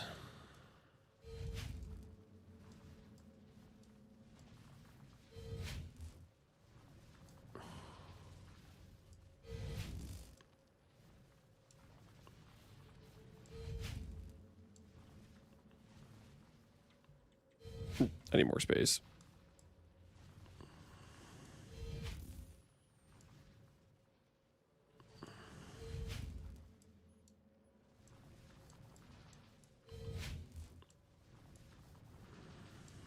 $405.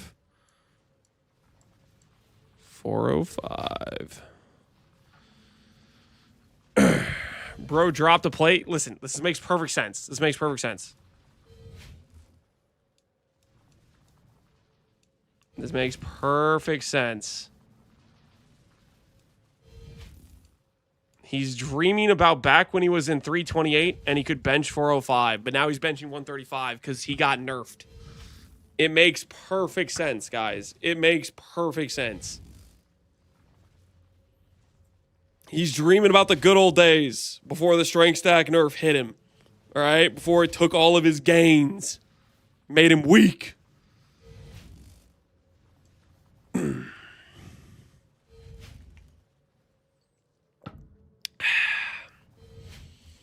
This is an unsolvable cipher. Scholars will spend decades decoding this. They will not spend decades. It's pretty obvious. He's clearly dreaming. You can see the cloud thought bubbles.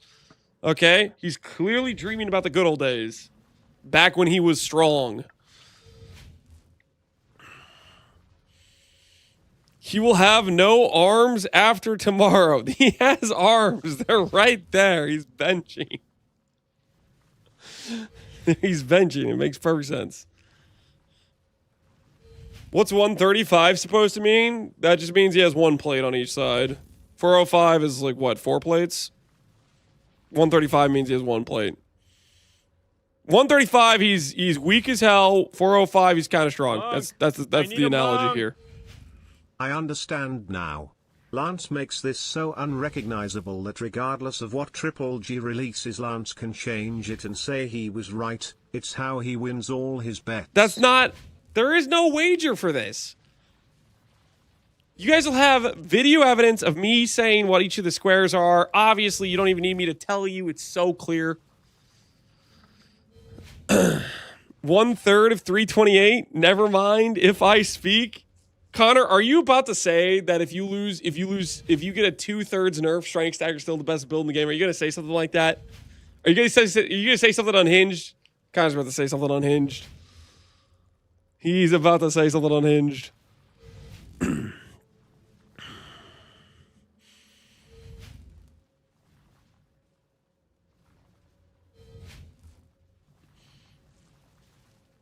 They can't nerf it? That would kill it completely. What do you mean they can't nerf it? They could totally nerf stuff.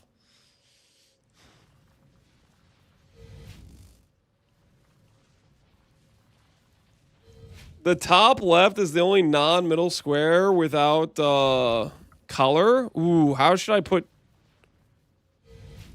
add color to this?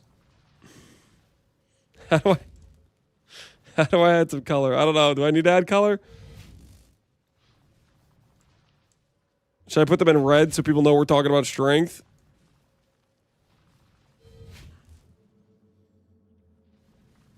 A blue tier? Yeah, that's true. This guy is crying just like Karn. There we go.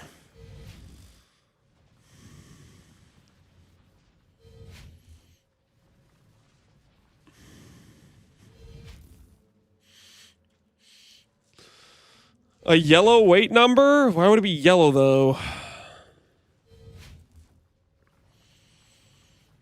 Right, Rathmith nerfs. How would I draw a Rathmith nerf?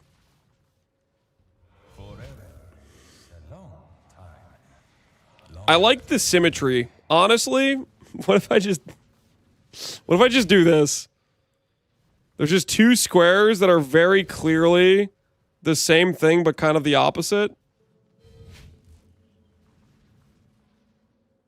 And they're kind of mirroring each other, you know?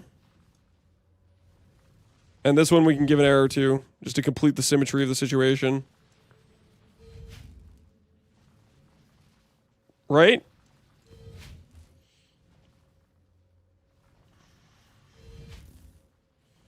Draw a rat. Connor, I'm not drawing a rat. No.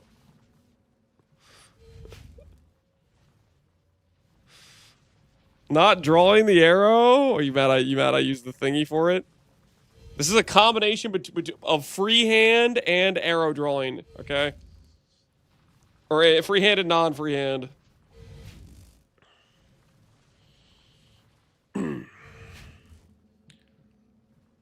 Here's what I'll add. I'll add like this.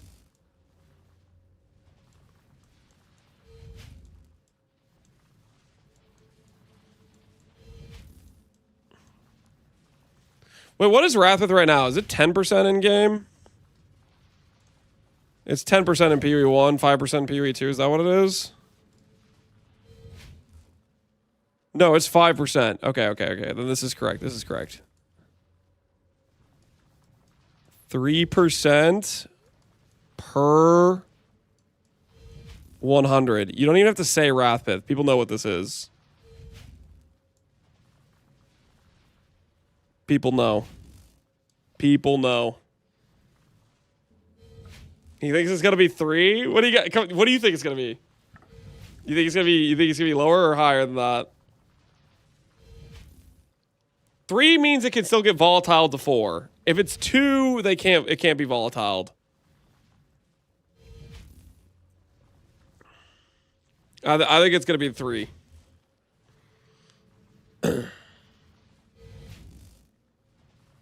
Let's just say I'm familiar with the line of text up to maximum 2,000.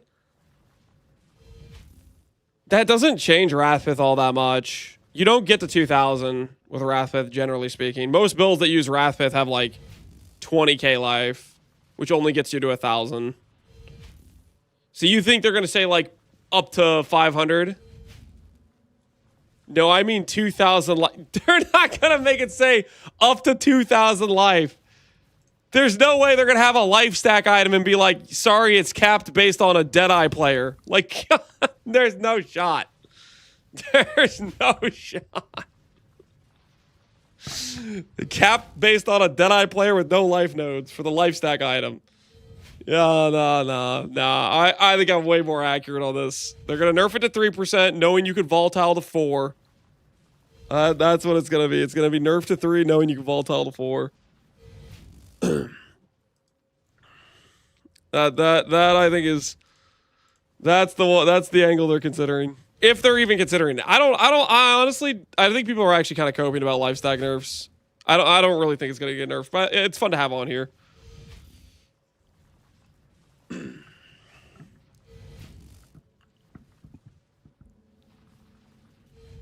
We stack silence for now. Connor still thinks he's protected if he doesn't say anything.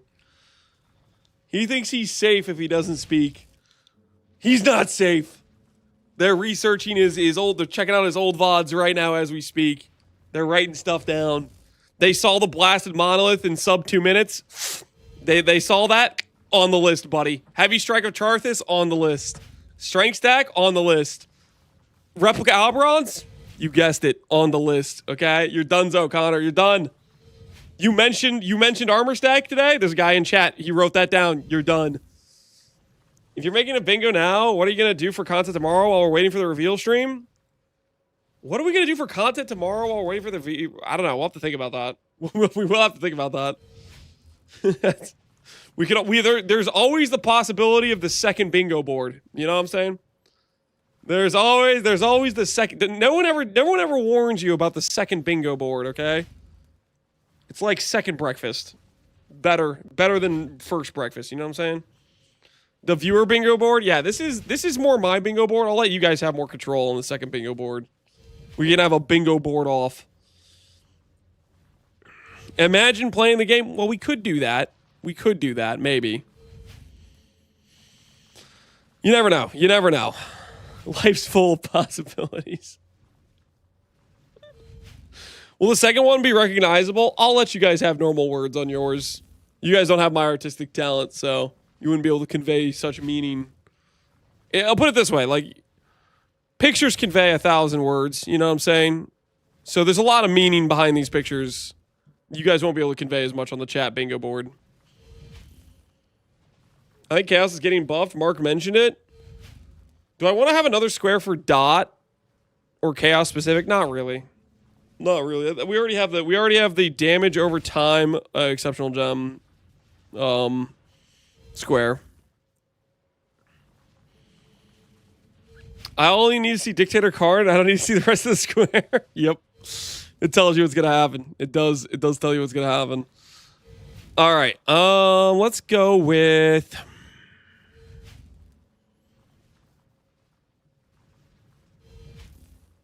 I should add something for KF, probably, considering we already know that's gonna get hit.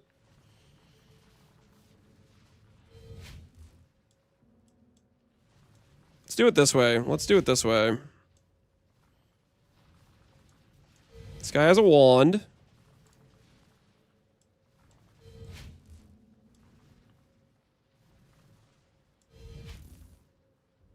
Clearly has some totems. Right. Let's just do 2 totems. Okay. The totems.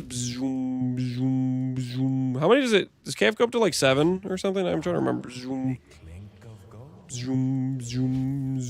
They're like they charge up. They charge up. It goes up to 12. That's gonna be too much. That's gonna be way too much effort to draw 12.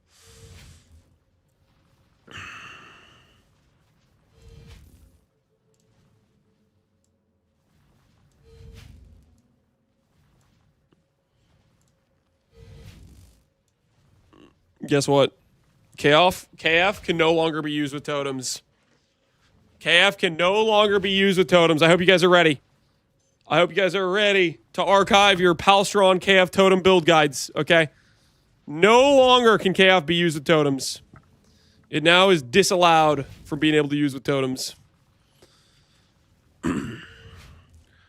Palstrom will find something else to use with KF. I heard he was already planning to do Stormburst or Repulsion. I saw him thinking about it. I saw him contemplating it. He said, and I quote, "I'm not really that interested in it," which, of course, anyone who knows Palstrom knows if he's saying he's not really that interested in a Totem League starter, he is, of course, lying through his teeth. So we already know he's starting it, you know? It's going to be easy to be Stormburst, Repulsioning, and my axe. Yo, hoi hoi! I missed you. We back, baby. Welcome back, hoi hoi. Welcome back. Welcome back.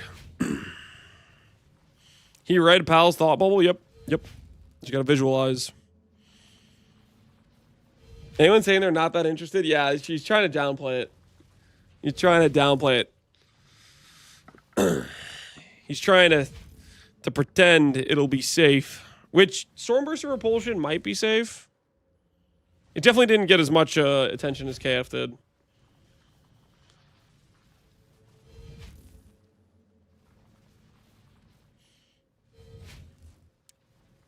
What's the bingo board currently? So the bingo board currently is Mark saying hello, minion pack getting deleted, ES getting buffed, life getting nerfed, damage over time exceptional gems, slams getting nerfed just for the Karn clip, volatile vowels going core, self-cast buffs, strength stacks nerfed, and KF no longer can be used with totems.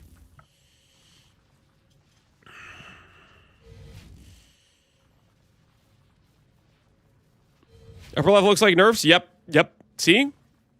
Gruthamac literally could tell just by looking at it. That's how you know. That's how you know. Good picture. That's how you know. Draw Nico. He's been abandoned by GGG. Oh my word. That's a great idea. Not for Nico, obviously. No. Okay. Picture this. All right. Okay, hold on. I got. Oh, wait. Okay, hold on. I got it. This is genius. This is gonna be some of my best work. Okay. Hold on. Just lock in for like 2 seconds. Okay.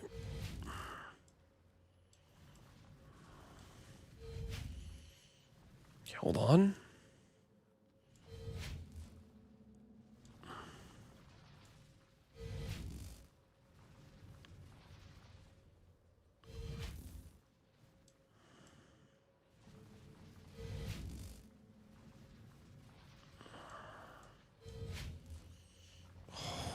Don't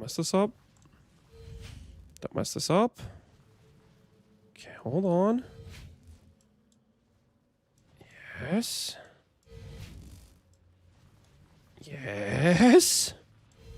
Oh, yeah, this is pretty good.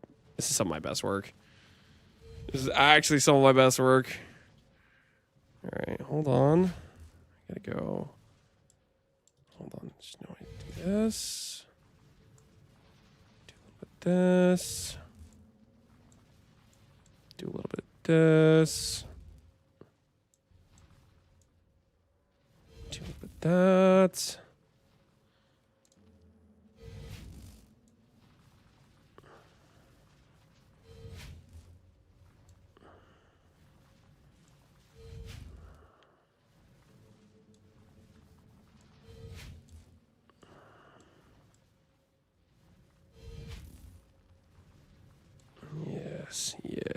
Yes. Perfect. Give him a little hat.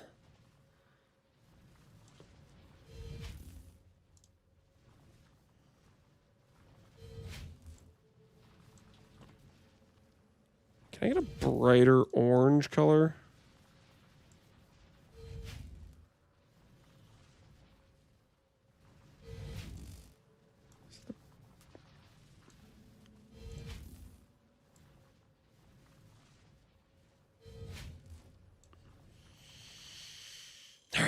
All right, there we go.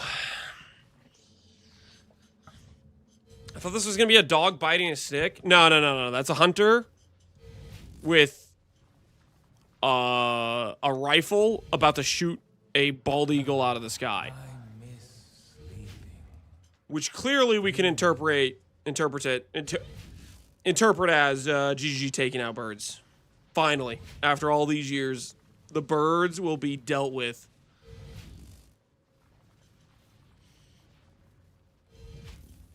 It ain't nerves. Hopefully not, because that's a bald eagle. No, no, no. You know what I mean, though. You guys know what I mean, okay? The birds have been protected by the government, aka GGG protecting the synthesized birds for too long, and they're gonna finally declare open season / extinction time. You know what I mean? The vivid vultures, yeah, the vivid vultures. The birds gotta go. Okay, the birds gotta go. They're out of control.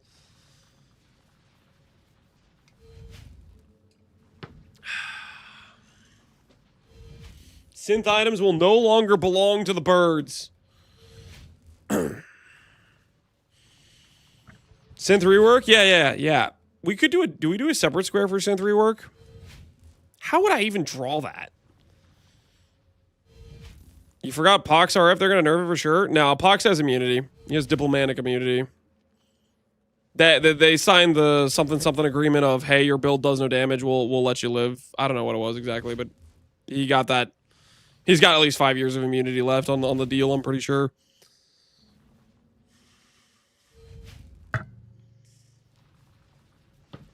The ZDPS pact? Something like that. Something like that. Okay, wait.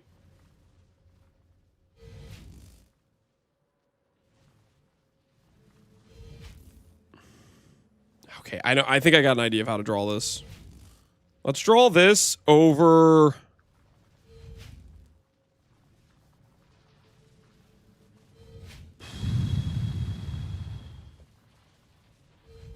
Let's do like this square over here. Right here.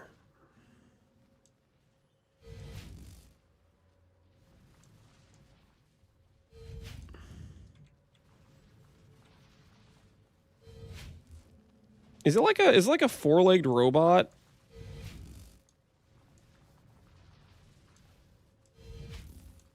How do I draw a Cortex boss?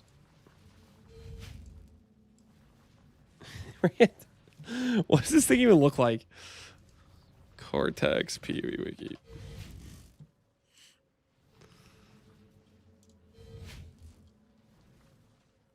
Yeah, it still doesn't do it for me. That still doesn't do it for me.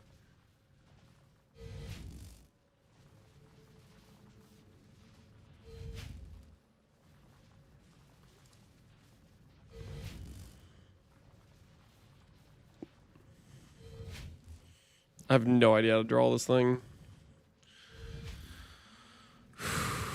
With Cortex, what do you want from it? I'm just trying to figure out how I draw the golem thing, man.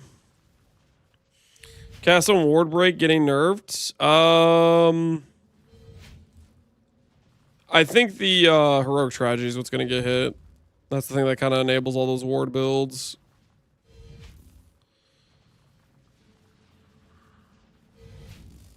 What does the bird shooting mean? That's up for the viewer to interpret. It means vivid vultures are getting eliminated. Blade vortex nerf, absolutely not. That would be delusional to put on here. Lance, I'm trying burgers wrapped in rice paper instead of using buns tonight. With what cheese should I use? I have no idea. I don't think I've tried rice paper before. What cheese should you use though? Pepper jack. I don't know. I don't know what rice paper tastes like.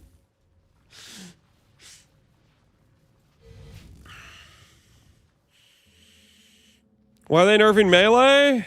For justice and for the Karn clip. All right. Listen, I think we all know this is the Cortex boss, okay? So I think we all can agree if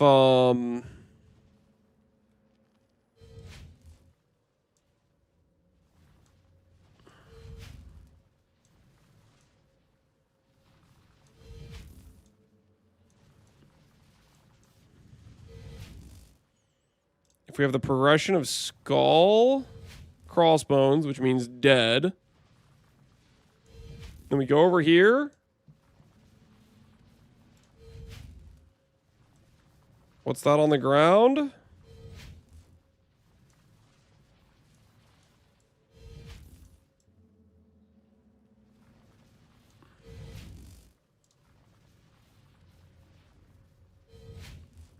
It's not a shirt, guys. It's not a shirt. What's a synth mod that can occur on these?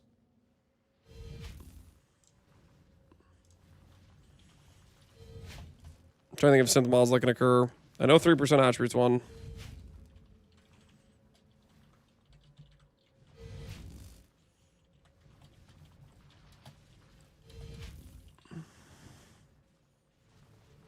I'm gonna like have to shrink this text way down so it fits and no one's gonna be able to read it, but that's fine. 3% attributes, 10% physical taken as, 10% physical taken as fire. Okay, I go over here, shrink the text way down to like perfect.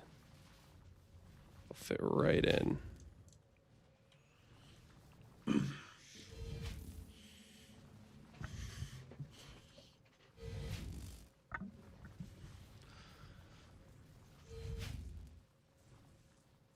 Killing turtles for a shirt? What the hell? It's not a turtle. It's a Cortex boss, and it's dropping a triple synth chest piece.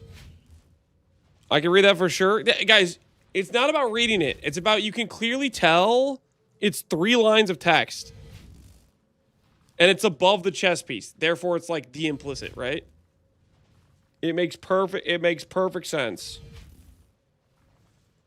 And then we'll if that's not enough context, we'll add this.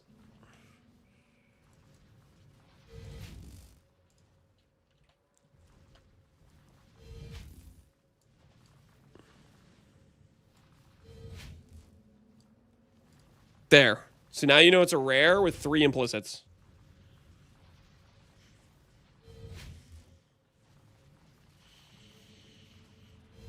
I have nearsightedness. I can't see the text. Guys, it's not about... You don't need to read the text. You just need to clearly tell that there's words there, right? You can tell it's text and you can tell there's 3 lines. That's the important part. The important part is the Cortex Golem died and he dropped a triple synth chest piece. That's the important part.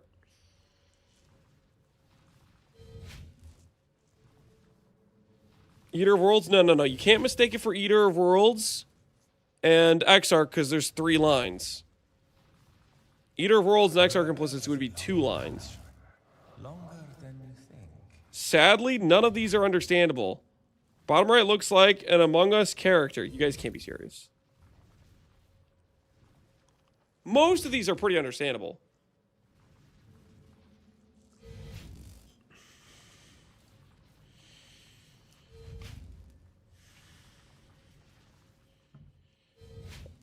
So Cortex drops 3 implicit chests.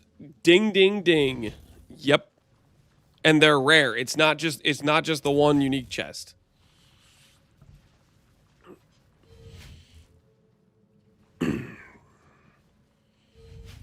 What's the apple below for? It's the core of the apple. Okay, it's the core.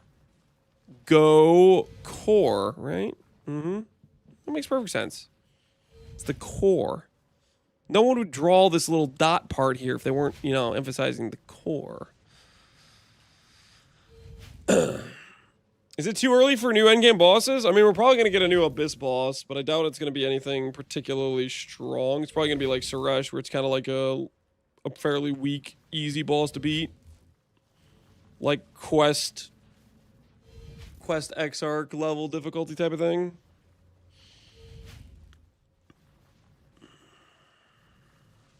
About to pass go and collect $200? Yeah, he's going to pass go. And he's going to collect himself in a future league because he exists as a non-legacy item. You can get in the current league.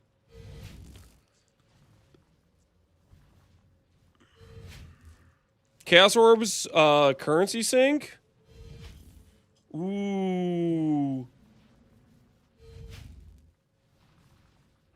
New Chaos Orb currency sync. Honestly, would they add a new... Maybe.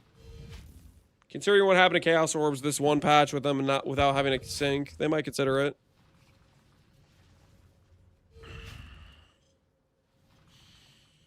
How do I symbolize that, though?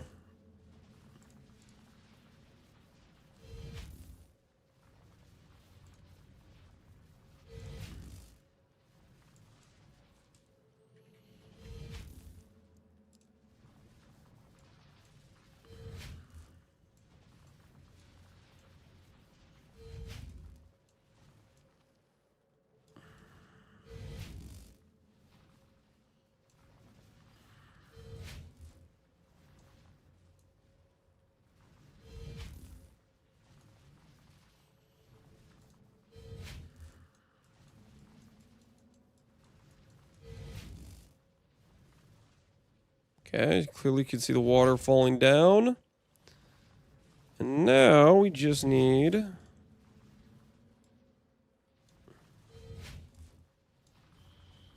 Chaos Orb.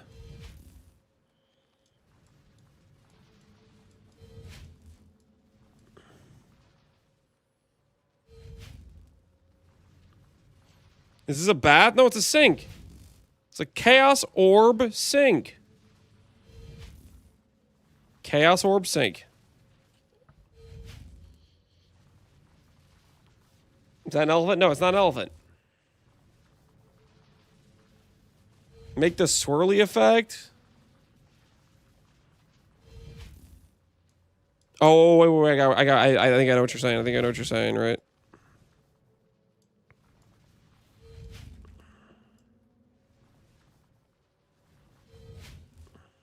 Like that?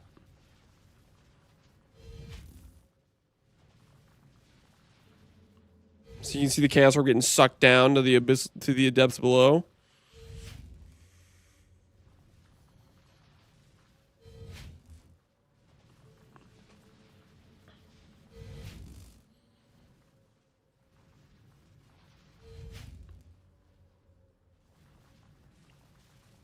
Do I need like a more like specified like? Here's the drain.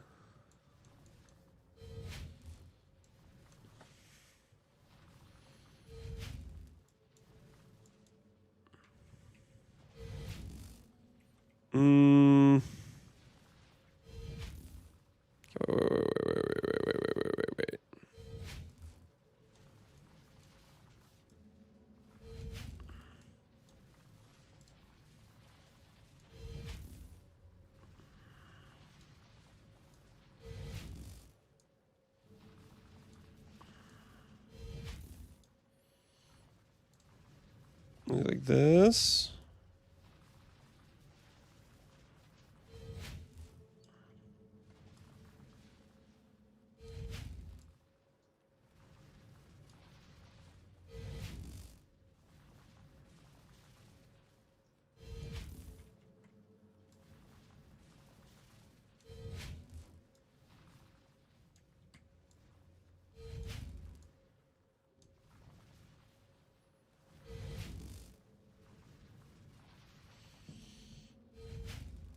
Is that better?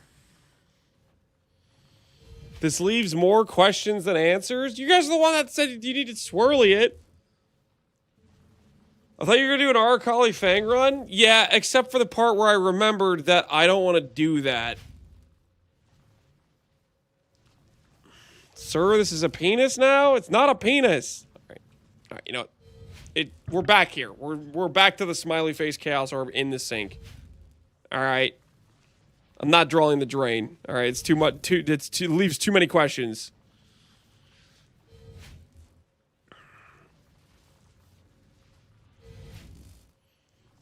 Did Lance's child stream on his behalf? Are you kidding me? None of my children are nowhere close to this level of artistic prowess yet. Not even close. Are you kidding me? This is art of like bare minimum. If we're talking an absolute prodigy, probably a 12-year-old, okay? We're talking absolute prodigy. It's like Picasso when he was 12, maybe could draw this good, all right? Maybe. And I think you guys need to consider the fact I'm doing this with a mouse, all right? This is way harder than using like a pencil. Way harder. It requires 10 times the skill. 12 months. There's no child on the planet drawing pictures of 12 months old. Shit. Not to this detail. You're out of your mind. Didn't Picasso draw like realism at 12? Shut up. Don't give me facts. Okay, let me cope. What the hell is row 3, column 5? This is the Cortex dying. You can see by the skull and crossbones. And he drops a rare with 3 implicits. How'd you simulate level 20 spiders? Farisha has level 20 spiders.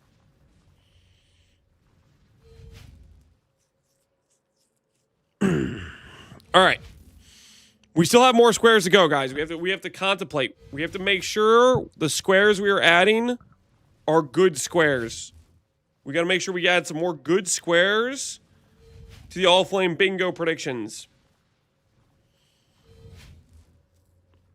Simplex removal? I don't think they're going to touch heist jewelry, to be honest with you.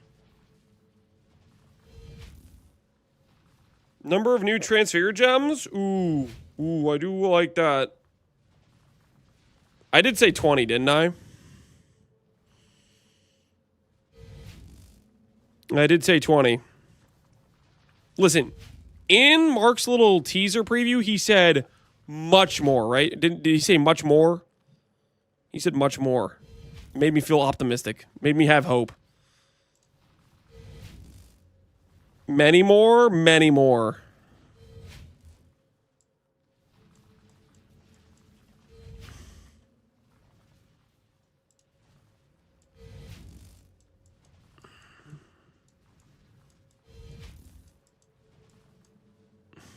At least 20 plus. Many equal 2? No, many more. 2-0, baby. 2-0. At least 20 plus. Draw 20 individual gems, you bastard. Okay. 1.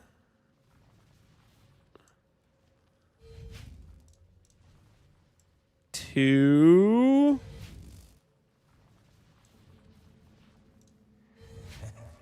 You're dead, brother. 3. Well, here.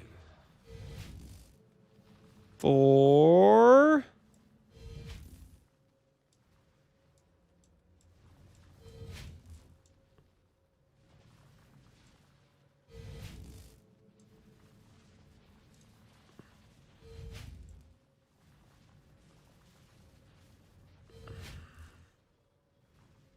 5. Can you specifically say each one? All right, so this.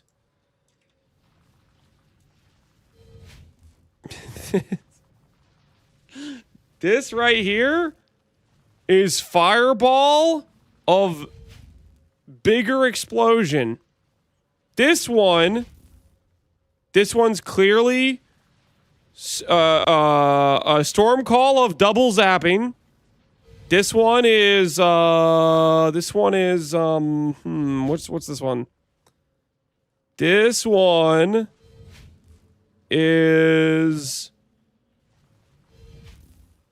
we'll come back to this one. I'm not sure what this one is. This one is clearly Shield Crush of better than Chieftain one.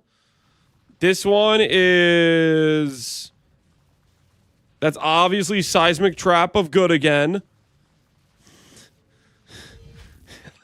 I want to play 5 overlapping Stormcall Restoration stacking Lightning Worm so badly. You would want to play that, Connor, because that would be a visual nightmare. Why am I not surprised? Connor would want to play a Stormcall build. Just visually assault my eyes.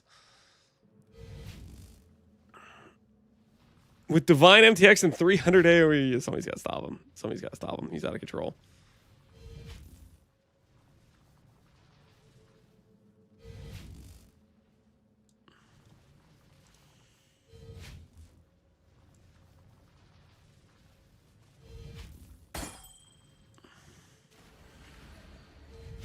Guys, I don't know, man. I don't know how to draw gems.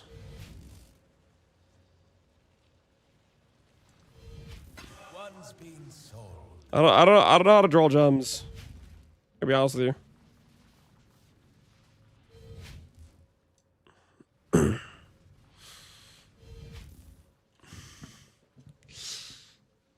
Ocular terrorism. Yep, that's what that would be. Just open the gem tab to look at them. Okay, I know I can look at the gem tag. It's not gonna help me draw them though. Those look like PoE2 gems, tourists. They're not PoE2 gems. They're just gems. Okay, listen. How do I symbolize them being transfigured, right?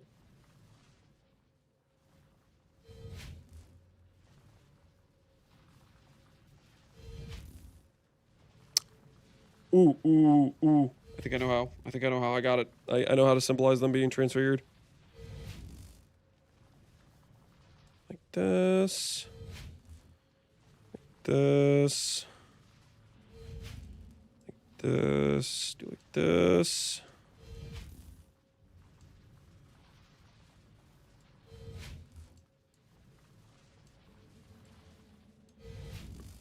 This, uh-huh. Mm-hmm.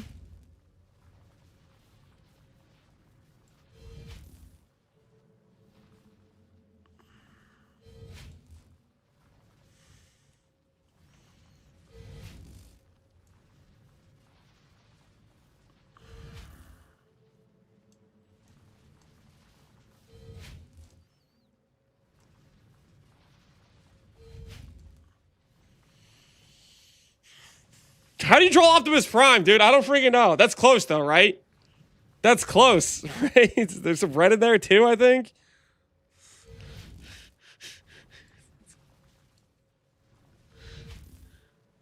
You need the trailer? Oh, does he actually...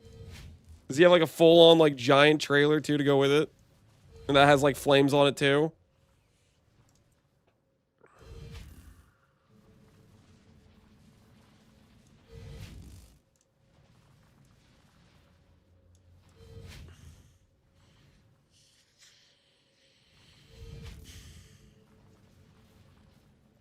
Why is the trailer on fire? Because that's what Optimus Prime looks like, I'm pretty sure. He's got like a little, like, he's got like fire decals. This truck is an OSHA violation? No, it's clearly Optimus Prime. Why is he blue? Yeah, freaking Google Optimus Prime.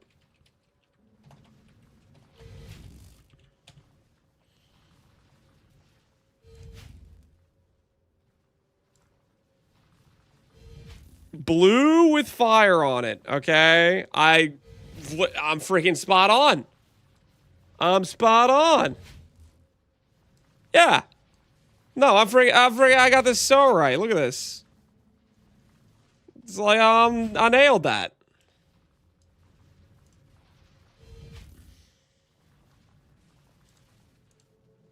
To think you guys are doubting my Optimus Prime knowledge.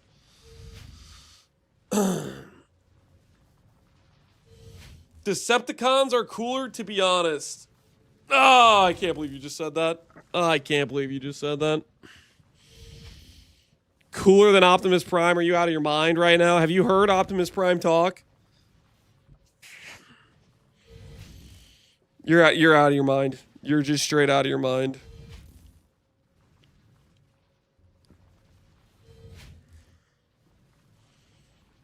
Starscream is way cooler than Optimus Prime? No, he's not. No, he's freaking not. Optimus Prime is an absolute Giga Chad. I can't believe you're disrespecting Optimus Prime like this. His voice actor's OP? Yeah, and that's part of it. This total package. What do you have here? What do you have here, Connor? Is this evidence about Optimus Prime being better? Mighty Putty Dub. What?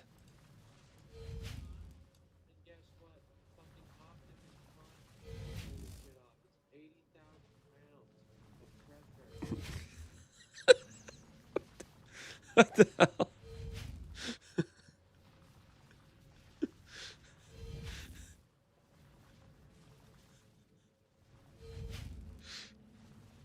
That's not Optimus Prime, okay? That's just some random truck.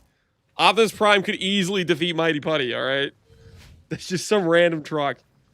That is not Optimus Prime. You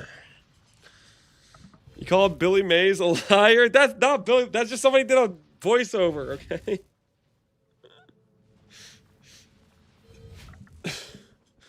Why did you have that link ready so fast? Why? Somebody needs to study this. I swear, Connor has the most random links ready at all times. I don't know what his like favorites tab is. He's got a freaking like arsenal ready at all times. He's out of control.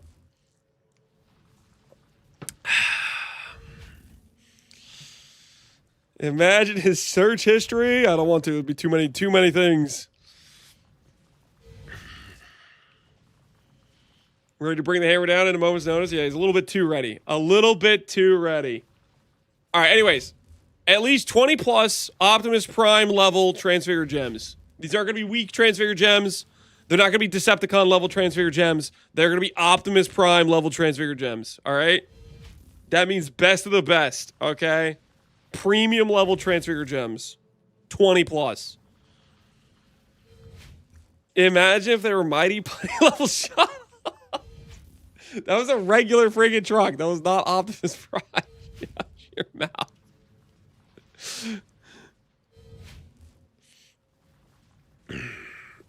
50% will be retaliation. There might be a retaliation gem in there, but there will also be some other bangers, okay? There will also be some other bangers. Okay.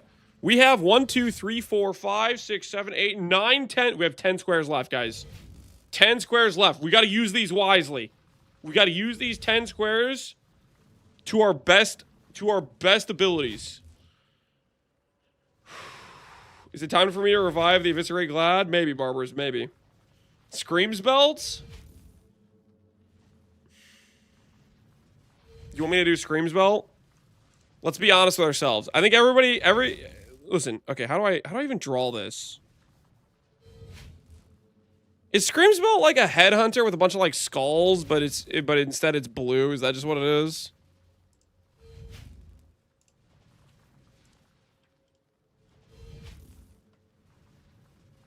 What the hell is going on here?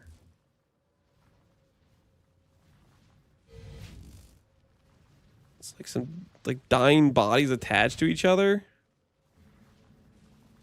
Ugh. Ugh. All right, how do I draw this?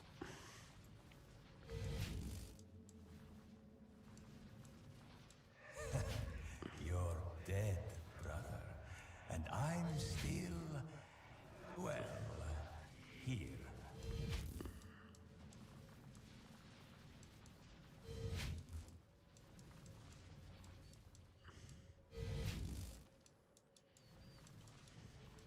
All right, that's pretty close, right? That's pretty close. That's pretty close. I think we all can agree. That is pretty close. I'm not drawing an apple core. You guys gave me so much crap for the. I was gonna draw. I was like, yeah, I'm not gonna draw an apple core. Yeah, it's gonna be core drop though. It's gonna be core drop. I'm just trying to think how I want to describe this.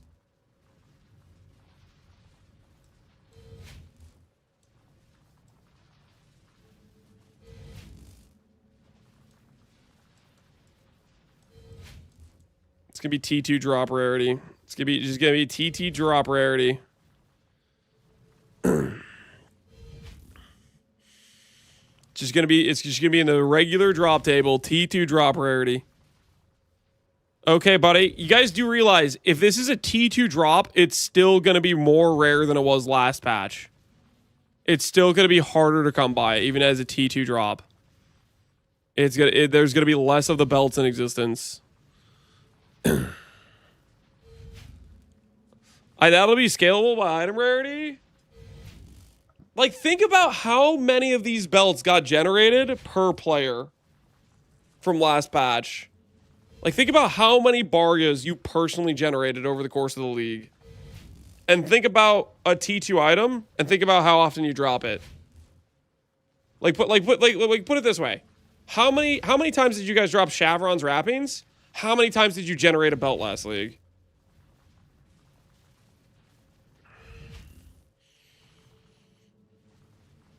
They're going to add him to the Abyss rework.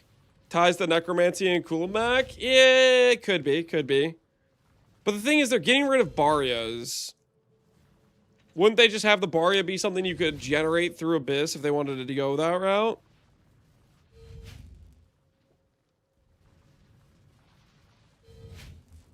I think they want to keep it tied to a number of maps run, not map juice.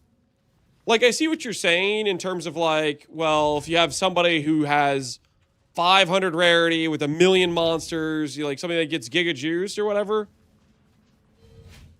Even in that case, though, you're still, I don't know, you're still just not generating that. Like, there's the rarity of the good belts is still so rough. Lance, where'd you join to draw? Self-taught, baby, self-taught. Val Coldly Orbs added the Val side area. They could be Val side areas. T0 would make it divinable? No. No. T2 drop. And then it's still just like the same rarity of getting a 2 mod. I'd rather be a boss drop than general loot pool. You'd rather be a boss drop over a general loot? I mean, that very well could be. The thing is, I'm just saying the drop rarity they had it at was already insane for number of good belts you were getting. So, like, in terms of, like, the good belts were still super limited supply. So, I think T2 would hit a similar drop amount, just less.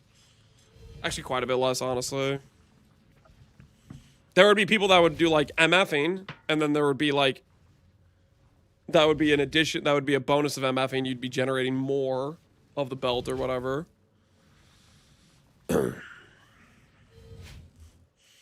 Very nice artwork, to be honest. Thank you. Thank you. I'm going with T2 drop table or T2 drop core. That's what I'm going with. That's my theory. It very well could be they make Suresh be a boss, part of the Abyss over rework or whatever. Very well could be. But I'm gonna go with my gut and say core drop table.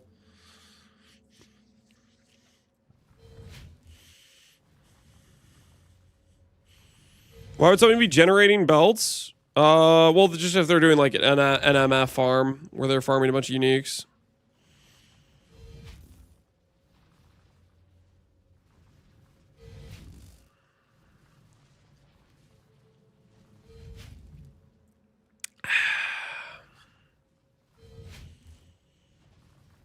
We already have a T0 chase belt obtained through MFing. We don't need another.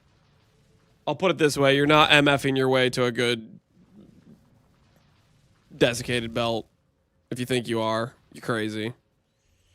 The good belt's going to drop to some random guy because it's a numbers game. And let's say you have 1,000,000 players. You have one guy who drops 100x another player. That ain't going to compare to the amount of players that are going to be randomly dropping it.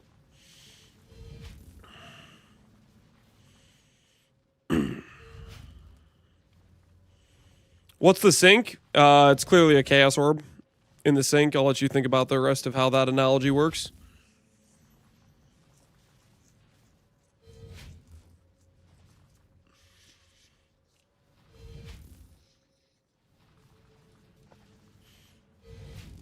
We need a square to see if they lift and shift Abyss wholesale from PUE 2. I mean, I think that's already like pretty heavily implied with that teaser that they're yoinking a lot of they're doing an Abyss rework and they're probably going to yoink a lot of what they had in PUE 2 for it.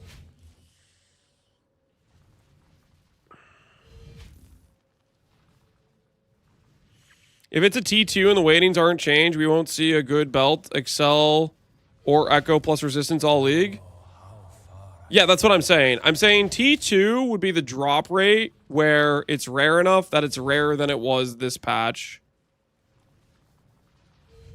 And most likely we won't see a good, like a GG double. Like we only saw, what was there? 2 Echo Resistance belts that even like existed throughout the entire course of the league.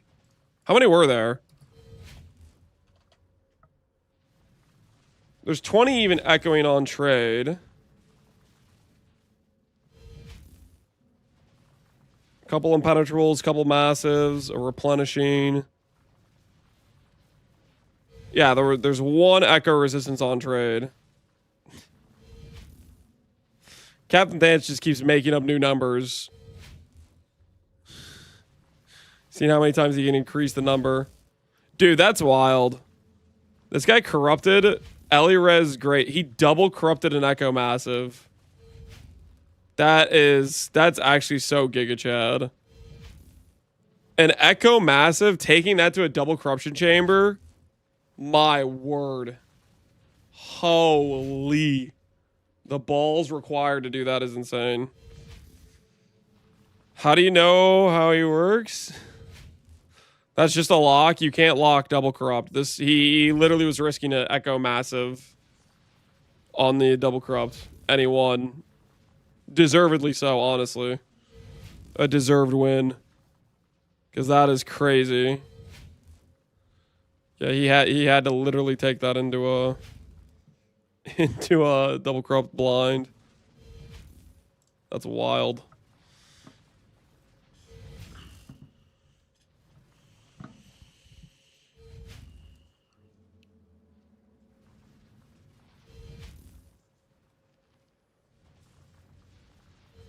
I poofed my Gloom Reswan. Rest in peace, man. Rest in peace. Can we get a picture recap? All right. Short picture recap for the people who have come late / already forgot. Hi, I'm Mark. Free square. Over in the top left, you will notice there's an individual benching. He's benching 135, which is one plate on each side. He's crying because he remembered how back in 328 he could bench 405. This, of course, is symbolizing a strength stack nerf because he got a hell of a lot weaker. Directly next to the strength stack nerf, we have a sink, and there's a chaos orb, symbolizing they're going to add a chaos orb sink, obviously. Here, self-explanatory, that's Incinerate, which is a self-cast spell. The plus sign means it's getting better. Does not mean it's healing. It means self-cast buffs. ES buffs here, life nerfs over here. 3% Wrathbit, don't be surprised when this is 100% accurate. In the middle of the life and ES nerfs, we have 328. Minion Pact exists. 329, poof, it doesn't exist anymore. Over down here, we have a dude with kinetic fusillade totems, and the totems get outlawed. Then you have here, Screams of the Desiccated, 1-to-1, perfect replica drawing of the belt right here. And it's going to be a global drop T2.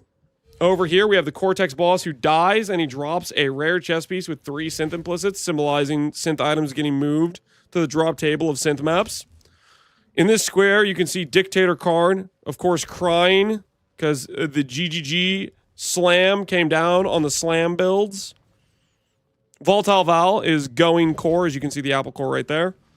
Over here, you have a hunter exterminating all birds. That's Vivid Vultures are not going to be left alive after this patch. In this square right here, we have a lightsaber, which symbolizes damage. This is a cow jumping over the moon, and a clock, which is damage over time. And then you'll see I'm pointing to a very notable exceptional gem, which of course means damage over time is going to get the exceptional gems GGG forgot to give them last league. And then down here, we have at least 20 plus Optimus Prime level transfigured gems. So that's the current recap.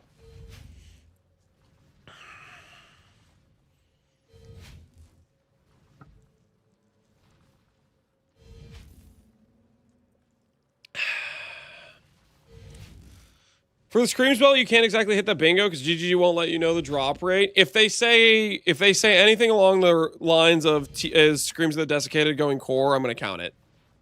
If they say it's going to be in the core drop table, if they say it's going to be in a boss you can farm, this is just saying it's going core. I'm being a little bit specific and thinking it's going to be a T2 drop. That's just my personal guess, but this just represents that belt's going core.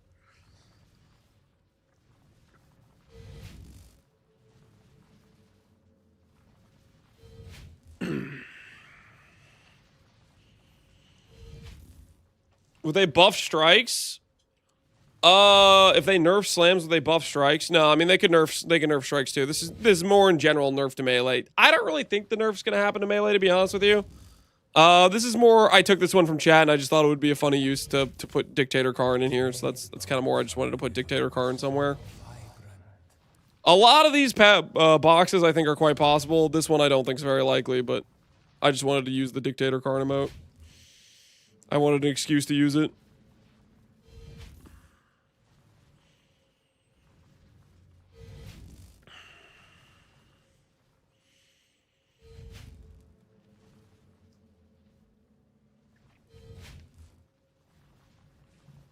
I doubt they will have Screams drop with the possibility of 2 effects. Nah, man, I think they'll let it. The thing is, okay, the 2 effects are so incredibly rare. I think and it's a part of like justifying some of the weaker shrines. Like there's shrines where you wouldn't use them if they're just a single shrine, but you consider using them if we have some divines in this league. But you would consider using them if they have another shrine with them, right? Like a lot of the weaker shrines I think fit that category. If like you wouldn't want to use it as a single, but you'd want to use it if it has double.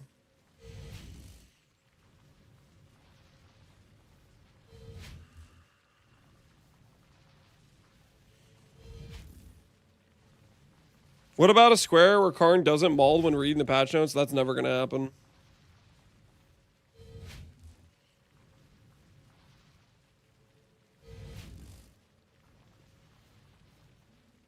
All right, where were we?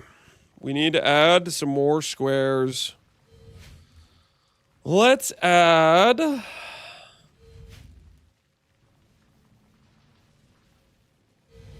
kind of want to add something for COC. Because I have this for dot builds, but honestly, I think COC had a similar issue where it losing its Awakened Gem really, really hurt. Because it got giga screwed with the Awakened Gem change.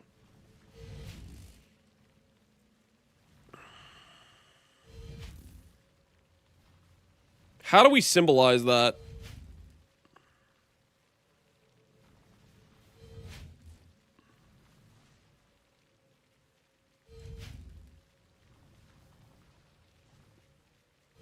It should be easy to draw. I am not drawing a penis.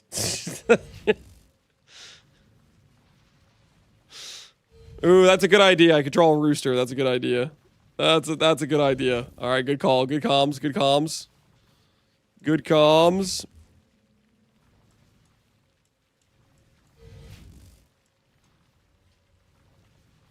I don't want to draw it next to the other bird. I'll draw it over here.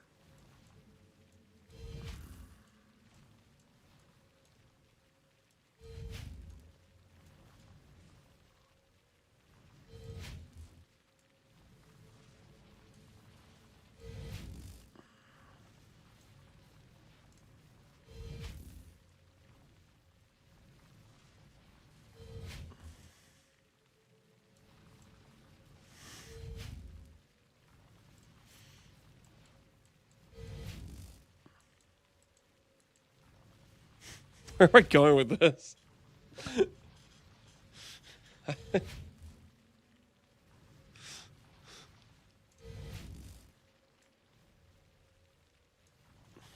No, that's a turkey. What am I saying?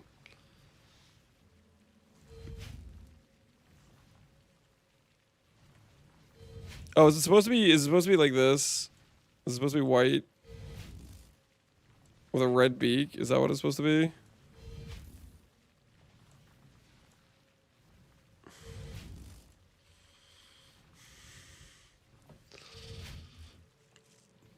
Why is the rooster's head red? You're the one who lives in Iowa? That's Connor. I don't live in Iowa. I live in Indiana. It's different. It's different. Why do you think I started trying to draw a turkey?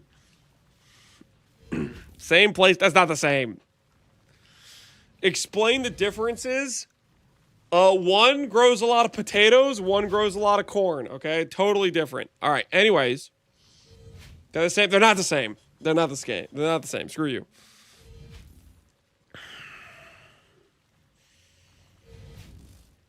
Kind of the same. No, it's not the same. It's not the same.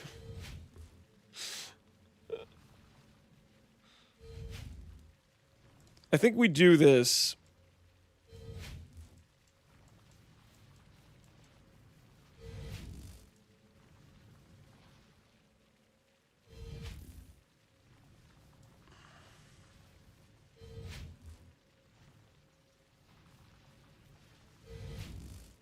And then we do. Can you break out the pencil again?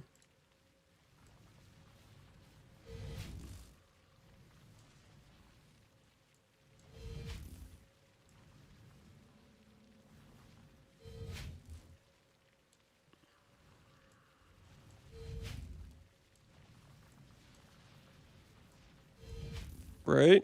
Like this?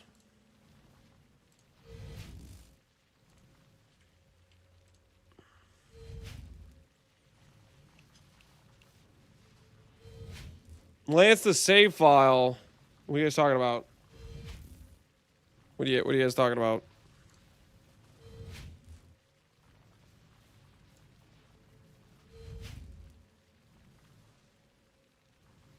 Is it actually the same symbol for Enlighten and Empower, or did I just freehand that just like the Enlighten one, but it's actually like totally a different symbol?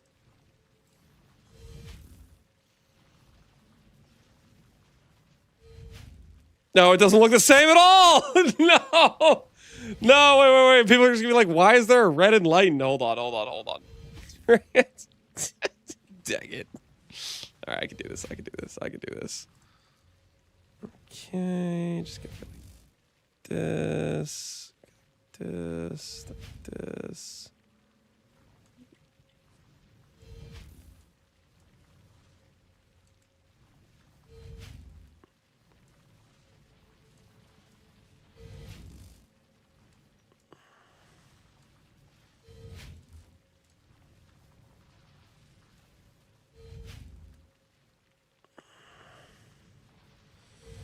This doesn't feel right at all. This doesn't feel right at all. Why is this? Oh my goodness. It's kind of hard to draw. Okay. Let me just count this. Do this. Do a little of this. A little of this. Do a little of that. All right. That's basically what I drew. That's basically what I drew. I think we all can agree. That is my drawing. Come on, guys. You see how many squiggly lines there are? Who the hell could replicate that? That's insane. Just let me cheat this one time. Just let me cheat this one time. That's odd. That's hard. There's a lot of squiggly lines, okay? That's too many squiggly lines. Pigeon and Power. No, it's not Pigeon and Power. It is a rooster awakening to an exceptional gem. Cast on crit, wokage, exceptional. It all makes perfect sense.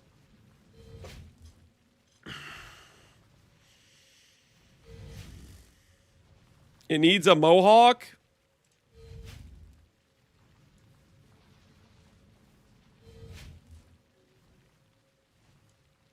Is that better? Does that fix it?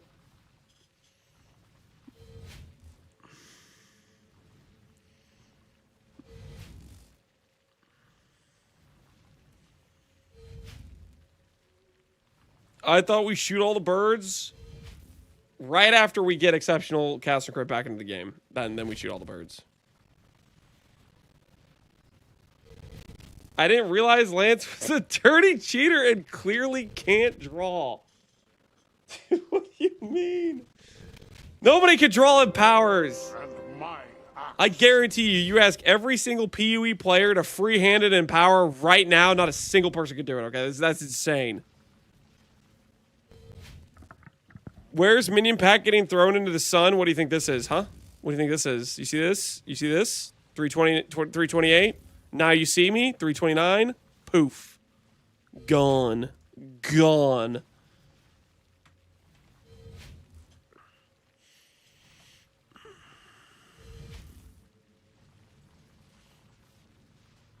Can you flip the bird so he's facing the other direction?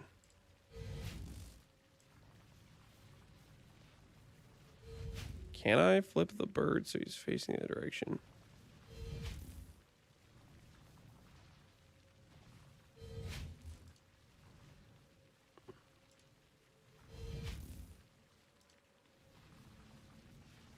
All right, fixed.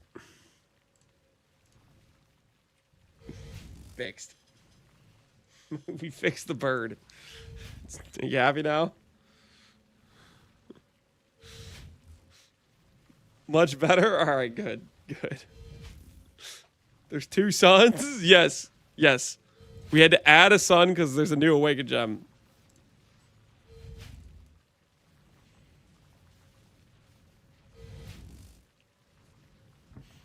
All right. All right, guys. Focus up. Focus up. We only have... What? 9 more squares. Focus the hell up. We cannot let these squares be bad squares.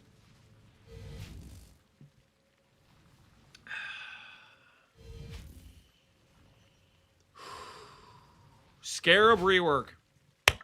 That's a great suggestion. Except, it's a terrible suggestion because I don't know how to draw a scarab. Is something I would say if I wasn't one of the best artists on the planet. Watch and freaking learn. All right, I got this. I got this. I got this. I got this. I got this. I can do this. I can do this. I can do this. I can do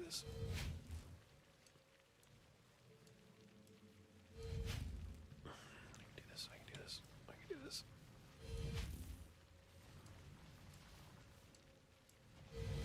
Okay. Okay.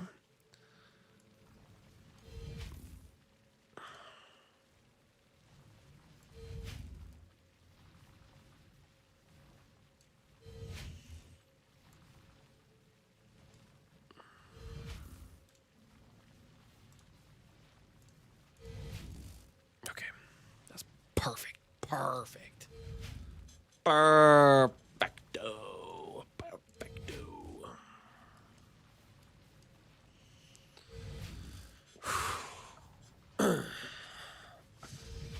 All right, now how do we make this more clear that we're talking about a rework for scarabs? How do we make it more clear? Obviously, the scarab, everybody can recognize clear as day that's a scarab. There's no question what that is.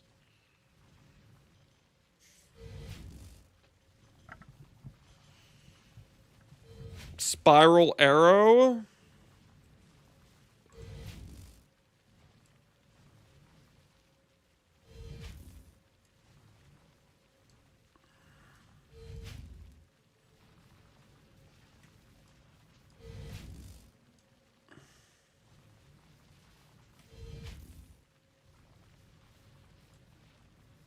What if we do one of these?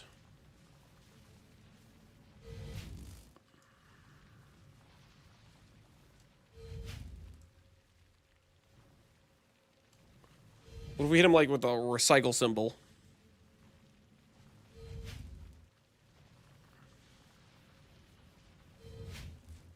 No, just draw juice. I'm gonna keep the recycle symbol. And I'm going to add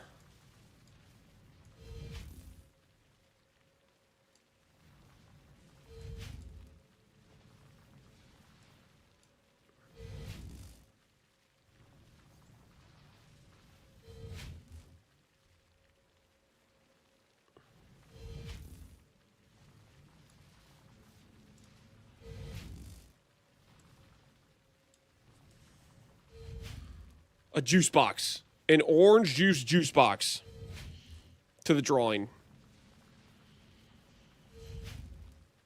Thoughts. Thoughts. This is a mini teaser 100%.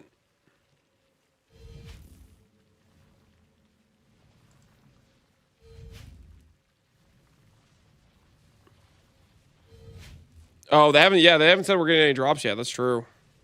We'll get that teaser tonight. Surely.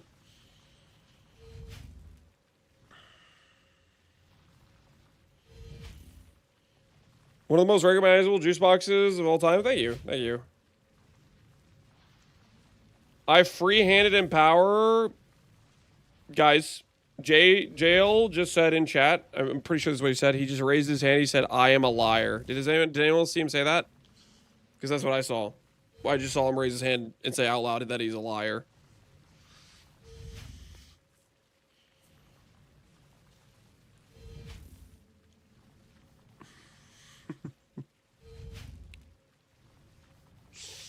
There ain't no way he free-handed in power.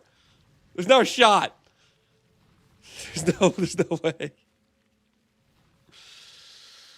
PoE 2 Abyss? Yeah, well, they've already teased Abyss.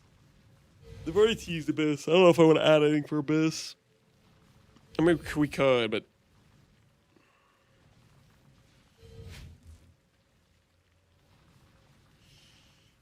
What is the licorice with a goat jumping over a cookie with a clock going to piece of Triforce mean? It's not a piece of licorice. It's not a cookie.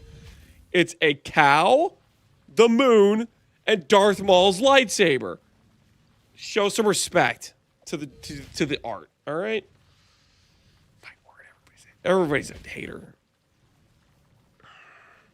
Ooh, surely we get a cultist rework. That's a good idea. I should put Ascendancy reworks in here. Who is deserving of a rework? So first, let's just take a brief overview. Let's just look at the classes. Let's look at the classes. Minions, no one cares. Elementalist is already good. Occultist is kind of good. Hyro's good. Inquisitor's good. Guardian's pretty decent. Chieftain's good. Berserker's good. Jug's good. Glad's good. Champ's pretty good. Slayer's pretty good. Ranger, no one cares. Sabo. Maybe Sabo. Maybe Sabo.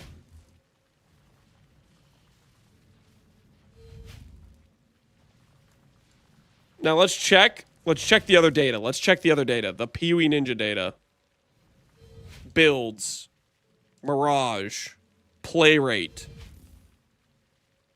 Play rate suggest. How is Berserker this low? That's kind of crazy, actually.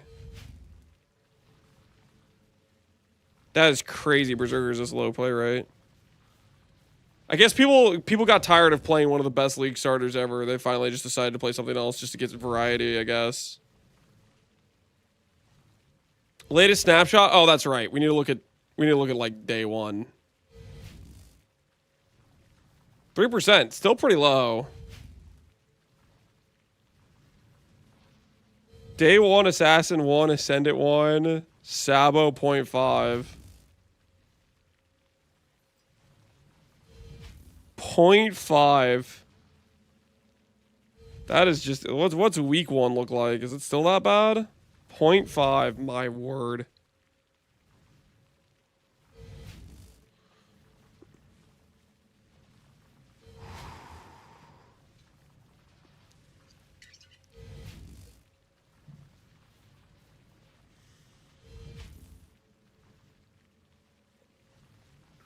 That's pretty rough. That's pretty rough.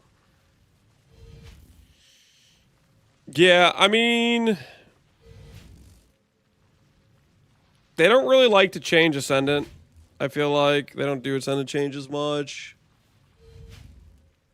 Probably going to be Sabo, Warden.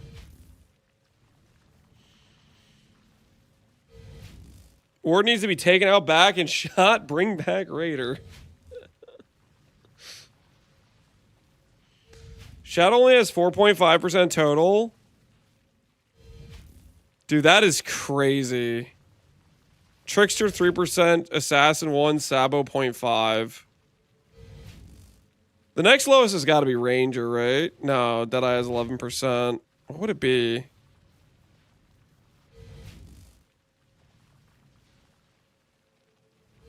Is it Witch?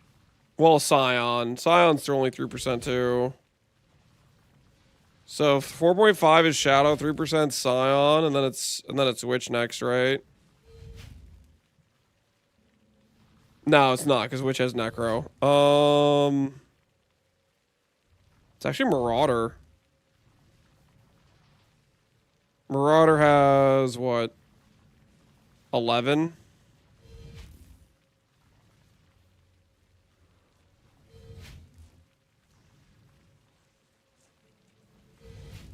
And then it maybe is Ranger.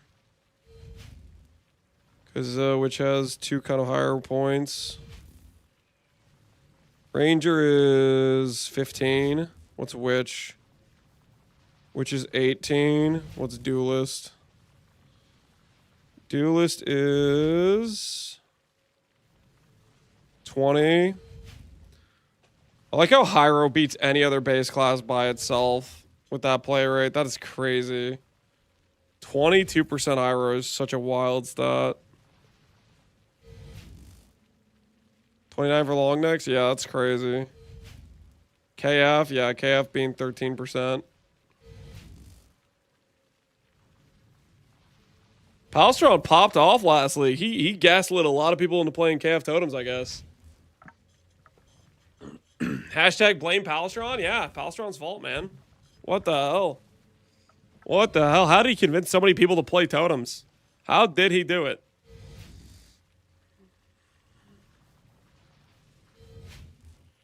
Sabo only found a boost in play rate when the self-cast unique was found to work with trigger bots? Yeah. Pretty much. Freaking Mathel playing Arc with it made it look cool.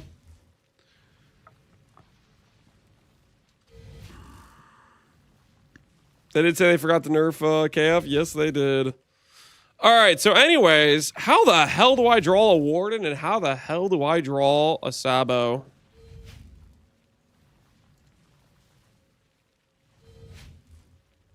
Okay, let's just think this through.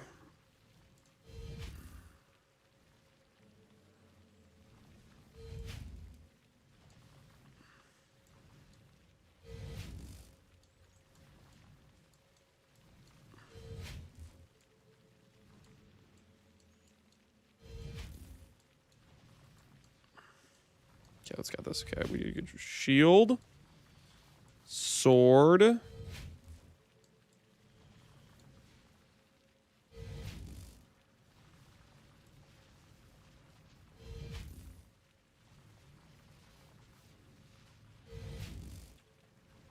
Try that again.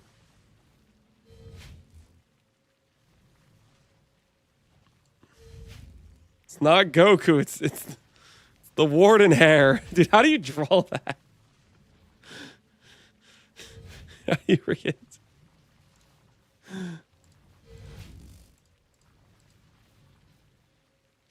Okay, it's more, it goes up, it goes up, it goes up, it goes up. It's like this. It goes down, and then it goes up.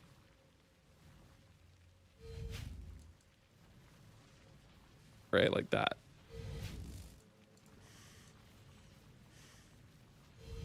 Then Shadow's just like, he's just got a cloak on.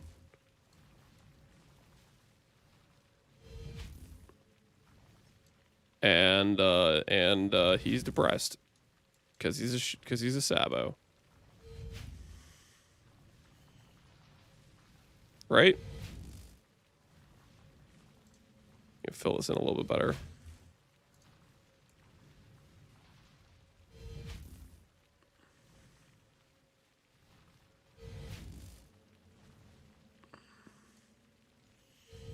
Add a bear trap or something.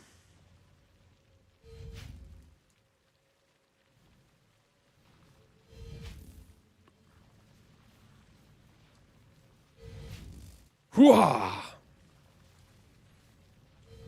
Wow. So you knew he threw it, right?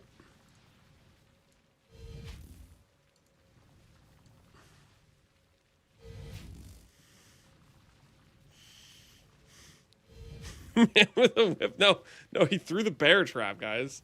He threw the bear trap. You can see the bear trap.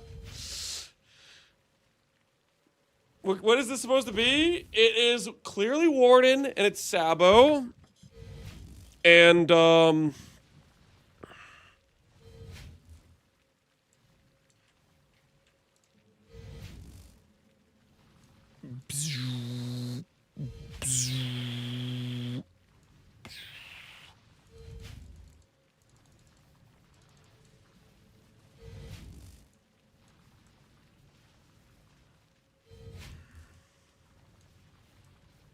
and the light of GGG, the sun is gonna shine on these ascendancies. It's gonna restore them with new powers. Abducted by aliens? No. The light of GGG is gonna shine down on these unused classes and restored to a greater power. I appreciate your effort to make the bingo card as incomprehensible as possible. This is not incomprehensible. I don't see a world where anyone sees this bingo board and it is harder to understand than somebody who just writes normal text. Like, I'll put it this way. The PoE player base can't read, right? You give a normal PoE player the just normal text, they're gonna have like 70% accuracy rate on the cards on understanding what the words mean. You give a normal PoE player this bingo sheet, 95% accuracy. Okay? This only increases the likelihood that you understand what the hell's going on.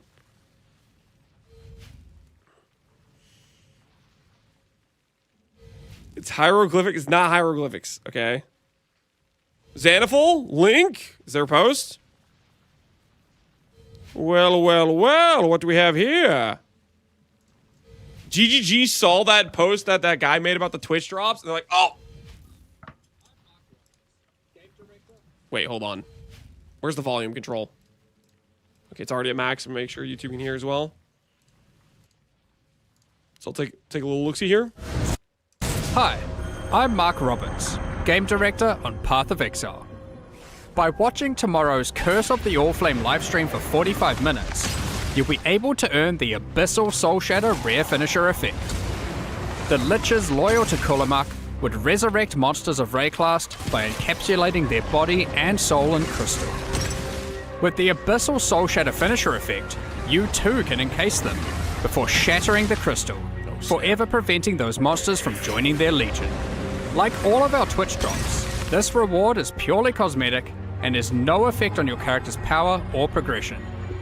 Thanks for watching, and we hope you'll enjoy tomorrow's livestream.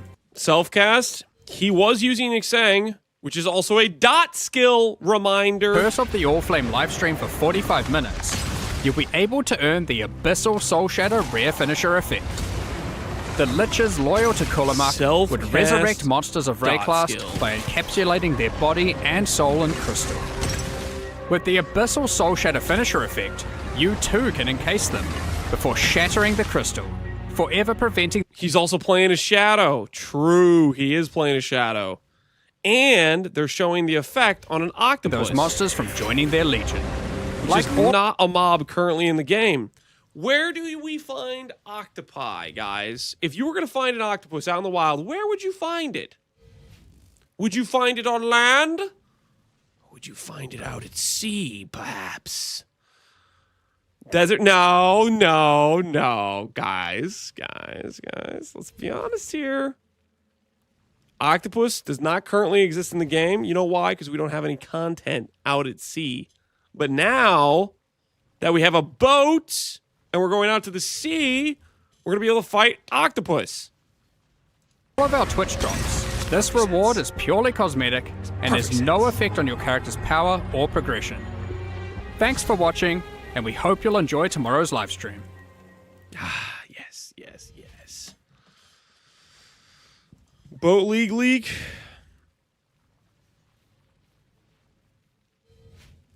I'm not clicking play on that video. I don't trust this. I don't trust that thumbnails. I don't trust it. I don't trust it.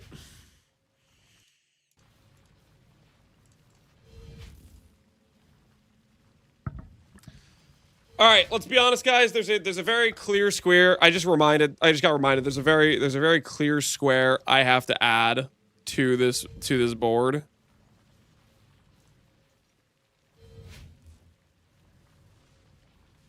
Okay, yeah, I guess there is that Creeping Frost MTX. Sorry, I need to add this right now before I forget. This must be added immediately. We'll put it right about here.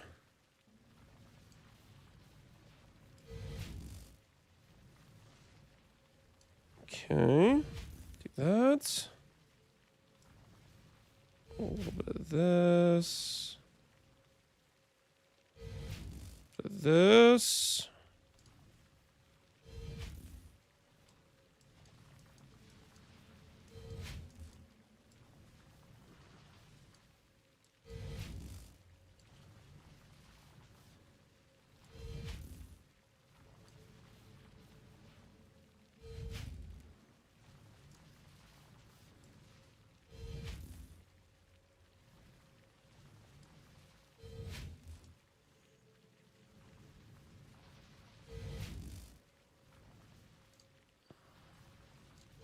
this.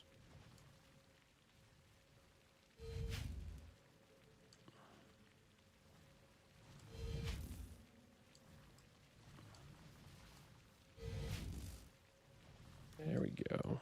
There we go. There we go. All right, perfect.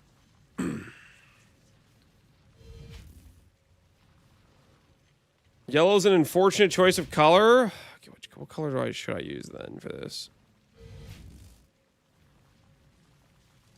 Let's use a green fishing line.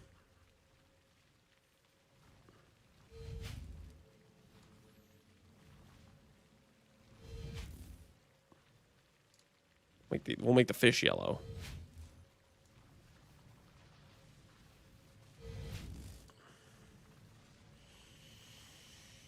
All right.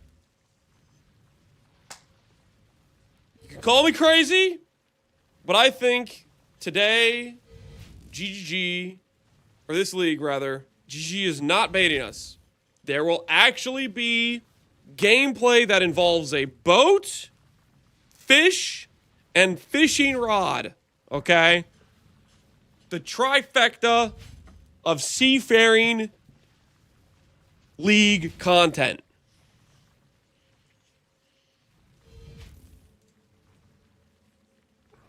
Zero chance? No, there's a chance. There's a chance. I'm getting realistic about it. There's a good chance. There's a really good chance. What about Ward Loop? You want me to draw Ward Loop? Fine. I'll draw Ward Loop.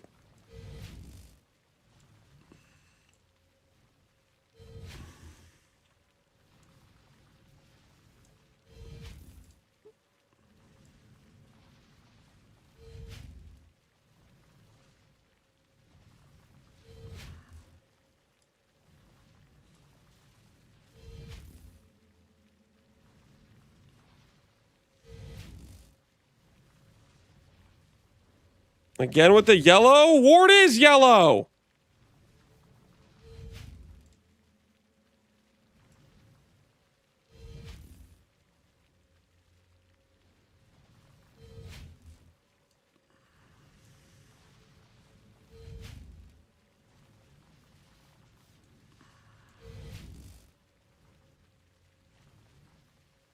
Triple down arrow.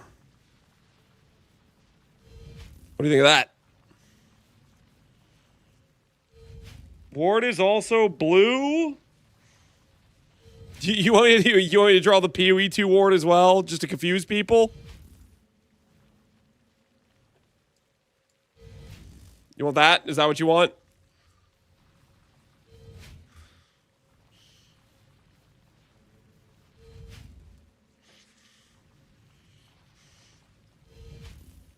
Faster Elder Guardian fights. Ketoth, you are dreaming, my friend.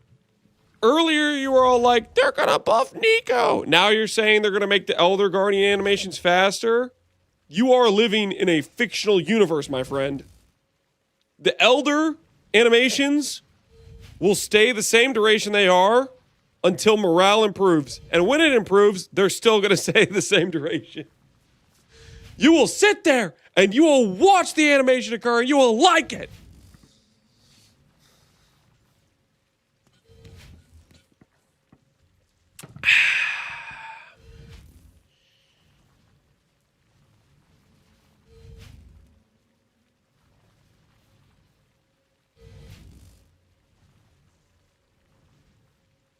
Remove the shaper pause. Keep dreaming.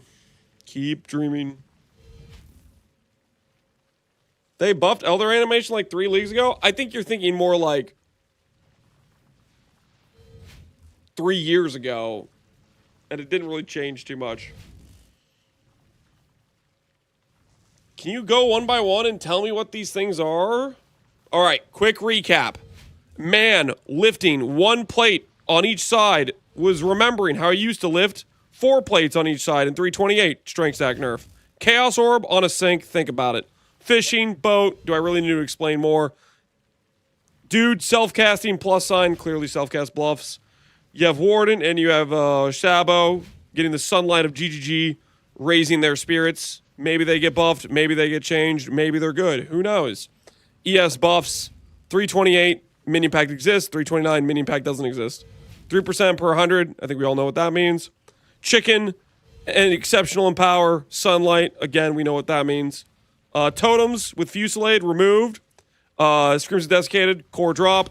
High on mark. Cortex dead. Drops a rare with 3 implicits. Darth Maul lightsaber. A high damage weapon. A cow jumping over the moon. And time. Damage over time. Exceptional gem. Think about it. Scarab. Rework. Buff. Juice. Who freaking knows? Karn. Sad. Volatile Orb does pass go and collects $200. The Bald Ego gets shot down. Ward gets nerfed. And there are at least 20 plus Optimus Prime level transfer gems coming in the next patch. All right. We got to fill out some more squares, guys. We still have 5 to go. The explanation made this worse. No, it didn't. The explanation made it make all sense, okay? I was hurrying. Obviously, if I slow it down, give even more details. You know. I was with you until the Bald Eagle. Sorry. The Bald Eagle is the Vivid Vulture in Pee-wee. Vivid Vulture's Gonzo. Did you draw Karn? Did I draw Dictator Karn? Sort of. Technically, kind of. I'm the reason it's on the page.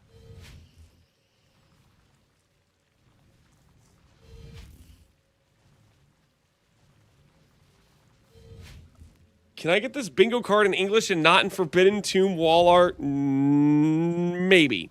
No. All right. 5 more squares, guys. 5 more squares. We have to choose wisely what things we add. We're running out of spaces. Ziggy D research. Wait, is Ziggy in chat? Is Ziggy D actually in chat? Are you guys messing with me? I'm scrolling up. I'm scrolling. Did you guys lie to me? There's not actually Ziggy in here. You guys just lied to me. No, Ziggy's on Reddit. I'd have to make a Reddit. I'd have to make a Reddit account. Guys, somebody who has a Reddit account. Somebody asked the question about the Reliquarian and not being able to have an Ascendancy until Cruel Lab. Somebody who has a Reddit account, you listen, you got to make your voice heard, okay? We're all thinking the same thing, and we're all thinking, man, it's pretty stupid this class doesn't have an Ascendancy until Cruel Lab. Like, come on. Somebody's got to ask the question. I'm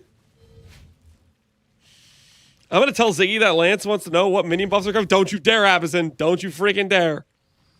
You better not. You better not.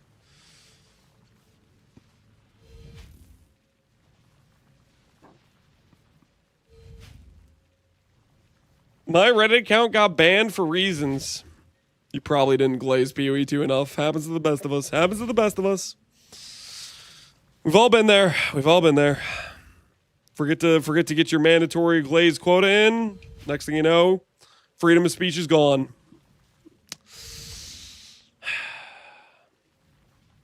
Sorry to hear that happen to you. Sorry to hear. Bloodline Ascendancies get buffed. At least some of them. Ooh, maybe. We could put Bloodlines on here. We could. Fizz skill buffs. I just have dot skill buffs on here, which I think covers that, you know, pretty broadly. Wazda Cope Square? Absolutely not going to add Wazda Cope Square. They've said multiple times Wazda is tied to them getting all the MTX transferred over first. And they're not anywhere close to finishing that, so Wazda's it's not real, right? It's just not real. Which one is the dot skills? Guys, come on. It's the Darth Maul cow jumping over the moon time.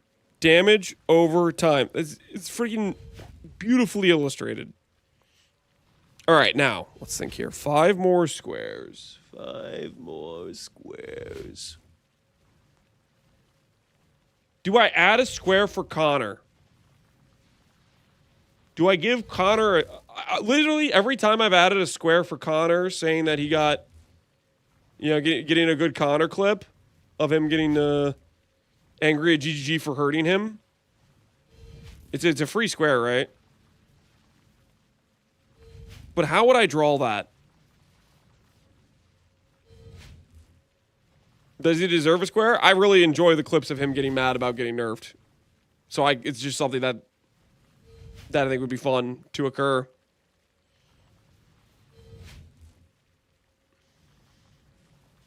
I mean, we have a square for Karn, right?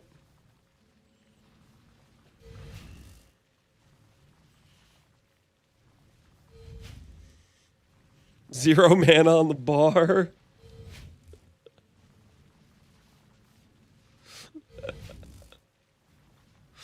Just use Nerf milk.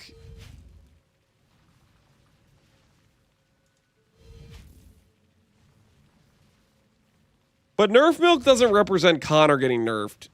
Nerf milk represents Connor's best impression of Jung Roan as a snitch. Doesn't really catch the vibe I'm going for here, you know? But technically, depending on the change, it could activate a Nerf milk 2. If he gets hit hard enough, we could see a Nerf milk episode 2, the PoE 1 version.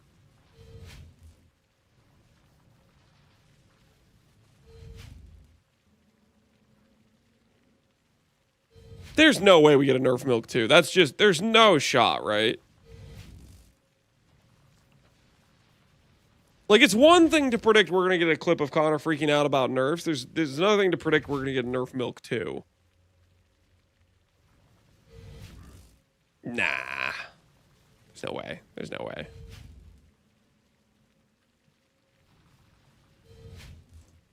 It's inevitable. What the hell did I just do? Windows. What is this? Can I have my bar back? All right, freaking Windows, man.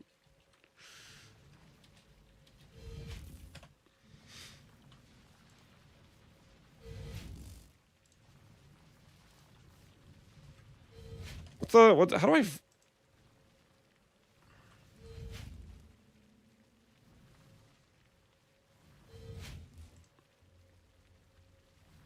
I don't know how to do this without opening the browser. If I open the browser, just manually do it.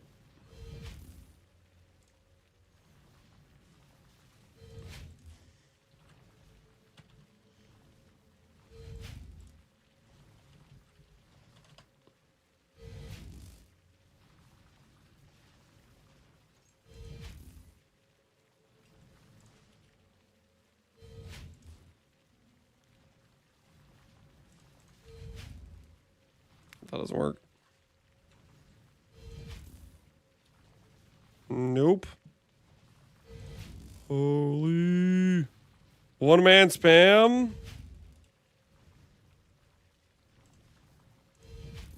All right, there we go. I got it. Nerf milk acquired.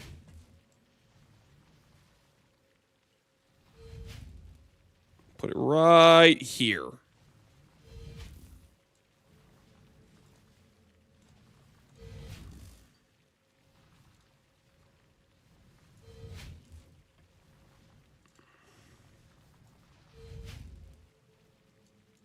Don't dare anyone tell me that looks like a 1. Okay, that's clearly a 2.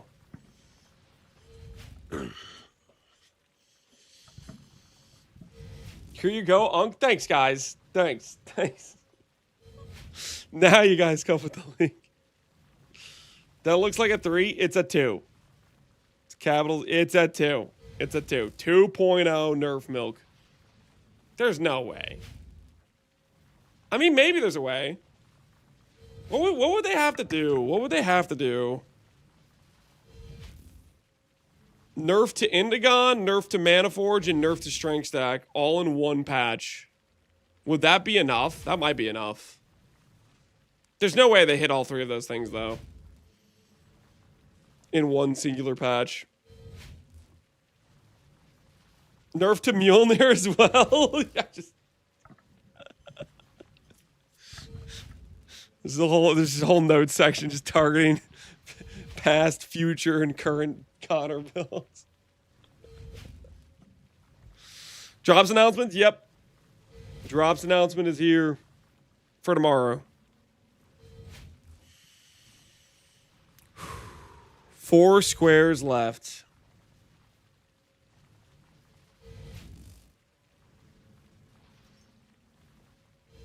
Is there any other specific nerfs I want to put on here?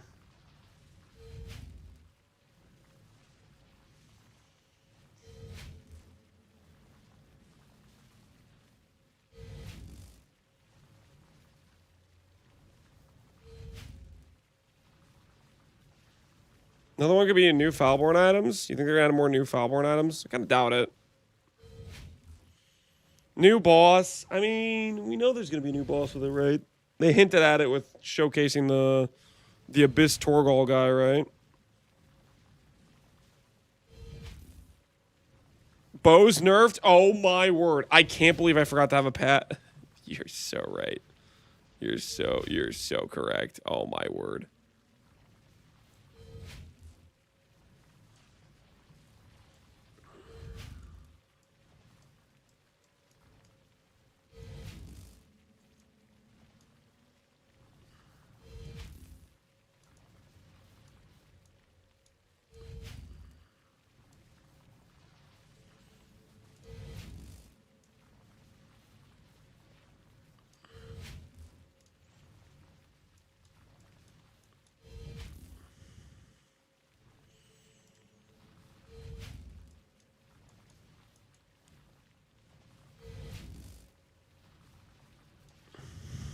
Why is the hat so far away from his head?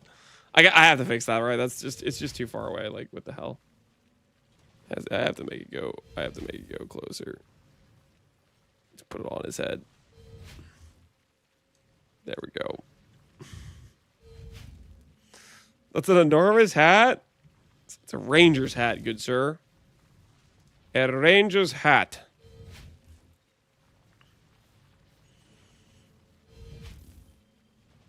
All right, now how do we symbolize that the bow player is getting nerfed here? How do we symbolize it?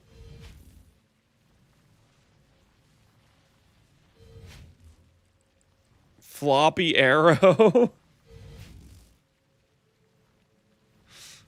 You want me to do this?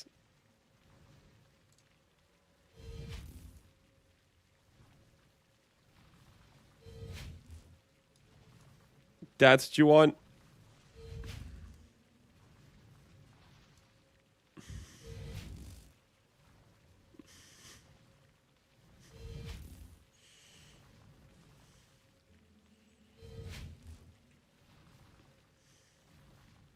Arrow falling short of the target. Okay, I like that. That's a pretty good one, right?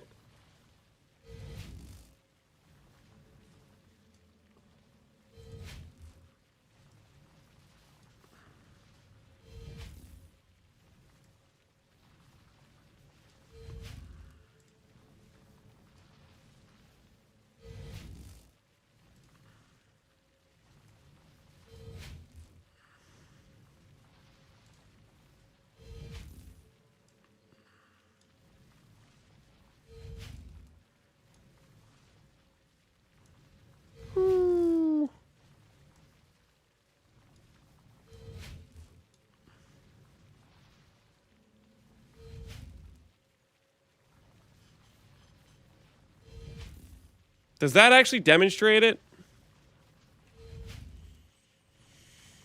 Or should it be more like just a bunch of arrows just everywhere but the target because they can't hit?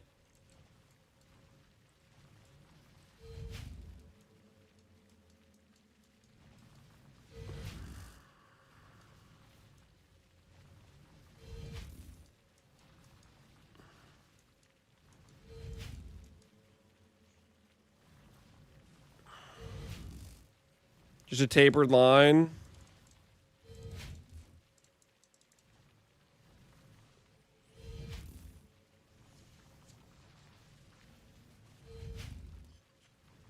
Put an arrow in the apple? Well, that usually means they, like, hit the target, right? I hope they make some changes to Expedition this league. Gwennon has been trashed forever, and Raw got eclipsed by the Breach Tree. They did do a Expedition rework, but the Expedition rework was basically just removing Expedition, you know? Or a lot of its loot identity, because they basically got rid of all the, like, the vendor currencies and stuff from Expedition in PoE2. And if they announce doing a PoE Abyss changes, I kind of doubt they're going to be doing Expedition rework as well. I think they're going to be doing both. I don't know, man. I don't know. You think they're going to be doing both? Is that a picture of you without accuracy? That's a picture of the bow players not being able to hit their target, and they're not able to do any damage. They wouldn't do both? I don't think so. I think Expedition's just going to have another league where it's exactly the same.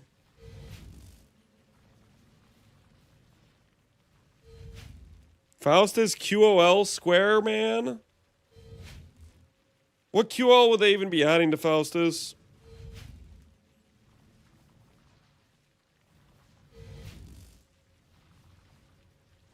It's on the board so far, a few things.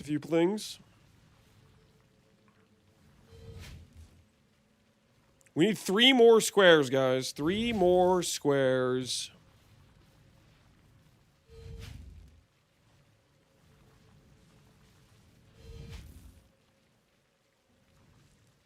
Do you think there's a world where they nerf recover on block?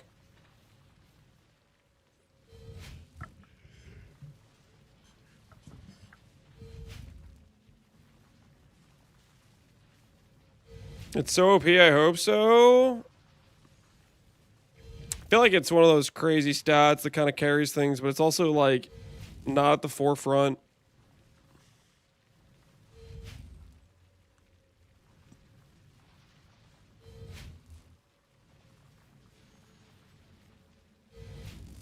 How come Val side areas have never gotten love? They have. It's just not necessarily been enough to make them things people do.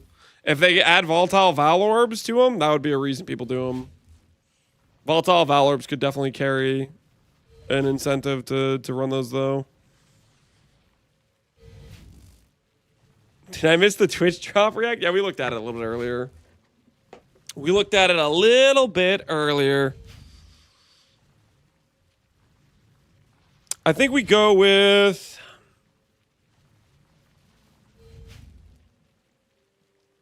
recover on block. I'm going to add it here. I don't think it's something they're necessarily going to do, but I'm going to start adding it to my bingos.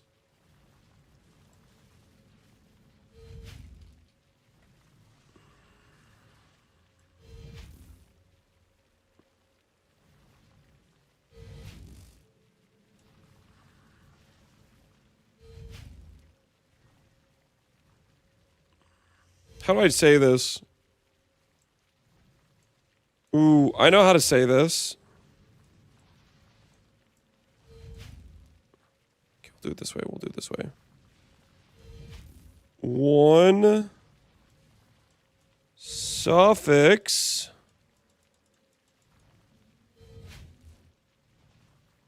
greater than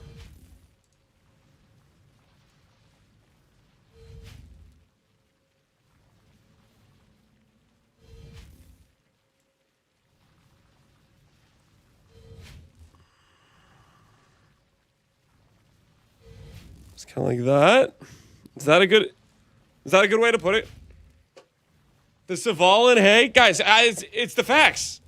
It's the facts. Too much text. I don't know how to write down recover on block.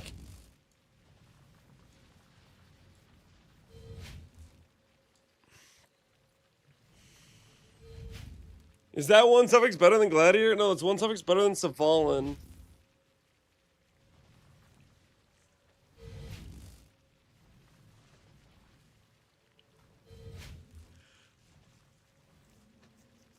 Shouldn't that be Savalan?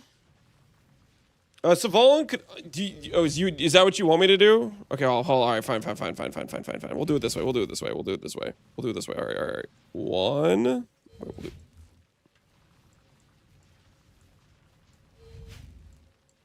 One suffix. Okay, do this. I got a plan.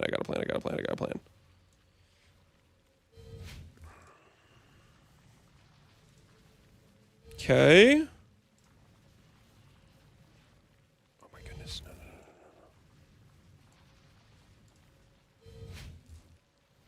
Okay, we'll do this. One suffix, put it right there. Right. Everything's under control, guys. Everything's under control. Trust the process. Greater than.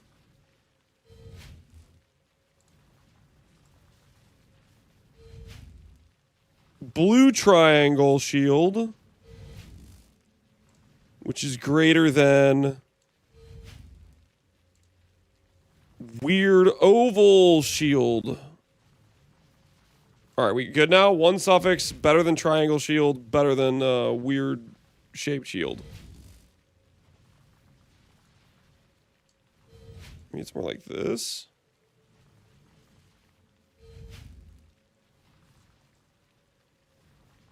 I don't know where you read Saval when I said Aegis Aurora.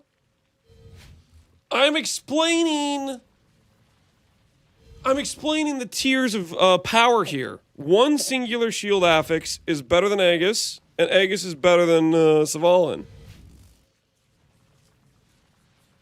And it's a little bit weird that one suffix is better than an entire shield slot, which is better than a rarer shield slot, you know? I'm just saying. Why is it a blue Dorito? Dude, Aegis is a triangle. Is Aegis not a triangle?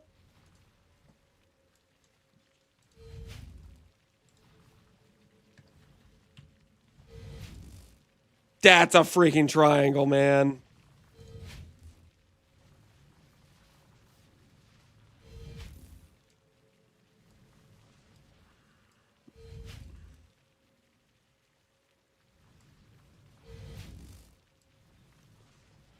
There you go.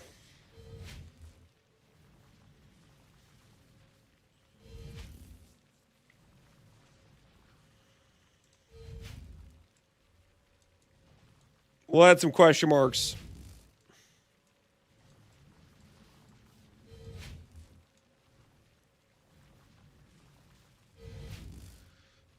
I just got back. The only way you mentioned Aegis was to say nerf recover on block. Yeah, that's the point. That's the point. It's weird that one suffix is better than Aegis and better than Savalin by itself. And that's one suffix. Savalin is conditional recover based on needing armor investment, which is worse than just recover on block where you get it. Which is also better than just lucky block with no recover. Hey Mashira, how you doing, man?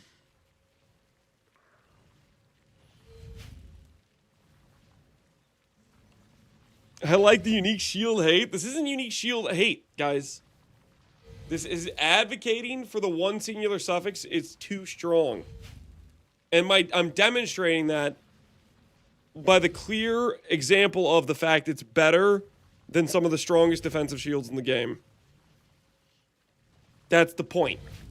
It's weird.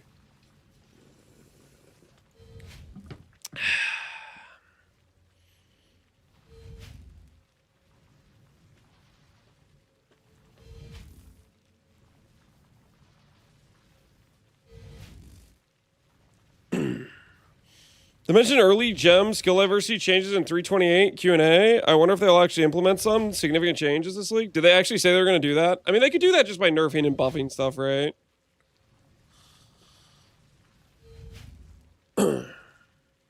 Instructions unclear. Nerf bows again.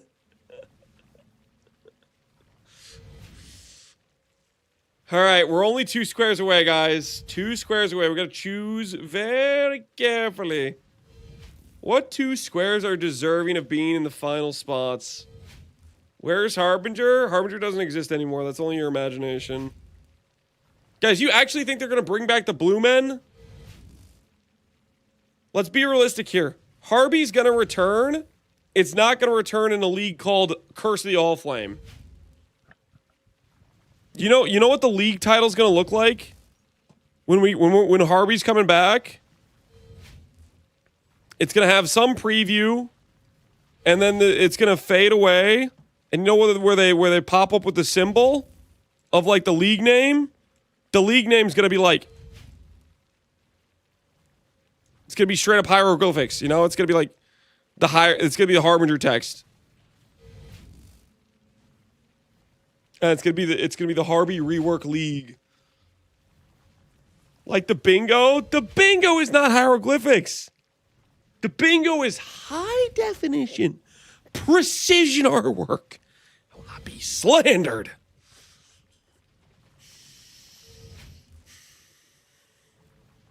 True, like the bingo. You shut your mouth.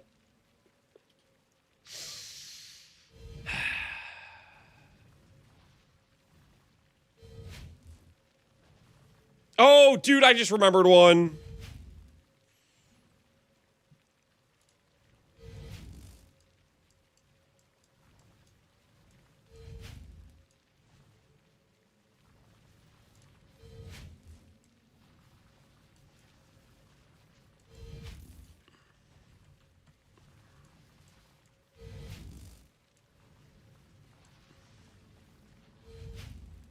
Okay, hold on, hold.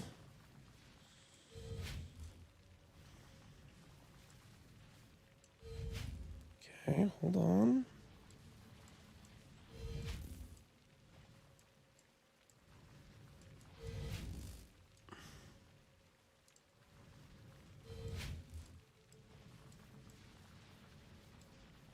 All right, there we go. I think that sums that up pretty good.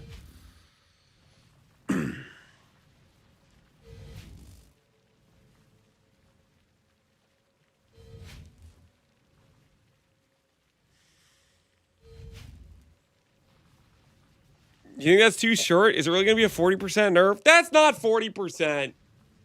Your eyes are not calibrated correctly. If you really look closely, that's like, it's like 25%. It's like 25%. If you really judge it correctly, it's like 20. Okay, maybe it's more like 30. Maybe it's more like 30. It's more like 30, but still, you know what I'm saying. It's more like 30. Blade Vortex is going to get an arcade tag. They're not nerfing Blade Vortex, guys. What is with this Blade Vortex cope?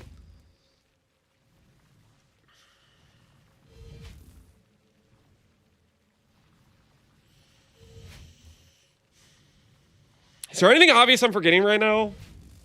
E-Blade, Ascendancies, Strength Stack, Tornado Shot buffs? No. I have a square for bows, and it's a nerf square, as it should be.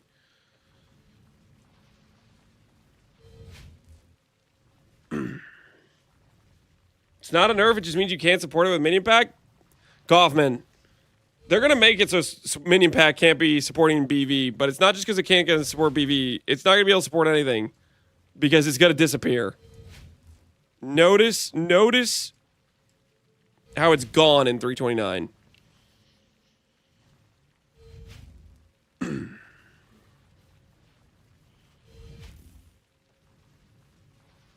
Ability to buy and sell from the vendor in the same window? Nah, let's not get crazy here.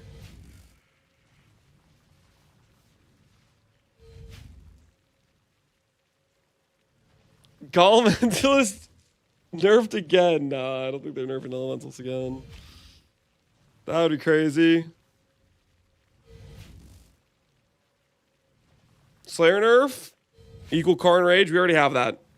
Notice Dictator Karn on row 4, column 4. We're missing one, guys. We need one good square. We got to choose wisely.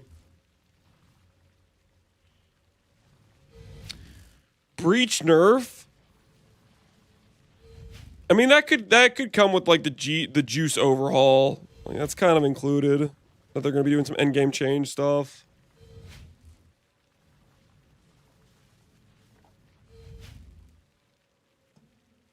Uh-oh. Crickets. Abort. Abort.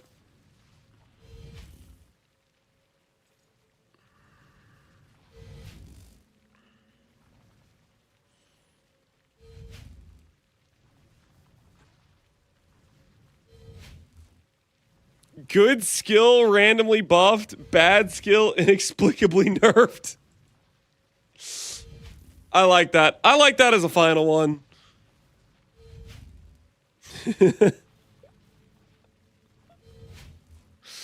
But how do I draw that? How do I draw that? That's a guaranteed hit. It's a classic, man. It's a classic. I don't know if I can draw that. That one might just have to be text.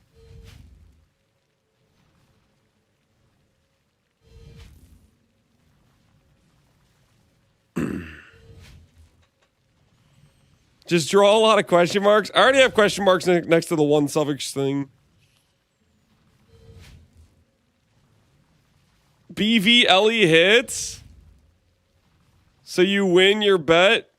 You should lose. That would be kind of crazy. All right. We'll do it. We'll do it. It's not going to be these two specifically, but we'll do it as the example. Because that would be hilarious if they randomly buffed Elemental Hit and nerfed Blade Vortex. That would be comical. They're both green gems too. Okay.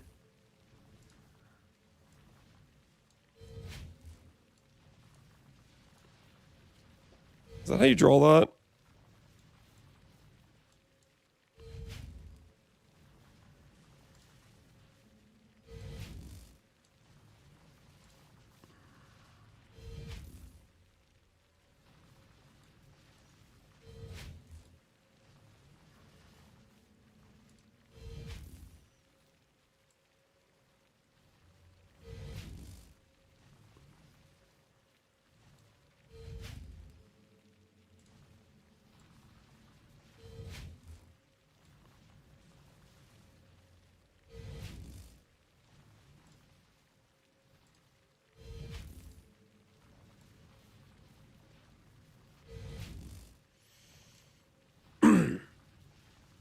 There's like, dude, if it was these two specific skills too, that'd be crazy. That would be actually crazy. How would you react if GG nerfs BV and not minion pact? I will lose my mind. I would lose my mind. I would like, it's still crazy to me that they didn't manage to nerf Castle and Crit last, like with the 0.5 patch. There's no way they make that critical of a mistake 2 leagues in a row, though. I would hope not.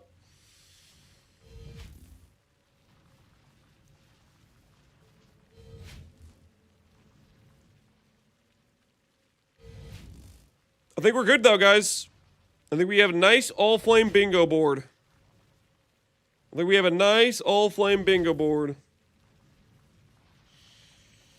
We'll do an overcap, a recap for everyone that missed it, that like multiple other times we did each square. Don't be surprised if 95% of what I say is what you already knew just by visually looking at it. We're going to go from the bottom square over and zigzag all the way up, okay? So we're starting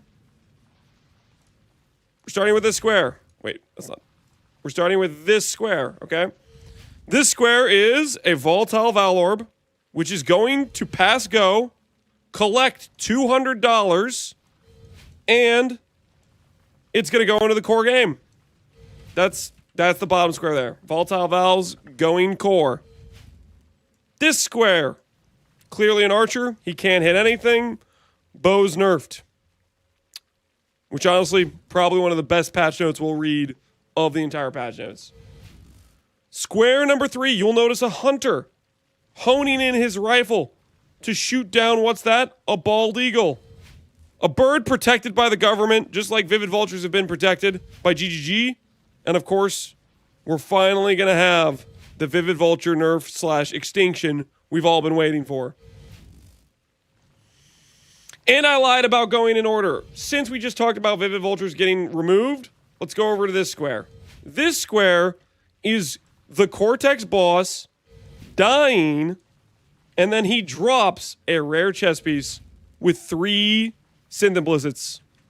Synth items will no longer be dominated by the people who can spend the most time killing birds. Now they will be a random drop, and some guy is going to drop just an insane triple synth item, and the sell value will be based on that, not on the ability to forcibly reroll whatever the hell you want. Moving on from the Cortex robot, up here, you notice a man is fishing. That's going to be us. That's going to be our in-league gameplay. This is actually real-time footage from the next league. We're going to be fishing. We're going to be catching fish. Finally giving a purpose to all the stats on Reefbane and the Foulborn stats. It's really going to be quite beautiful, to be honest with you. It's really going to be quite beautiful. Dude, I'm out of water. Okay, guys, hold on. Hold on, I need water. I cannot. Give me 1 second. Give me 1 second. I will continue going over the board explanation, but I need water. I can't do it like this. I'm parched. I'm parched. I need water. Don't forget where we are on the board, guys. I will continue the description after I get some water.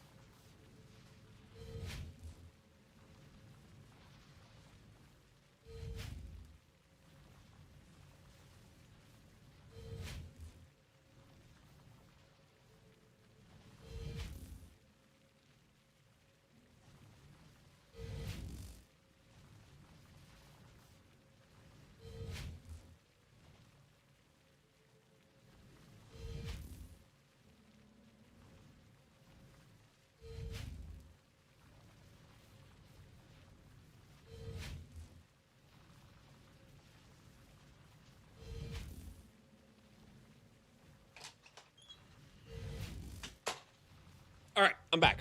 Sorry about that. I need water, but now I won't die of thirst. All right, anyways, where were we?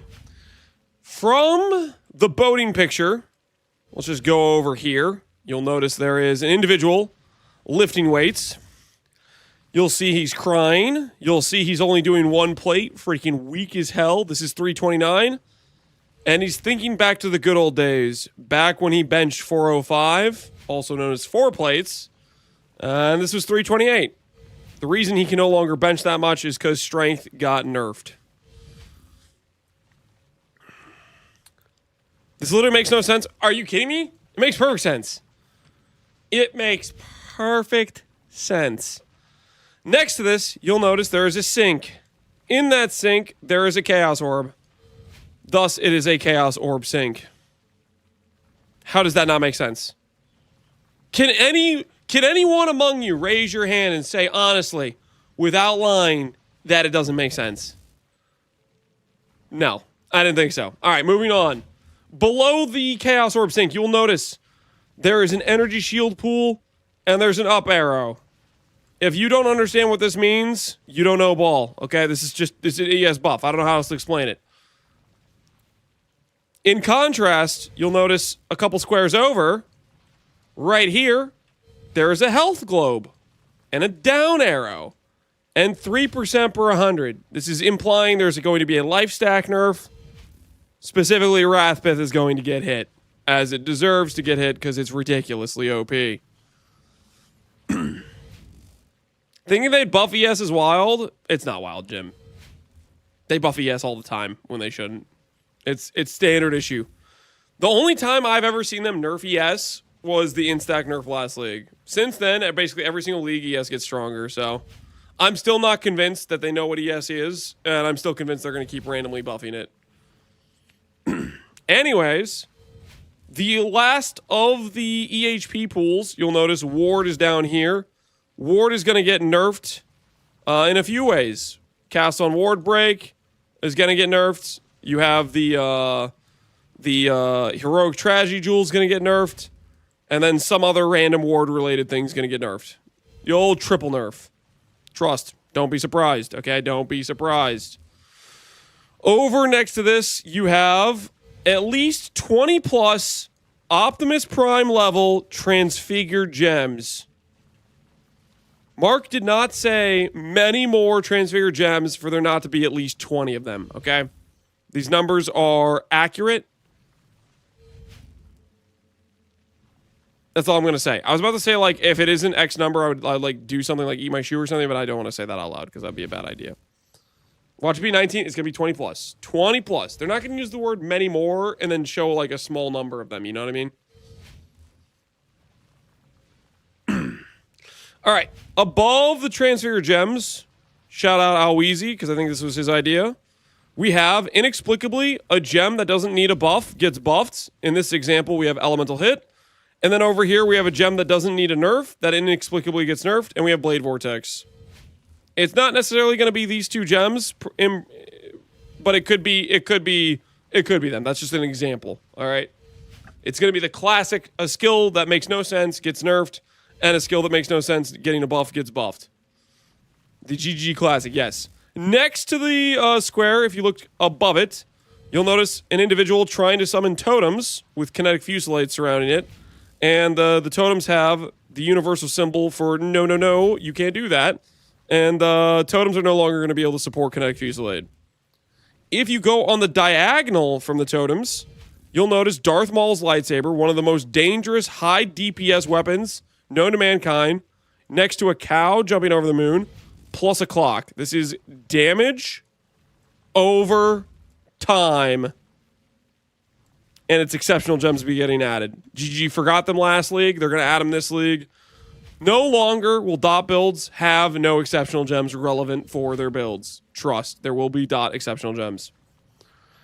Afterwards, if you look above, we have Screams of the Desiccated, 1-to-1, bar for bar, 100% to scale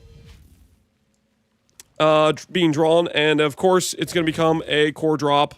My guess is it's going to be just a T2. A random T2, same odds to get a 2-stat, same odds to get various good shrines versus bad shrines. T2 drop. Guys, you do realize T2 drop on this belt will be rarer, much rarer than it was this league. This league had a grand total of like 1 to 2 Echo plus Resistance belts even occur over the course of the entire league. All right? And a T2 will be rarer than that.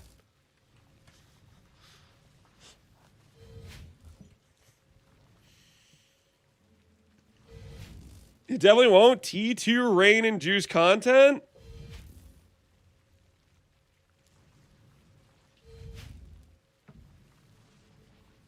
T1 div card guarantees 2 shrine. You think they'll give a div card for it? I think you guys are crazy. I don't think you realize how much this belt dropped with it being a forced drop with the Barrias.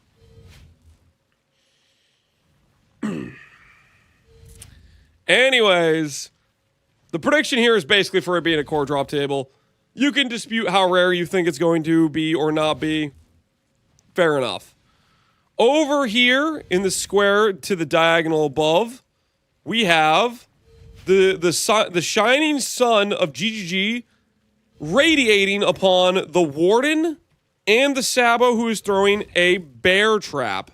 This is not a whip. That's just the animation of him throwing the bear trap. Do not question the art. They're going to buff these Ascendancies.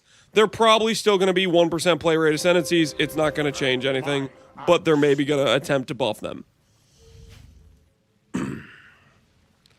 I just need Cord Belt to be attainable. Yeah, you want your triple synth Cord Belt again, don't you, Connor? Yeah, you would want that, wouldn't you? Connor, I'm telling you, your strength stack's about to get nerfed. Prepare to lift 1/3 of the weight you used to. Be weaker than last time. Prepare yourself. Over here, direct you to the other side, you'll notice Nerf Milk is getting a 2.0. Now, Connor's not currently planning to make a Nerf Milk 2.0, as far as I'm aware, but GGG is going to make a series of nerfs. They might even title the section of the patch notes "Screw Connor," and underneath it's going to be a nerf for Indigon. It's going to be a nerf for Replica Alberons. It's going to be a nerf for Mjolnir. It's going to be a nerf for Manaforge. It's going to be a nerf for Hyro. They're going to hit everything he loves and holds dear, and that's going to trigger an apocalyptic episode 2. If they corner me, I'll use lasagna. Lasagna's not going to protect you. Lasagna's not going to protect you. You'll just see. You just wait. So anyways, potential 2.0. Keep an eye on it. Make sure to subscribe to Connor. Hit the notification bell, because in roughly 3 days' time, there will be an episode 2. All right. Beside him is the other guy who's going to get nerfed. Unfortunately for Karn, even though he may be wearing the garb of a dictator, he is powerless. He does not have the ability to make a Nerf Milk level attack against other content creators. He's simply going to say, "Hey, Fub," and then Bow players are going to evade the nerfs they deserve here and not get nerfed again. And it is what it is. That's just how things work. You know what I'm saying? Above Karn getting nerfed, I have question marks next to the fact that one suffix is better than a good defensive shield, which is better than a mid defensive shield. And that's just a little bit weird that one suffix can outvalue every other unique shield in the game. So maybe that gets nerfed. Am I forgetting any? Ooh. Up here, I don't know if I've done the square. You'll notice Minion Pact exists in 328. And in 329, it's gone. Poof. And then up in this square to the diagonal of that square, we have a wizard, self-casting Incinerate, which gets a huge buff to symbolize self-cast spells getting buffed. And then next to that, you'll notice there is a guy holding a lightsaber, and after the patch notes, his lightsaber is going to be a lot smaller. And then below that guy, you'll notice a rooster bathing in the sunlight awakens to a new exceptional gem for the cast on crit variety. And I think that covers all the squares. Are we all up to date on the bingo board?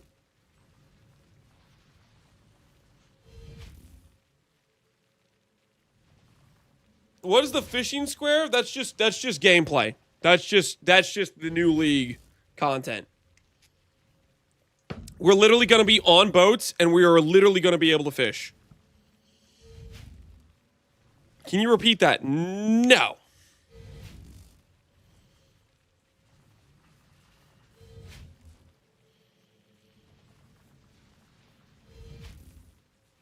You need to be have a legend in the corner. Is that do you guys really want that? Is that what you guys want that to be added to the side? Would that make you feel at home? Would that make you feel safe? Monk! I need a monk! I cannot wait for another league where Triple G forgets 0.01% play skills get forgotten in the bin as they buff bows again. Pain nigga. Death Rage is very possible. Stormbind's probably not getting buffed, but you never know. All right. For those who don't understand good artistic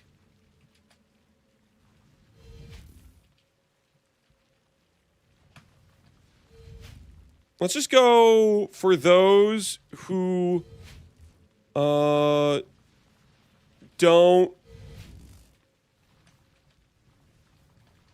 Let's go artistic plebeian guide. We'll do that. We may need to make the text bigger though.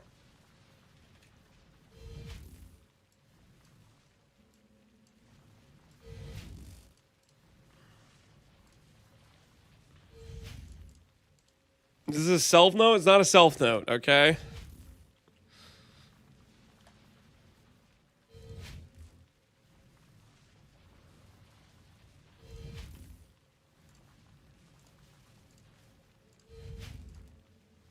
I'll just put a number on each square.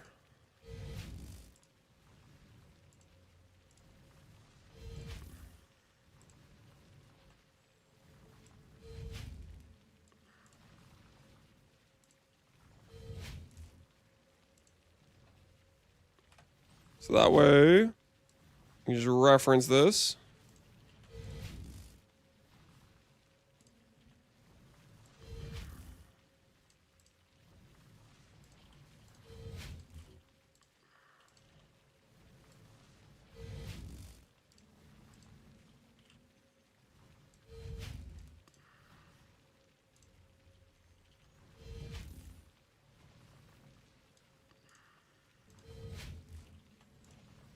All right. We'll get it all under control.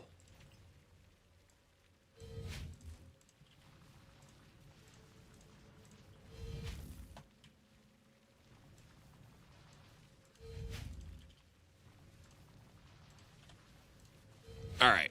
Do it this way. I left at A3 mark with England up 1-0, and they lost in regulation.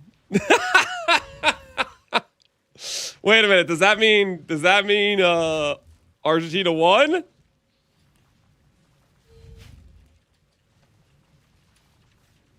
Again? In overtime?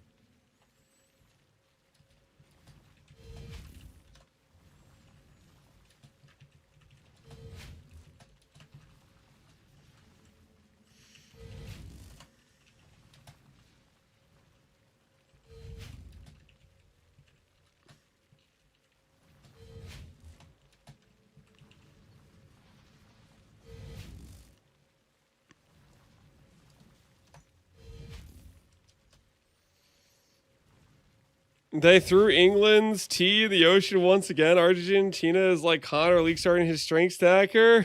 Not like this. Spain will provide for us. Do we want Spain to win or do we want Argentina to win?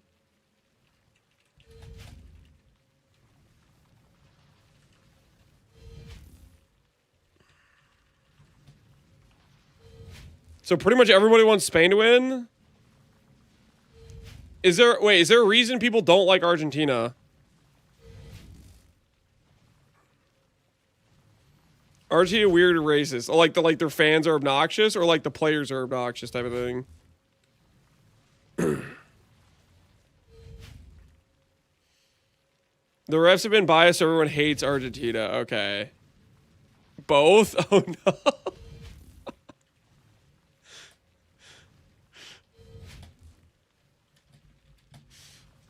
That is crazy. I mean, Spain has been doing really well. And pretty much all of Argentina games have, like, they've barely won, right? Like, just in, like, the final minutes type of thing.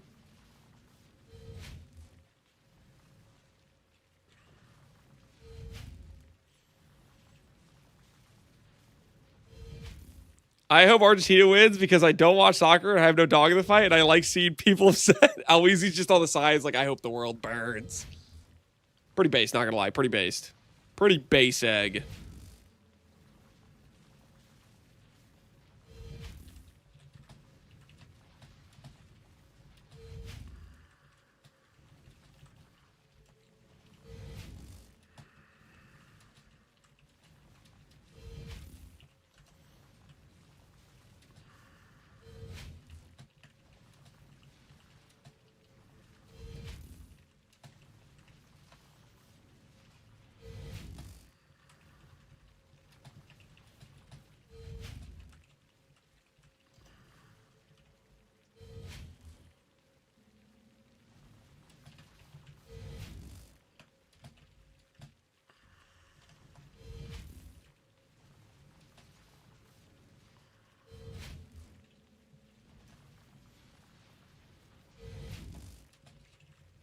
Let's say overhaul.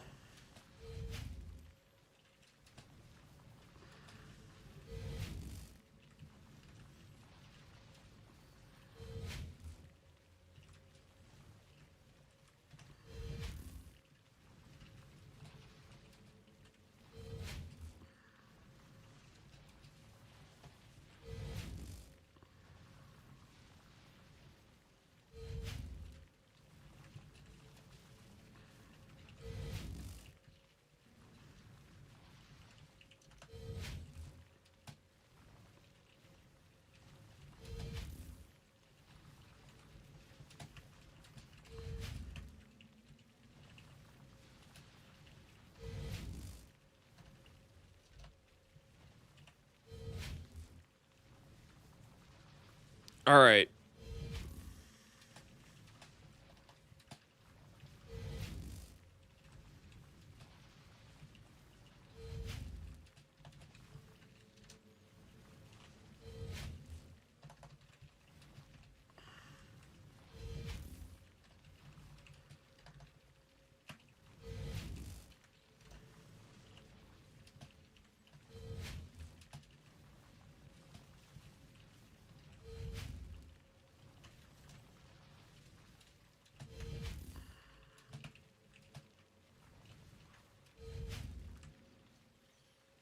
All right, there we go.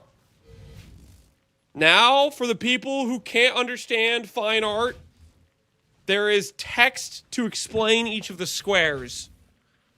Are you guys happy? Are you satisfied now?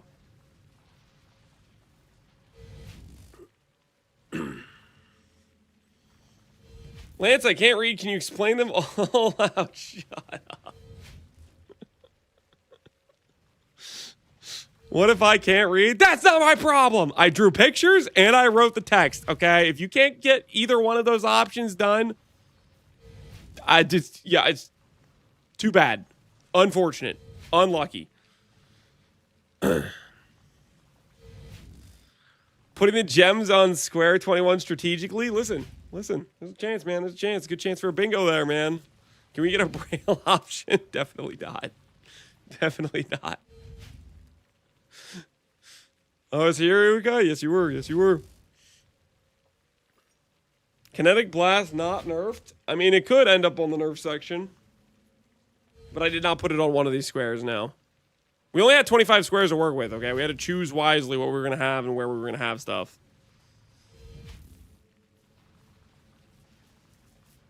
What's the barf bow going to look like now that we finished the bingo board? I mean, we need to realistically, we need to see the reveal. I don't really want to do practice run with anything until we see the reveal and stuff.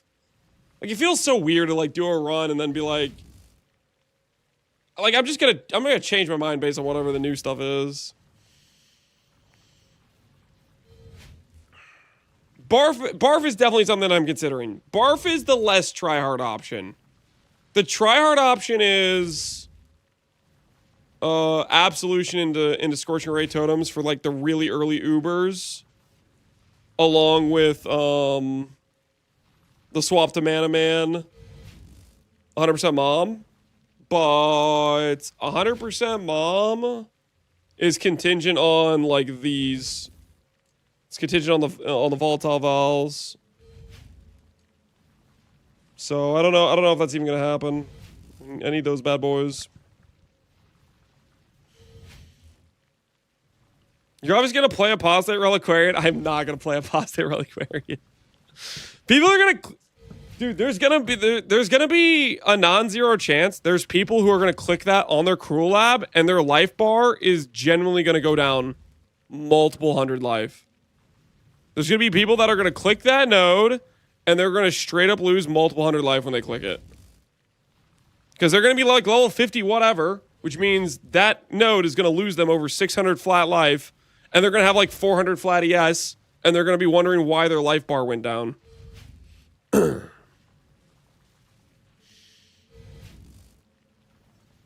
I pray for option 1 to be fake and just bad faith of yours.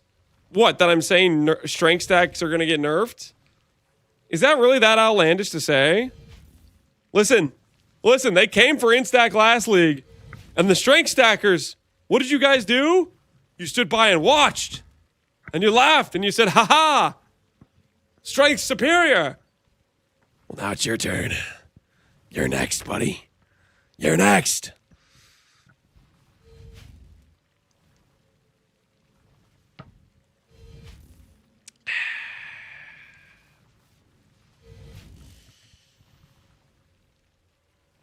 I'm just saying. It's a likely possibility.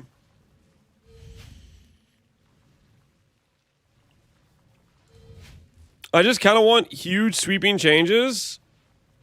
Dude, it would be I don't know, man. It seems like what was it? I feel like it was like it was a time long ago when people were all like, "Hey, GGG, can you change the numbers on these bad skills?" And then Chris put out a post which was like, changing numbers won't change anything. We're going to change other things that'll make you change what skills you choose.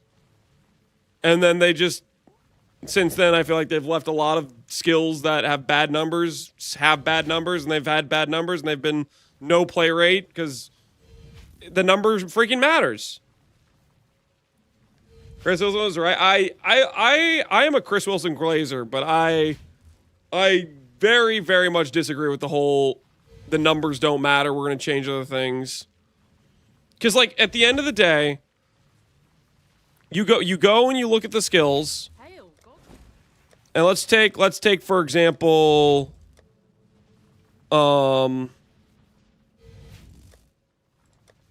let's use Ethereal Knives, and let's use Spark as an example point. And you have these two skills. These are two skills which shoot out a bunch of projectiles. And let's say one of those skills had, I don't know, 5 times the potential damage because it can, for some reason, hit 5 times. I'm talking about Spark, obviously. There's no world where a min-max build would ever use EK over Spark because it can scale to being way higher effectiveness because it can hit multiple times. Now, obviously, they've nerfed Spark a lot over the years. It has way worse prod speed. It's a lot harder to get to the point where you're hitting 5 times. But the point remains that in order for them to make these skills even remotely close to each other, they had to change the numbers on Spark a ton to be worse and worse and worse. And that lowered the play rate. People still play Spark, because you can still scale it to be pretty strong eventually. But, like, it still is just, like, if you change the numbers, that's going to affect how many people are willing to play it or excited to play it, because that's what, at the baseline, that's what matters. Is if it has no damage, no one's going to use it.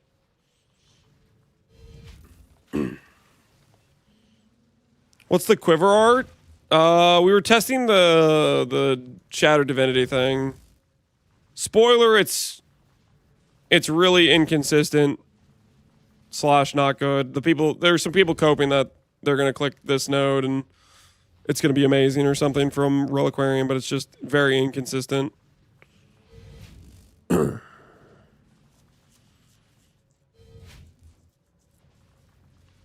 GG doesn't understand people will play a crap skill if the numbers are good. I mean, surely they understand that to at least to some extent. Just look at Connor playing Heavy Strike of Charthus and glazing it like it's the best skill ever. You know why that is, right? It's because it's got a good damage number. It's freaking default attack, but Connor don't care. It's got a good damage number. That's what it is, you know? Connor catching strays. It's just a good example, right? It's just because Heavy Strike is literally default attack. It has no special anything going for it. It's just really good damage. And that was enough of a motivating factor. Heavy Striker Charthus is good. Yep.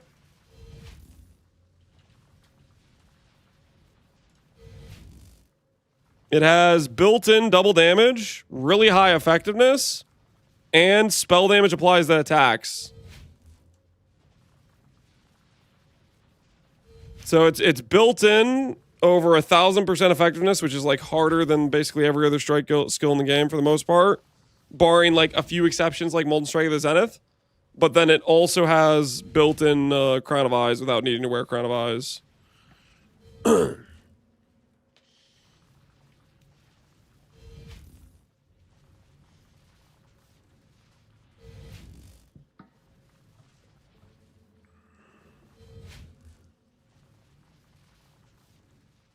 We rarely see GG use clunkiness as a balancing factor. They definitely can do that. My point is one of the easiest ways they could like shake up the meta is just doing simple number changes. They don't need to do like more complex changes to making the skill clunky or less clunky. Like there's so many skills. Like I always look at like the baseline skills, the basic skills that no one really plays at all these days. You know, you go through and you look at a lot of these like basic spells: Frostbolt, Firebolt, Freezing Pulse, Lightning Tendrils, Purifying Flame. Lightning Tendrils and Purifying Flame are probably more recent, but like these are like some really old skills that've been in the game forever. And if they just had straight up like some number buffs, like let's say Freezing Pulse, you say, hey, let's allow this skill to have 5 projectiles so it doesn't have a GMP tax. And you give that to like all 3 of these. You give it a number buff, like you take away the GMP tax, all of a sudden people would be willing to play these. And maybe you don't hit it on the first try. Maybe you say, okay, well, I don't want to buff it too much. You say you give it just a little bit, and it's still not enough for people to play it. Next patch, you just give it a little bit more. Or you over buff it, it becomes dominant for a league.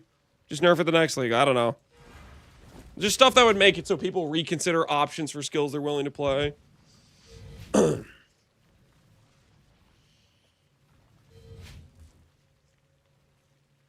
Fireball, double the base explosion radius? Yeah. Just you can make the explosion really big, so it's not necessarily that you need extra projectiles. Just stuff that just makes it have like a better argument for like to play it, because a lot of these skills just numerically are worse than other skills while also mechanically being worse, and then there's just no room left for them to be something you should ever play type of thing.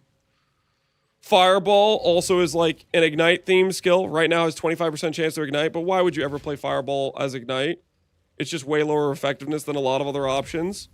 Maybe you could give it a 50% more Ignite damage or something, like, you know, like stuff like that. Bring Chaos Spark back, like the Transfigured Spark. Freezing Pulse was playable with the unique jewel. Yeah, that was a weird patch. They got rid of the mandatory jewels for certain skills and then didn't give anything in return for those skills that needed those. It was like what's a good way to describe this? It's like you had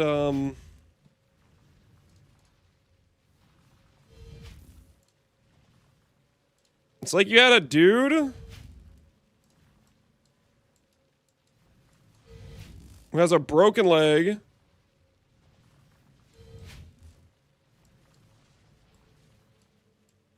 And he has crutches to try to, like, help him walk. And then you just take away his crutches. And now he just has a broken leg and he can't walk. That's what happened to Freezing Pulse and Frostbolt. When they took away the lineage gem that added, like, plus proj. He can crawl? Yeah, he's just crawling around now.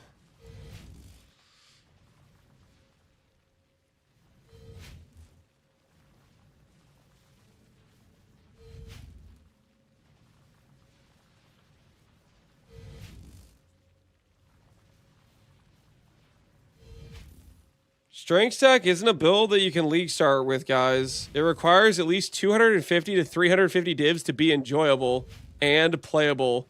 Remember that. Wait, what? True, we aren't talking about leagues. What are you guys...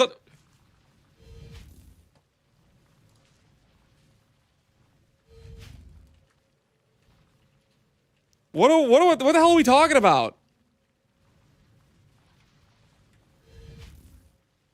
This item exists, guys. And it's like a T4. And it is very playable. You can definitely play Strike Stack before, like, Replica Alberons. With some pretty, like, cheapo items. Never heard of it? You're messing with me, man. There's, like, a lot of, like, cheapo items that you can get Strength Stacker online. You got Meganords with percent strength. You have the Foulborn Calms with, like, a bunch of flat strength. There's a lot of, like, pretty cheap percent strength items and flat strength items.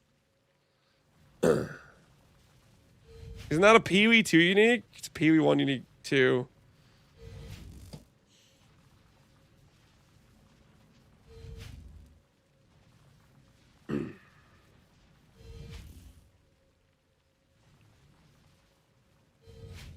Excited for Peewee 2 Abyss to be ported back to Peewee 1 because they don't have time due to crunch for 1.0. Am I excited for... I don't know if that's what they're going to do. I think you're making some assumptions. We'll see what they do. I think for sure they're going to use the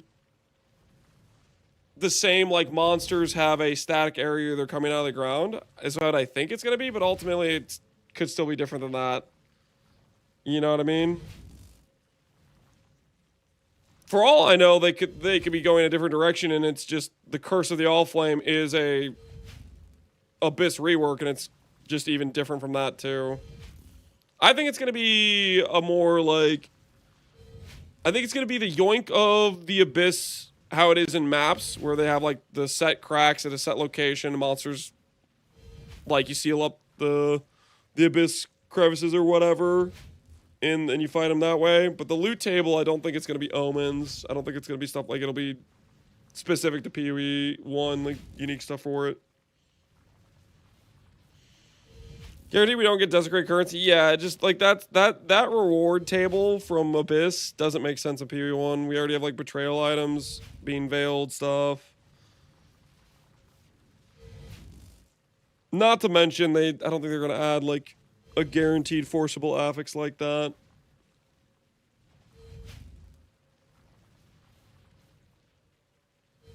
Abyss is a lot of the Mirage currency. It could be some of it.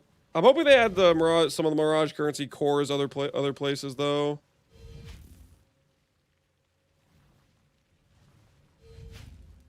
Are people upset that this could be an Abyss rework? I think there's basically like two schools of thought. There's school thought of thought one, which is, oh, Abyss is a mechanic that isn't very good in the game, and they're reworking it. And maybe it's the PoE 2 Abyss stuff, which is pretty cool in PoE 2. Cool. And then there's the number two way of thinking, which is they're reworking Abyss. I hate current Abyss, but I don't care. I hate PoE 2 more. Anything that I've seen in PoE 2, if it comes near my precious PoE 1, I'm gonna lose my mind. So there's like those guys. They're going around being like, it has relation to the game that I hate so much and it makes me mad, and they're gonna act out.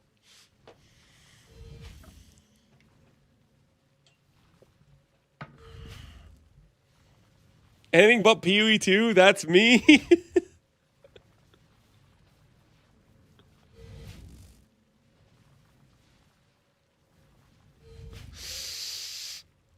We'll see how it goes. I think it's gonna be like a partial grab from PoE 2 though. They like GGG is they're reusing asset fiends, which it's one of my favorite things about GGG. One of the reasons we get a lot of like huge content updates is because they're willing to yoink and reuse assets rather than telling themselves they need to remake make new assets for every single thing they do. Which we can see that in like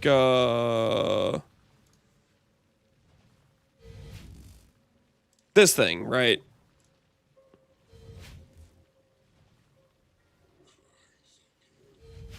Like this is 100% Torgal the Defiler, which is a reused asset from PoE 2. Trade my soul for a sip of wine.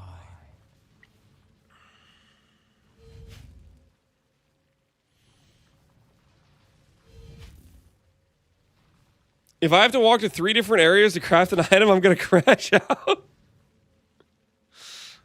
I really doubt they're gonna add desecration mods or, well, the Abyss with it. I think that's very unlikely, but who knows? We will see. At the very least, they're reusing Torgal the Defiler. That's the one thing we know from this. that's the information we're working with.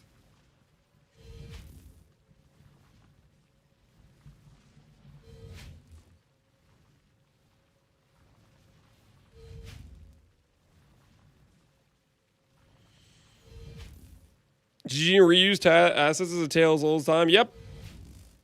Yeah, they've been doing it for longer than I've been playing this game, and it's been a very good thing.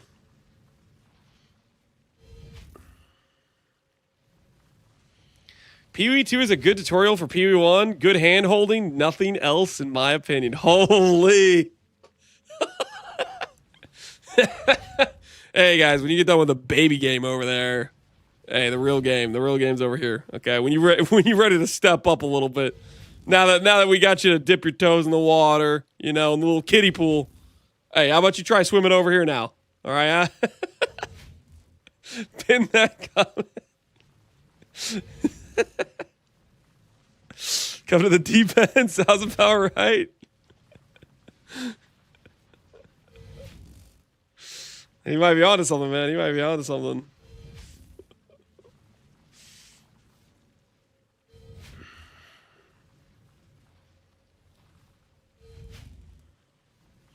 That's a great item. 100 times you have to watch that alien head go down and come back up every time. Yeah, I would definitely hope they don't give us like Well of Ascension and stuff. I think it's unlikely, but we'll see. We got what? The reveal tomorrow? We're not gonna get another teaser today, are we? We got the drops thing. We're not gonna get another teaser. This is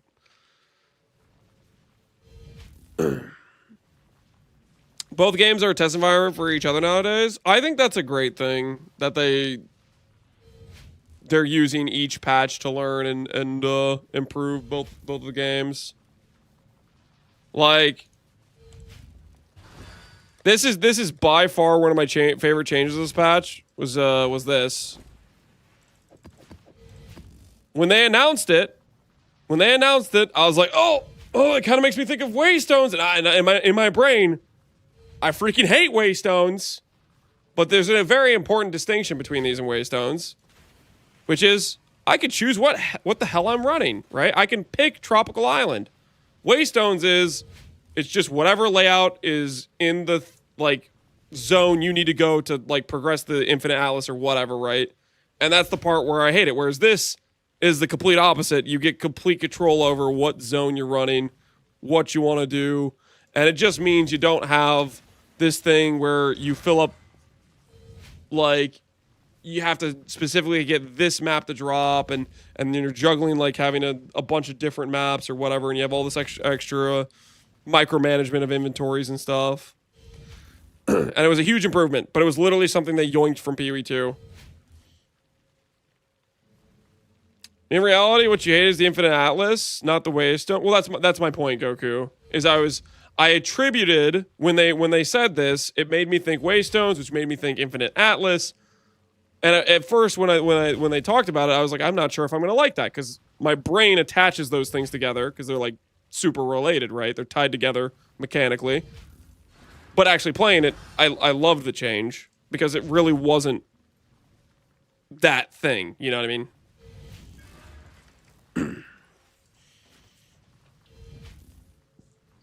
I'm just saying them using stuff that they learned from the other game to improve PoE 1 or improve PoE 2 from what they learned on the other game is a beneficial thing.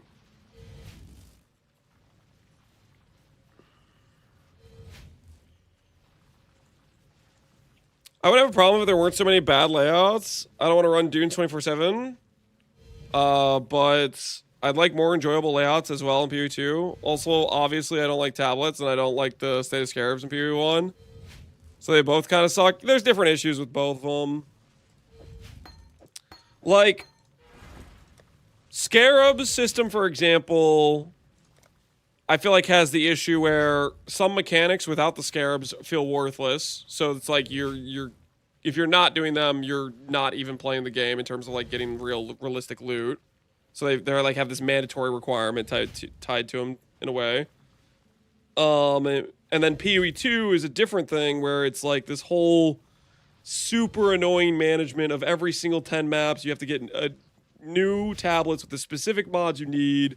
It's this whole trading nightmare, whereas Scarabs you can just buy, the exact type, 1,000 of them, and not have to manage it any more than that.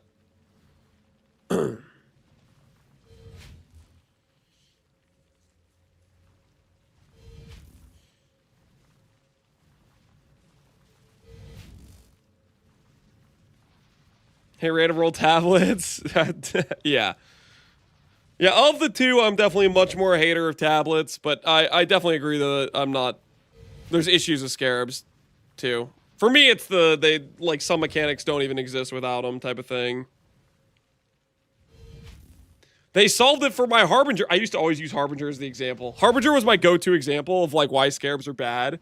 It's like, you have a mechanic that gets 100 times better if you have Scarabs versus without. So that mechanic it feels stupid that its baseline is so bad. And you know what their solution was? They removed Harbinger. They just deleted it. So now I have to use a different example. Harbinger was my go-to Scarab example, man. They just deleted it. What the hell?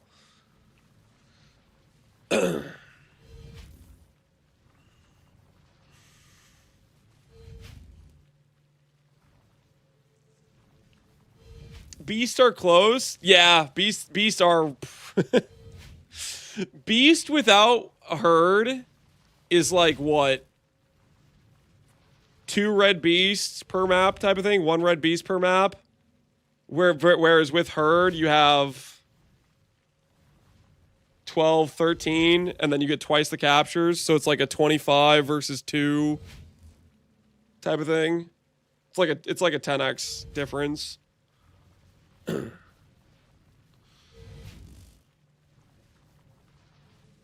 Beast feel like they want to remake at some point? Yeah, maybe. Beast has been like the same for a long, long time. They've done a few different quality of life upgrades for the Menagerie and stuff, but not too many crazy changes. 10 maps in a row with only yellow beasts without scarabs. Oh, that's right. You can get map. Well, can you? No, you have some guaranteed red beasts, don't you? Like, you always get at least one guaranteed red beast, and then you can have, like, this, right? Chance to replace, I think. Nobody wants to touch the bestiary code. They're afraid of it, you think?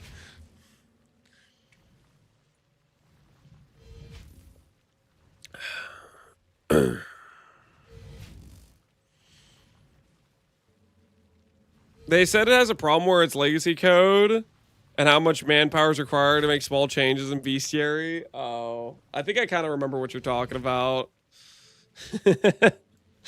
Bestiary is a mechanic that's just, it's protected by the fact it's got cooked code that no one wants to go change.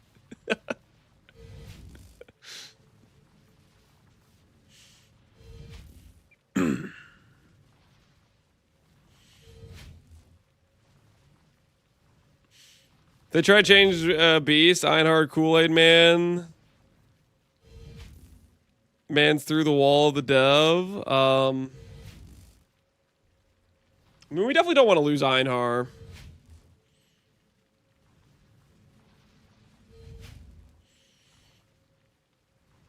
Bestiary needs better monster management. I never know if I'm looking at a red or yellow beast. Yellow beasts always have one mod, is how you know it's a yellow beast. If you're talking about like buying it from somebody. So obviously when you're looking at the menagerie, no picture means yellow beast. But if you look at all the red beasts, you'll notice they all have like 3 mods or 2 mods, right? Not a single red beast will ever have 1 mod. But if you look at the yellow beasts, 1 mod. Look at all these red beasts, 3 mods or 2 mods. I'm talking about the red-white text where it says Fertile Presence, Satyr Storm, Tiger Prey, that text. Let me go find a yellow beast again. Do I really only have 1 yellow beast in my entire menagerie right now? This is awkward. But yeah, yellow beasts only have 1 mod. Only 1, like, red-white text. So if you're looking at, like, buying some beasts from somebody and you hover it and it has more than that, then you know it's not a yellow beast.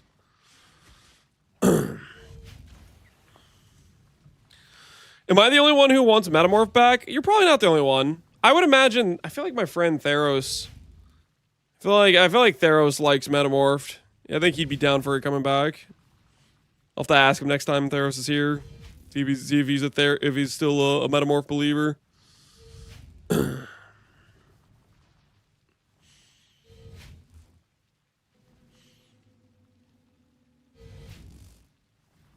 I need the old Breachstones. F the A-Lift character. Yeah, okay. I'm kind of with you on that. I do miss old Breachstones. Old Breachstones were a chill, good time. I like those as like content to farm. The new Breach encounter,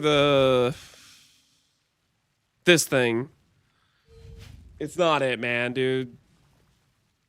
Like, why am I listening to like 5 different dialogues? Why is my kill time predicated on like 50 seconds of wait time on this fight?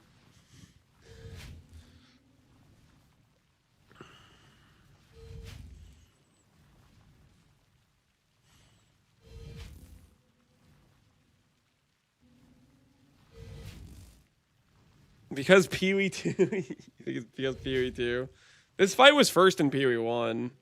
They did add it to Pee-wee 2 as well. I don't know. There's a lot of things that have the dialogue issue though. Like Elder. Any of like the fights that have like RP have the same like stall issue.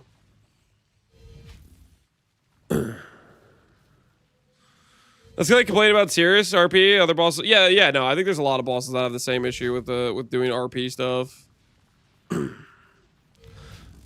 In defense of Sirius, at least Sirius, you can speed up how much RP occurs if you have a better character. Like, if you have a character that can walk in the storm, you at least have the situation where you feel rewarded because you can walk in the storm and get him to come down from the clouds faster.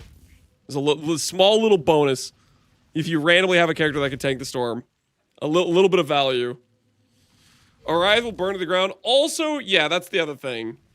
I think I get less annoyed with Sirius's RP because he has better music and better dialogue lines than the Breach guys do.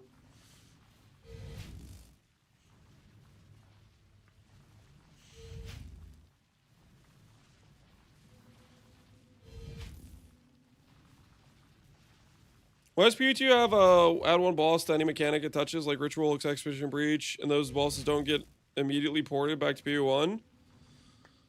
Because a lot of those bosses aren't necessarily balanced for PvE1, they're balanced for PvE2. Like, a lot of their mechanics wouldn't make sense with the PvE2's movement skills and stuff. Like, they're balanced around your character having dodge roll and not being that fast. They have specific items, currency. Yep. Stuff that's tied to PvE2 that wouldn't make sense necessarily getting added to PvE1.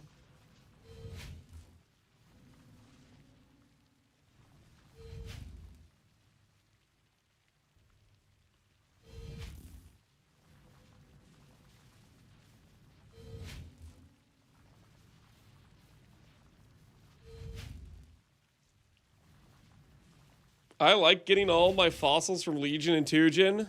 I like that you can't get them from Legion and Tujin anymore. How do you feel about that? The Geon. I am your polar opposite on this issue. I'm glad GGG took fossils from you. I'm glad those fossils get dropped in Delve. I forgot to add a slash at. Dang it, man! I wanted to try to disagree with somebody in chat.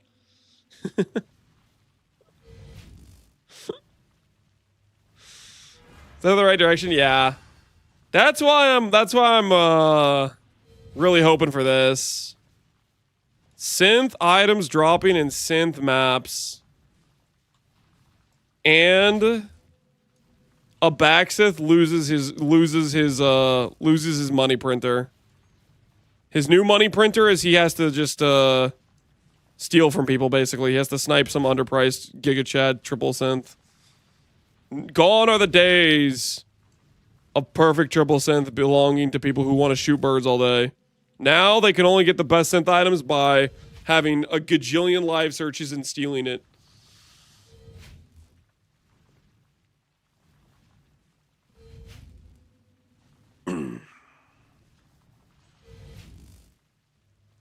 What is Ritual supposed to drop? What is Ritual supposed to drop if it doesn't drop synth items? Hey, you got your Omens of Blonkings. Listen, I buy those sometimes for like 50C a pop. You're gonna be happy about your 50C a pop Blonkings, okay? You're gonna be happy with it, okay? No more 200D power charge ring for you, okay? You'll be happy with your 50C Omens. Corpses. Oh yeah, you guys do get corpses. Mirrors. Jim, does Ritual actually give mirrors often? Have you personally got a mirror from a Ritual, Jim? Be honest with me.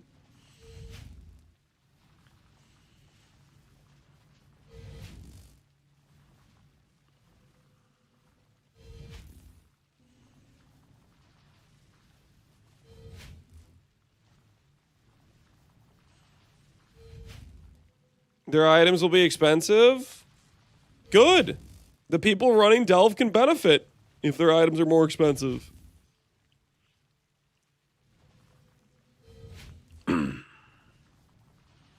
They used to. I've gotten a mirror shard every league from ritual farming.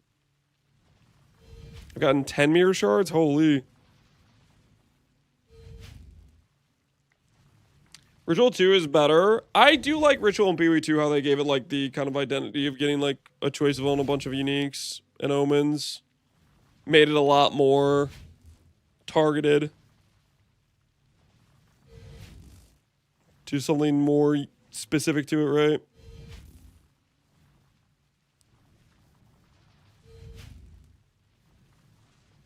I got a mirror shard from Tujin once. I got one from Tujin too.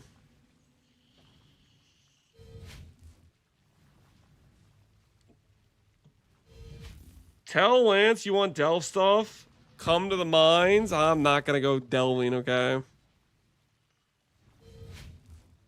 Was it during a Gauntlet or a private league? I feel like it might have been during a private league. I know it was a mirror shard at one point, and I feel like I couldn't afford it when I got it. And then it forced me to do a bunch more expedition when I wasn't planning to. I think it was one of those situations.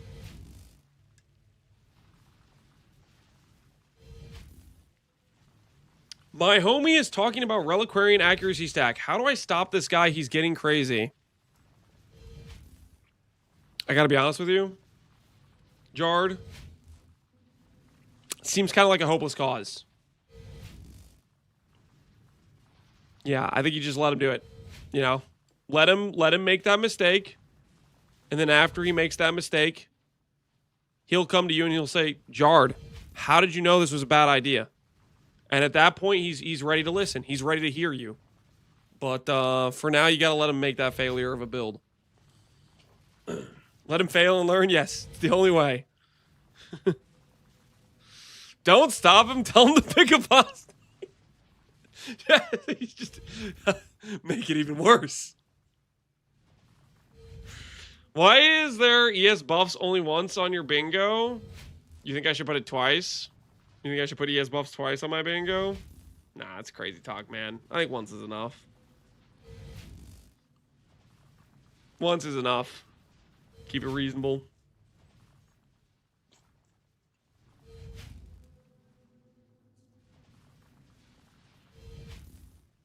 No evasion buffs?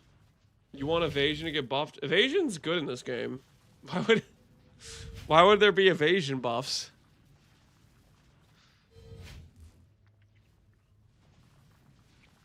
I'm a really new player to this game. I have about 3,000 hours, but every time I see you crafting items, it feels like I'm back to zero because your crafting is way too in-game for me.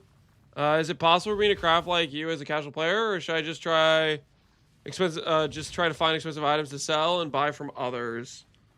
Crafting is kind of a...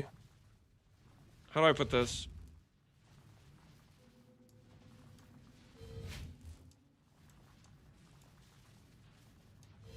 It's something you learn over the course of multiple leagues. The way I would recommend is every time you have a specific item that is you're not sure how to craft it, you take time to try to look up a crafting method for that. And every time you learn a new crafting method, that means the next time you go to craft something, you're going to be... There's more and more, like, once you go through a few different crafting, like, methods, there's more and more likelihood you're going to come to an item you're going to need to craft, and you're going to be like, oh, I know a method I can use for this. It's just something where you'll just learn it over time. You got to start somewhere. Johan, you want me to add an emote? What emote do you want, Johan? This is just this card with just tie instead. No, I'm not adding. We already have one for card. Do we really need one for tie as well? What did tie do?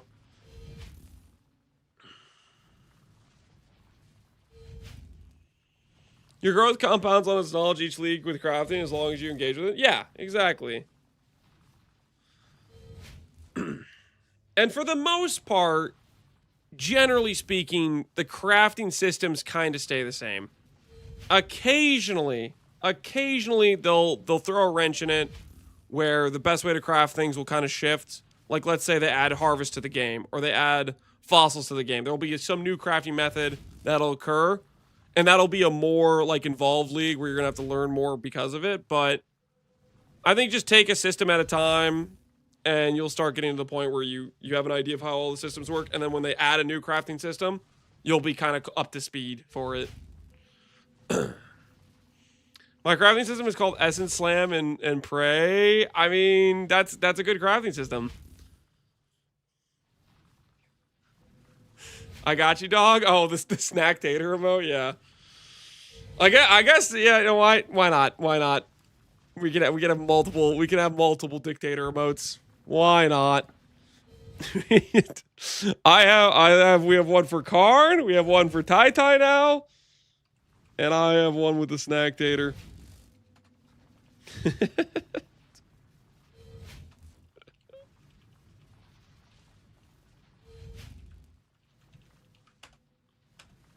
I messed up.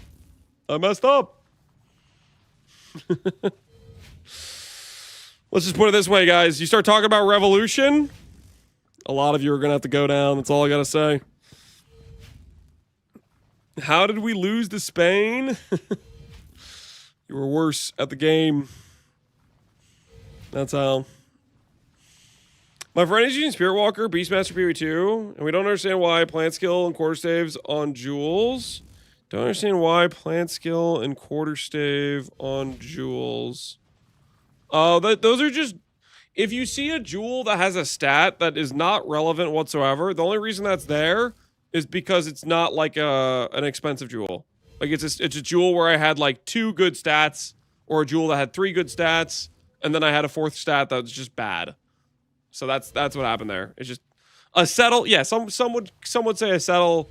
It's just the more budget you get, the more like dead stats you'll have on a jewel. England just checked out in the second half. Yeah, Argentina versus Spain. Palstrom, my whole chat was telling me they want Spain to win. Are you also on the side of Spain to take down Argentina?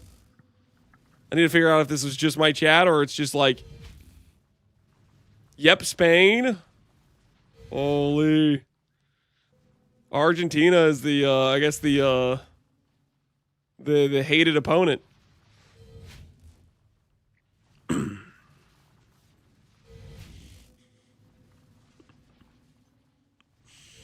F Argentina base egg. Oh my goodness.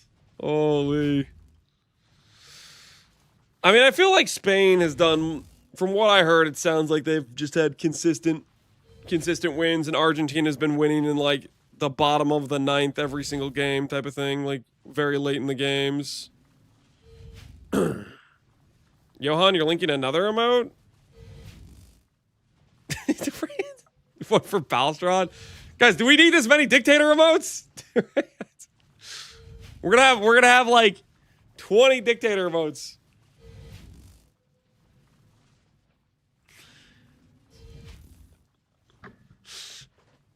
Is it necessary? Is it necessary?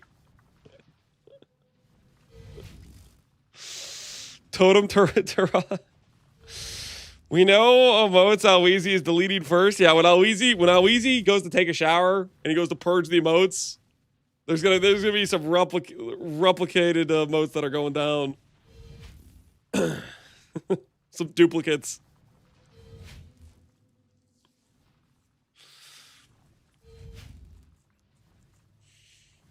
Minion Tater. Oh, that would be Gazzy, right? I wouldn't know anything about that because I do not play minion builds. As I say that, guys, if I'm gonna go try hard next league, we might see a Guardian Absolution if we go try hard. There might be a world. Listen, I can't promise. I can't promise I won't go try hard. If Volatile Valves go core and there's nothing that looks too interesting, we might try hard the 100% mom run. You know, we're gonna need as much currency as fast as possible. An Absolution Guardian is just a Giga Chad speed start. You're gonna do a transfer gem and get baited? You are gonna play Absolution to stop Kofi? I'm just saying, there's a non-zero chance. There's a non-zero chance GGG doesn't make anything interesting, doesn't change any power levels of any of the skills. And if that happens, listen, we might have to log in as a tryhard. I'm just saying, it might happen. Tomorrow we'll test that theory very heavily though. Tomorrow we'll definitely test that theory. We could easily show up to the live stream tomorrow and they literally just do the, you know how they do like the trailer where they go through and like, we've added 10 blah blah blah, we've reworked this Ascendancy, we blah blah blah, you know, like where they do like the hype drop where they go through like the list of things they've done. I might lose just on that alone. Because they'll be like showcasing something that looks kind of cool. That's very possible.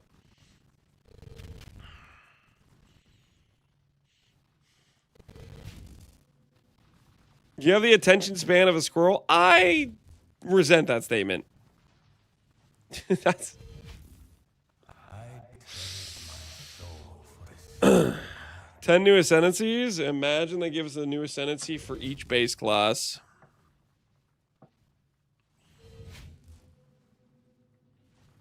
You should play Strength Stat Guardian with 2 Foulborn Dunes, since mana reserve scales multiplicative with mana ES scaling, the Guardian Ascendancy.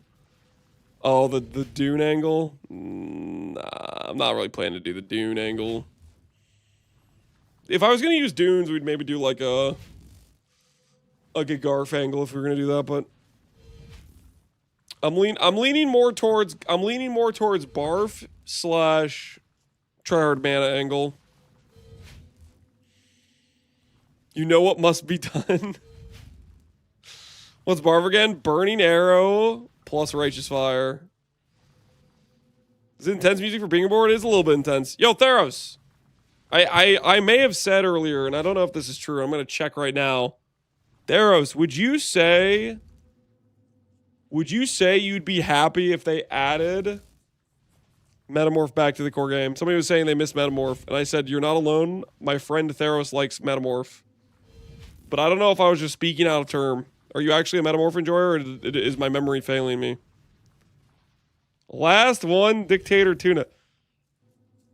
Johan, how many of these do you possibly need? Okay, luckily we're not near the limit yet. But we're getting a lot of Dictator rows. You gotta chill. Bring back my boy? Yeah, I love me some Metamorph. Okay, so I wasn't wrong. It's okay. Next Thursday, I'm gonna purge 100. Holy, how Weezy's gonna log in.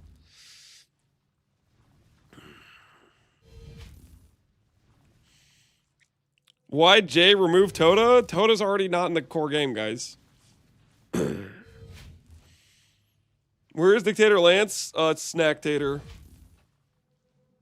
I'm not alone. Yeah, Zeppelin, you're not alone. Theros is in agreement. He is an enjoyer of Metamorph.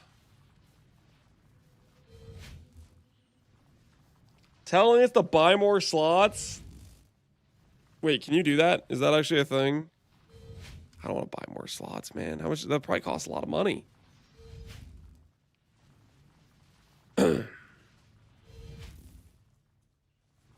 This looks like a real historic figure. Guys, are you kidding me right now?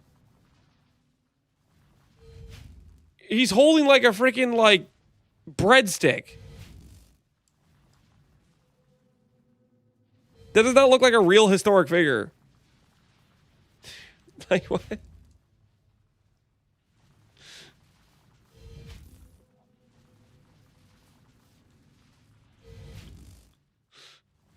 That's lore appropriate. You do love Olive Garden. Since when have I ever said I love Olive Garden? Olive Garden is like pretty whatever. I don't think I really like Olive Garden that much. Like, who told you I loved Olive Garden, huh?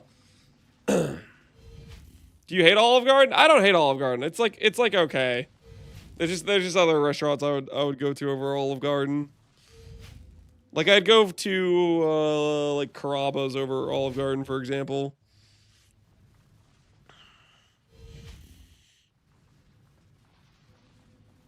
I promise you can find various Soviet bloc dictators holding up bread. Okay. So you think the breadstick's legit? Is that what you're saying?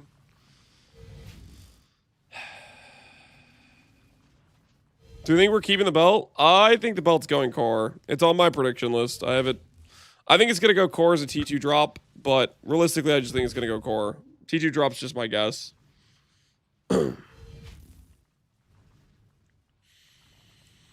T2 drop is just my guess. I think we're good, guys. I think we're good. I think we call for the day. Tomorrow's reveal day. I don't think there's anything else left for us to stall on, because I definitely don't want to do a leveling run right now. There's no way we do a leveling run right now. Overworking? Have I only streamed for 4 hours? Is it actually a 4 hour? No, I've streamed longer than 4 hours. I've been streaming for longer than 4 hours. I've been streaming for 7 hours and 30. That's almost a full day for a normal working human. That's almost 8 hours. That's close, guys. That's pretty close. Somebody needs to get the copy of Lance's The Conquest of Brett. That's not a thing. Not even a 9 hour day. Listen, guys, we'll start doing some longer streams once we have information to work on, okay? We need the reveal information. 7 hours of MS Paint. Listen, when you're drawing a masterpiece like this, it takes some time to get right, okay? Snack Tater needs to rest. Yeah, listen, we're gonna rest up, and we're gonna be fully mentally at our peak performance levels. Guys, listen. Wait, why is my webcam broken? It's just frozen. Well, I guess like I was gonna make a joke and point to the Helix and be like, I'm gonna get 50% more sleep on my Helix tonight, but I can't even do that. I still need to get sheets for it, anyways. But you know, like, listen. All you're gonna have to do, just picture the Lance fish. This is gonna be me the moment I end stream. This is exactly what's gonna happen. The moment I end stream. That's what's going to happen, okay? You just visualize that. That is exactly what's going to happen the moment I end stream. I'm going to rest up. I'm going to be well rested for the day tomorrow. Don't be surprised when every single thing on my bingo board hits, okay? These are accurate predictions down to the letter. In honor of Connor returning, the chosen one who was going to destroy PoE 2. I'm going to send you guys over to Connor. And he's going to find himself tempted to reveal his secrets. We need to bait Connor into revealing his League Star plans, so that way our GGG Hitman can write everything down and add it to the Nerf patch notes so we can see Nerf Milk too. All right? We got to dream big, people. We got to dream big. There is a future where there is a GGG Hitman watching everything Connor says and goes through and takes out every last one of his plans. Anyways, take care, guys. Have a fun night, and I will see you guys tomorrow for Reveal Day. Have a good night, guys.